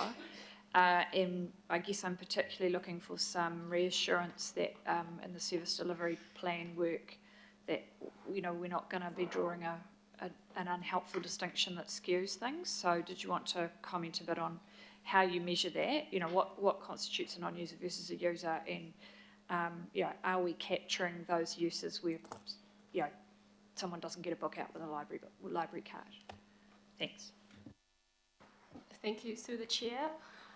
So the benefits are calculated using this willingness to pay method. It's quite a commonly used method for measuring benefits for community facilities, especially with a social element. So it's survey-based. People in the statistically significant pool of sample will ask how much they're willing to pay to have a service. Either they use it or just having it in the community. And then the value is multiplied by the expected number of people who are expected to be visiting the Central Library in the future under option 2, 3, and 4. So I hope that answers your question. So it is an element that we've considered in our report. In terms of your second questions about the service plan, yeah, we are confident that through the service plan, we will have a more pragmatic and more strategic look at all the problems and issues well in advance in a timely manner. So what it does is that we will have adapted pathways which will allow us to look at all the problems and as well as opportunities in the longer time horizon over 50 years.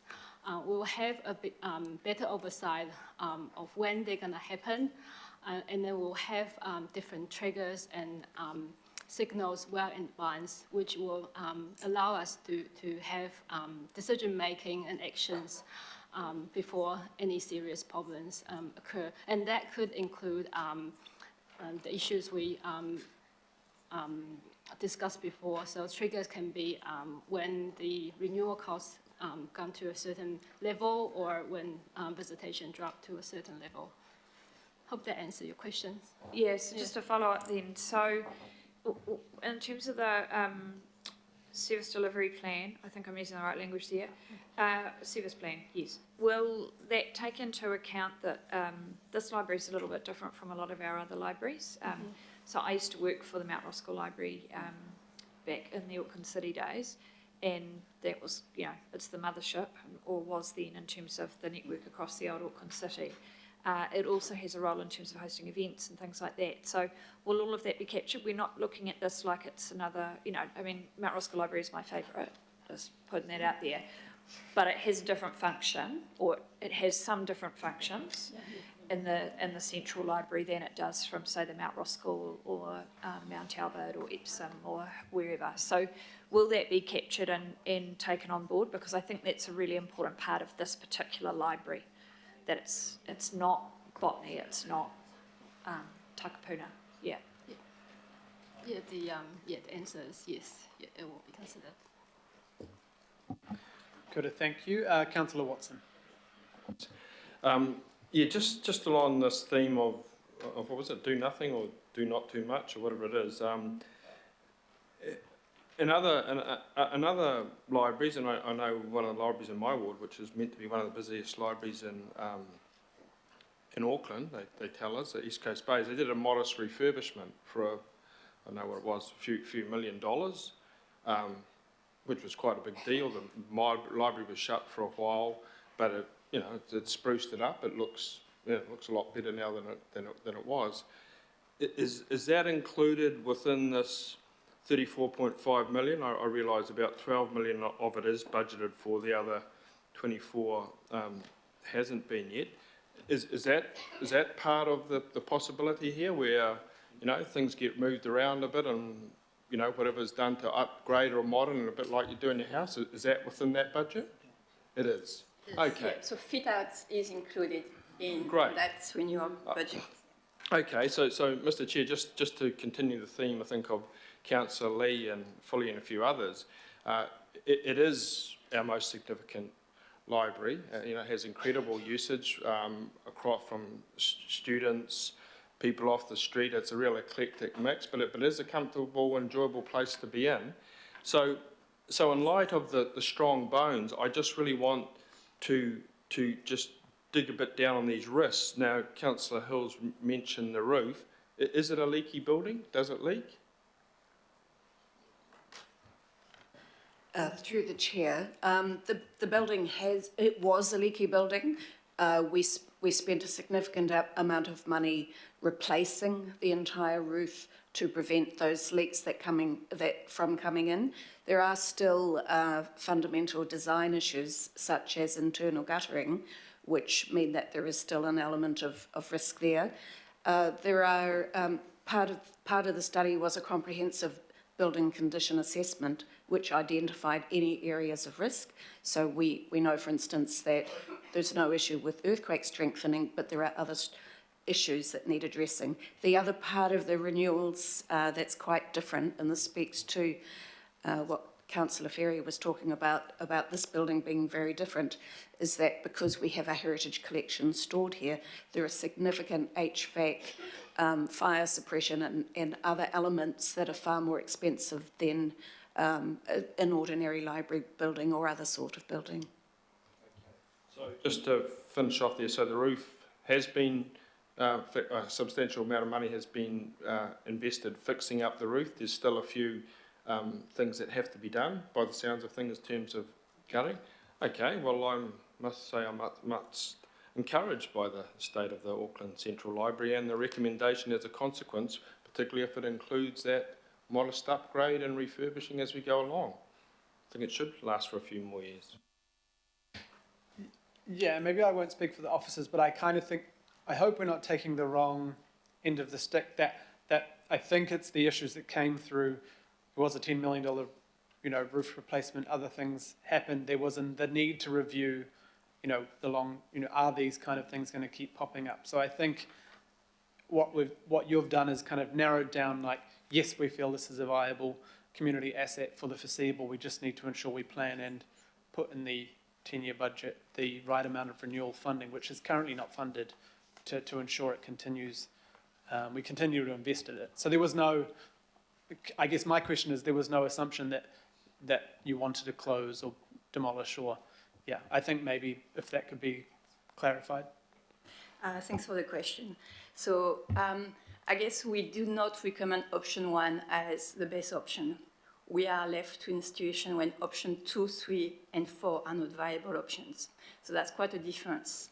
The current facility is not just a matter of a new paint color and a few new seats. There are quite significant issues with that facility, and we've gone through a lot of detail and listed those issues. The visitation is dropping.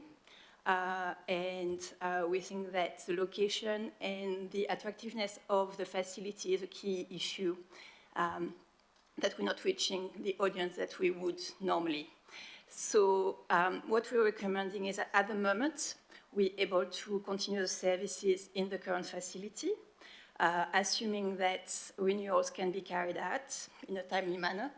But in the long term, another solution or solutions would be needed, and that's what the service plan would be looking into. So looking at triggers and responses. When do we need to consider, and it might just be in 10, 15, 20 years or longer, when do we need to consider an asset closure? Is the asset going to fail? Is there too much cost to run the facility? So all those questions is the things that we want to look into as part of the service plan.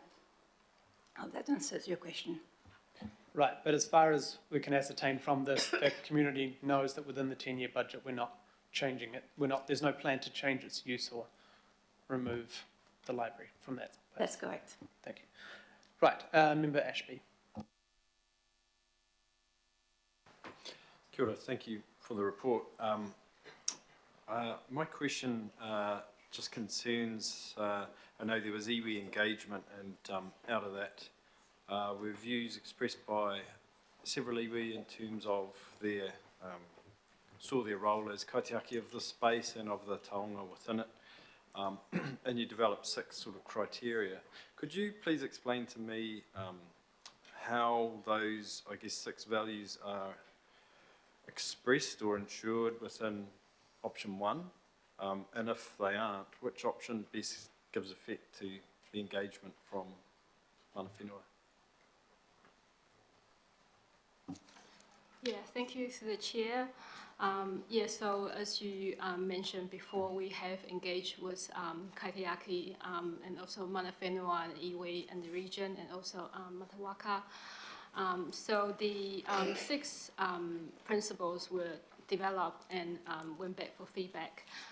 We see the process is ongoing, so it's not just guiding the development of the indicative business case, but also any process following up from this. In terms of your specific questions about whether it informed option 1, no, it doesn't, because option 1 is the status quo, but it has helped us further develop option 2, 3, and 4, and it definitely play an important role in helping our architects for their feasibility study, and then their feasibility study, of course, then inform the costing and the cost-benefit analysis. Hope that answers your question. Yeah, thank you. Just a quick follow-up one then. If it hasn't informed the option, but it's informed your future planning, I guess within your service plan as you go forward in the financial package, I'm taking from what you've said that that feedback will be implemented as much as is fiscally possible. So, for example, presumably some of the lessons learned from other examples around, bilingual and bicultural practices and things. So that can be within that service plan envelope. Right, thank you. Kia ora, thank you. Councillor Walker, last question. Thank you. Sure. So a couple of questions. Just in respect of the library, and I must confess I haven't read the business case and the like, but I will do that. Have we projected out the increase in demand that we're likely to have, given that the Aotea station is just across the way, and that's going to be by far and away the busiest transport node in New Zealand? There's talk of light rail. It may be talk, but even if there isn't light rail, there will be other forms of transport. There could be some form of bus transport or the like that replaces it. So the consequences, I'm assuming there'll be a lot more demand there. Have you factored that? Yeah, thank you, Councillor. So the question about future demand is something we've gone into quite a lot of consideration. The world post-COVID is highly unpredictable, and of course we don't have a crystal ball. So we've make sure that we use the most readily available data and also sought advice from the experts. So we've had a look at the world trend post and pre-COVID, and also looking at the central library visitation pre and post-COVID, and also how the user behaviors change over time.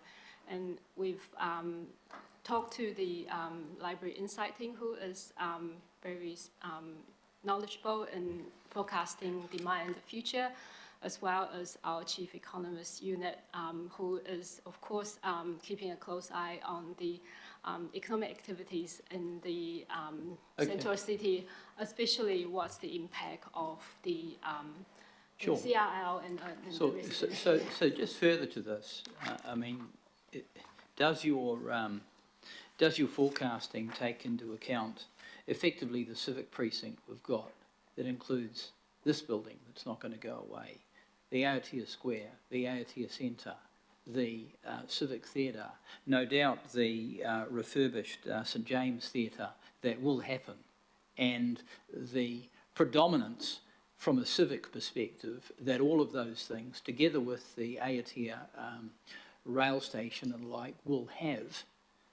So does that information inform your locational analysis and the case for the location? So the chair, so I refer to page 29 of the indicative business case, where we look at the summary impacts of the city rail link. We also did, for our visitation analysis, we also look at a 30 minutes catchment from the Central Library, and recognizing that with transport infrastructure improvement, the 30-minute catchment could be larger than what it is now. So that's one thing. We also looked at what a remodeled or new library would do to increase visitation, and we looked at case studies. So there's very little information about impact of new investment in visitation, but we were able to find some studies, and we based our projection based on that. Thank you. Right, that's... Chair, if I may just, I don't know if it's a point of order, but perhaps a point of clarification. I'm just looking at the quorum that you've got for your committee.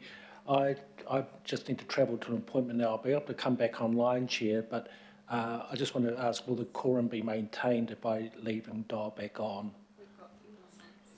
Yes, so it'd be great if you dial back on when you've safely reached a destination. Okay. But we look like we've got quorum for now. We'll just get through this. So thank you, Councillor. Okay. Thank you, officers. We appreciate all the work you've done on this, and we will head now to the debate. So thank you. Right, Councillor Watson. Mr. Chair, I won't prolong matters here too much, but I guess just wanted to say a couple of things, particularly, as a representative of one of the far-flung centres of the council empire. I just want to say how important the Central Library is for all of Auckland. Anyone who's been in any of the tertiary institutions, Auckland University, AUT, you kind of flit between the University Library and the Auckland Public Library, and that's been a service that has served generations of Aucklanders east, west, south and north. So I want to make it really clear that it is on a status and on a pedestal that really distinguishes it as one of our most valuable buildings. So I wanted to say that first of all. As far as the location goes, the present location, in my view, is excellent, because you have that proximity to those same institutions, all in a walking space. It's hard for me to think of a location that would be better than that. So I chuck that in for what it's worth. In terms of visitation goes, whenever I go to that library, it's chocker. It's, I don't know, if that's it on lower visitation, I'd hate to see it at the peak, because there's people from all over there, as across there today. And if ever there's a council facility that captures the essence of Auckland, it's the Auckland Public Library, yet for the most part manages to do that in a very friendly, welcoming way. And the staff there are excellent, are very helpful, no matter what you come in to ask them for. As far as priorities of budgets going forward, and I support the option that Councillor Lee's put up, but in terms of the huge investment in the city centre, the massive investment in the city centre, all over the city centre, for me, if there would be a priority, it would be the Auckland Public Library in terms of funding going forward.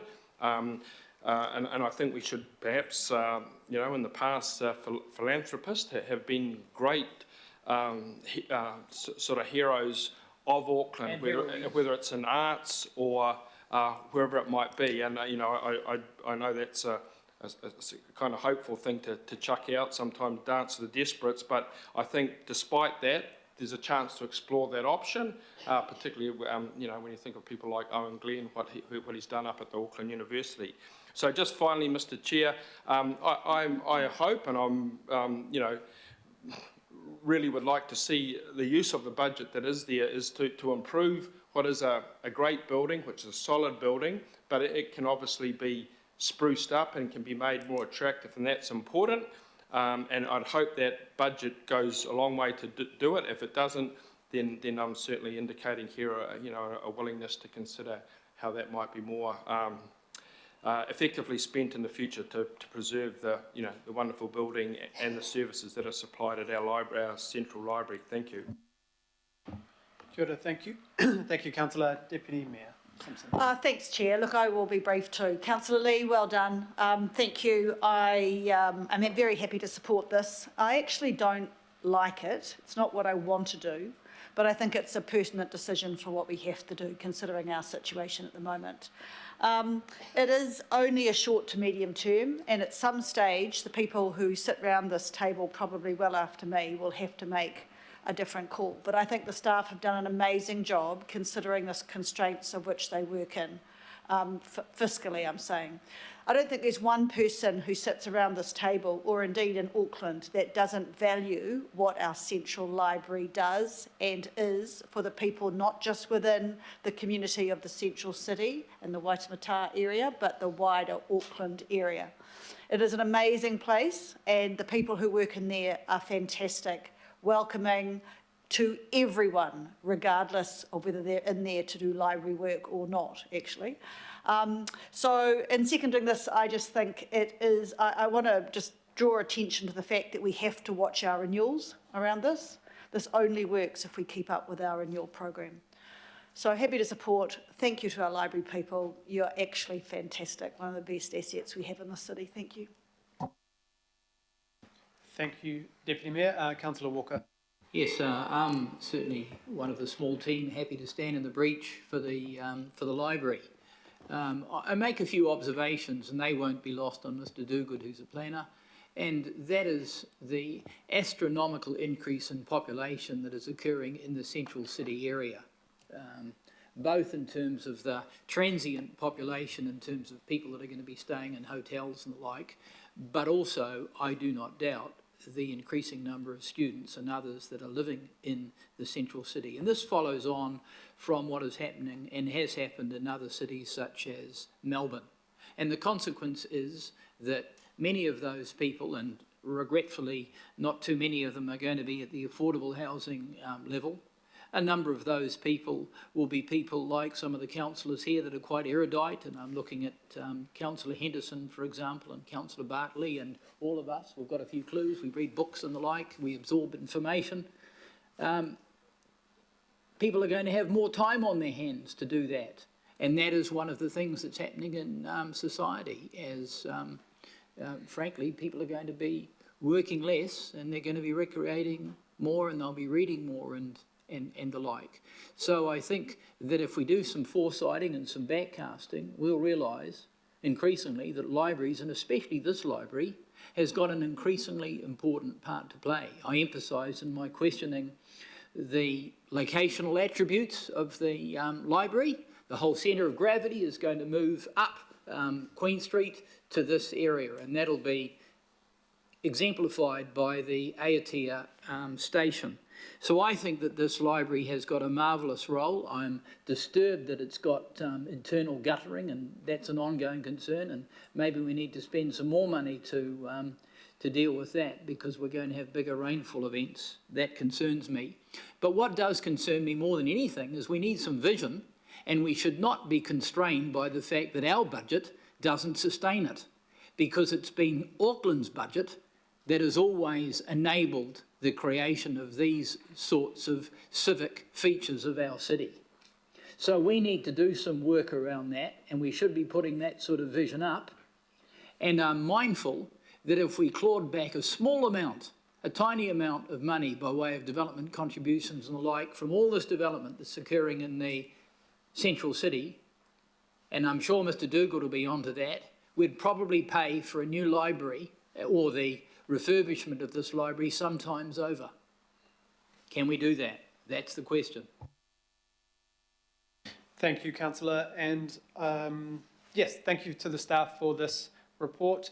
It's very clear that I can read between the lines, and it's a little bit of throwing us the challenge to ensure we fund the renewals properly for the long-term use of this library. And if that is not something we plan for, then we need to plan an exit strategy because of the major issues that come about on a building that is this large and quite a complex building too, with inside and outside needs. I know that the roof was sort of ended up being an emergency situation almost to replace that, but as Councillor Walker might not know, but the issues with the guttering and the amount of water it takes were mitigated by Healthy Waters working with Mana Whenua, the local board, and others around a green roof. I think there's 2,000 plants up there now, and pretty significant celebrated project that was part of the library's roof development. So that has reduced the stormwater quite significantly going through those internal gutters, which will, still create issues going forward. But I think that clearly this is a challenge put to us. The local board too are clear, and I'm sure the local community. I've only really been to the Central Library for many events, so I haven't been there to get out books. I've been for there as community hub, as the many events that the library staff and other organisations and community groups put on in that space. So it is a hub for the city of people from all backgrounds, and it needs to continue that way. But we do need to be putting those budgets in our 10-year plan so the library staff and community facilities team and others know what is going to happen long term, so we don't get the shocks of large spend when we don't have a plan to do so. Right, we have a mover and a seconder. All those in favour? Aye. Anyone opposed? No? Perfect. Now we have, was that okay with? Yes. Yep, so we have a bit of precedent of business. Councillor Williamson asked if we could possibly move the 14. Item 14, the Pakuranga Golf Club. As the Duke of Lancaster said, as the 100-year war's about to begin, this won't last long, I hope. Yes, so it sounds like I've got a mover. And, we don't need to move in second. Oh, right, okay. All right. So let's just wait for the staff. No, sorry. I thought I was having to move a precedence of item, business, but I can just say, okay, we're moving that forward, and the staff are coming forward. Right, so item 14, we have, who do we have? Craig Campbell's team leader and Joe and Dougal. Cool, so we have Joe and Craig coming forward on item 14.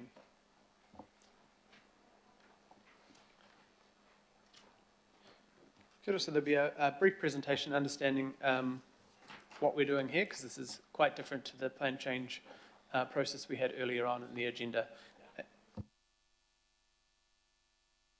Kia ora. Thank you, Joe. You just want to introduce yourselves and your roles and then into the item. Thank you. Through Mr. Chair, I'm Joe McDougall, Policy Planner at Plans and Places.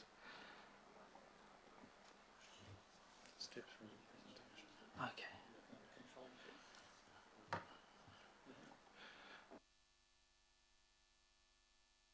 I'll just step through my presentation.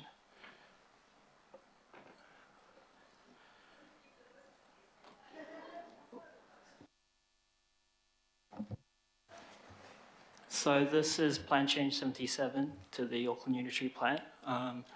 It was a privately initiated plan change by the Pakuranga Golf Club to rezone privately owned land at 199 Botany Road, Howick. As you can see, this is a wider regional context of where it is.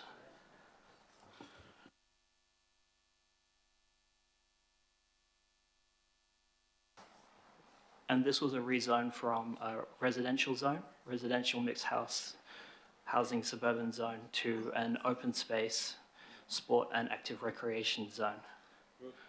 And the plan change was publicly notified on the 8th of July 2022, and 8 submissions were received. And following that, there was a hearing held on the 22nd of November, and a decision approving it was notified on the 26th of January 2023.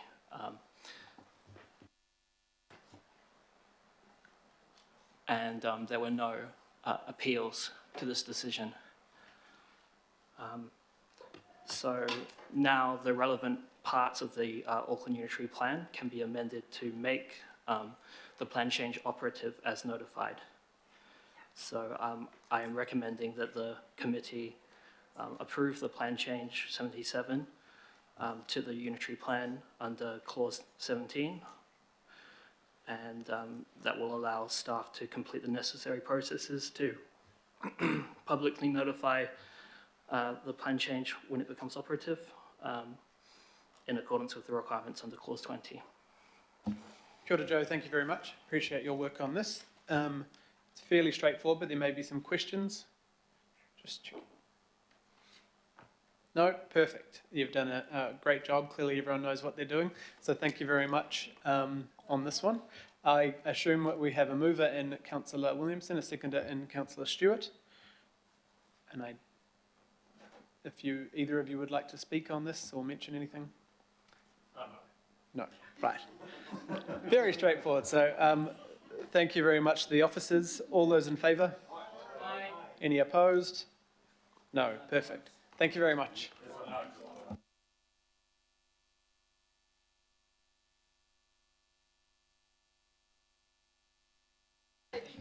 Right, so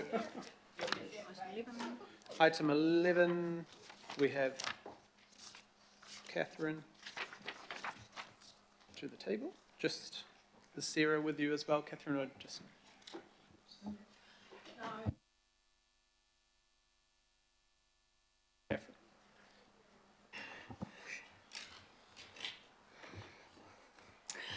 Kia ora tātou.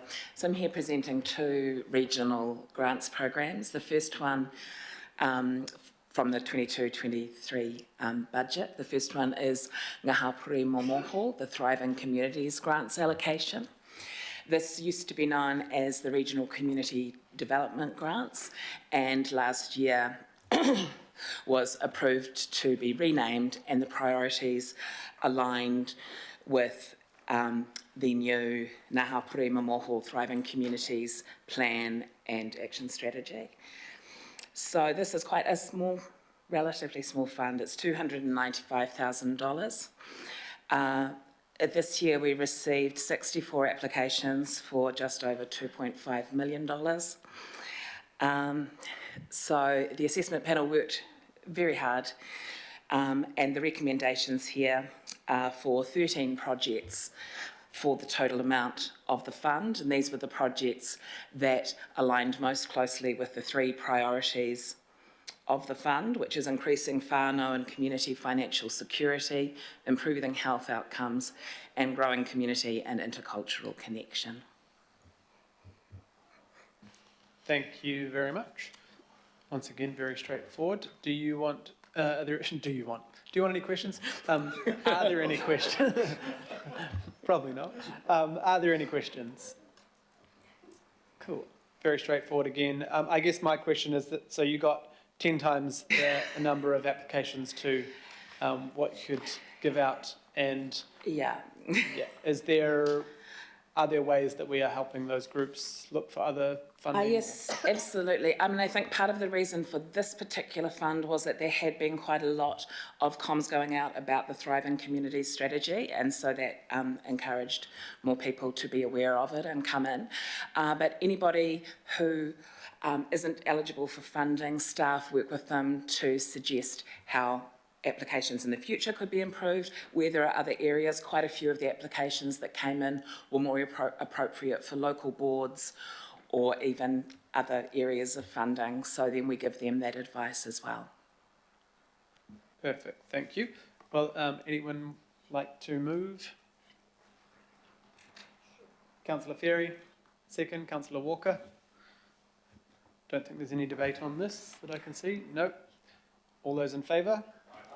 Any opposed? No. Right, so we'll go straight to Catherine again on item 12. Happy to move, Mr. Chair. Right, is there anything you want to update us on this one? No, just that. Again, the last one actually was the highest number of applications since 2014. This one was the highest number of applications that we'd received in since 2017. Applications for just over $1 million for 366,000. That was the second fund remaining. However, again, the applications that have been recommended for funding were ones that fitted well with the criteria, provided a good spread of art forms, and any applicants that aren't funded, we give that same kind of advice to for future applications. Perfect, thank you. And I was just going to lean in and ask Sandra if Councillor Alf wanted a second. And he, at the same time, wrote, I'm happy to second, so that's good. Councillor Walker has moved, Councillor Filipina has second, and just on this one, so both these grants under the current proposed budget will no longer exist going forward. Right? So that, yeah, okay, thank you. Are there any questions or comments? No.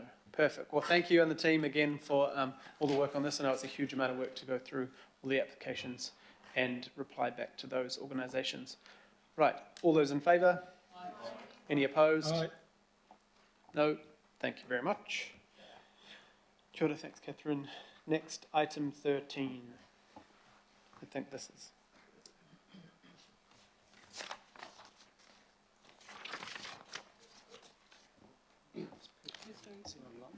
Is it going to be good? Peter gave up on us after this morning, maybe. No, just gone slightly quicker than he expected. So I'll just give him a call. We'll just check that Peter is on his way. We might have sped through faster than he presumed. We could do item 15. We'll just do item 15, our summary of planning. Councillor Walker, Deputy Mayor. Any questions on those? No? All those in favour? Any opposed? No? Right. Yeah, Peter may have been averaging the rest of the day's items. And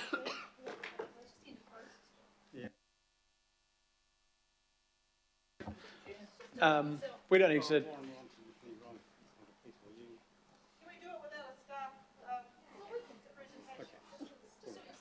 It looks like we can just... We're all good. Okay, that's all right. All right, thank you, Chair. Peter is on his way, apparently, but look, this is a private plan change that was accepted for submissions quite some time ago. There were a small number of submissions and some views expressed by the local board. It went through hearing with independent commissioners. There were no appeals, so it is the end of the process, a bit like the Pakuranga Golf Course. The report does summarise the changes that the plan change was seeking. It was future urban land going to residential with some stormwater management controls in place. So the plan change can now be made operative, the final procedural step. So if there are more detailed questions about the plan change, Peter will be here very shortly, but otherwise it is that procedural step where we are recommending to make the plan change operative. Thank you. I don't think... I'm just assuming we don't have questions. It is very straightforward. Oh, sorry. Is Councillor say? Oh, he hasn't made it back. He probably was averaging our items too over the day. Unfortunately, he'll miss out. Is he okay with it? Is he a fan of this? I'm not sure. No concerns raised. There wasn't any concerns raised with me. I'll move it, Mr. Chair. Councillor Baker, Councillor Walker. We'll let Councillor Baker move. Councillor Walker, you moved the last two. That was a couple of days ago. Right. Any debate on this? No. Perfect. All those in favour? Any opposed? No. Thank you. And please apologise to Peter. I know he was desperately wanting to present to us. Yeah. Thank you. Right. I think that looks like we are closed for the day. Thank you all for a very colourful day as always. And yeah, thank you to the staff as well. Yeah. Have a good afternoon. Get safely home.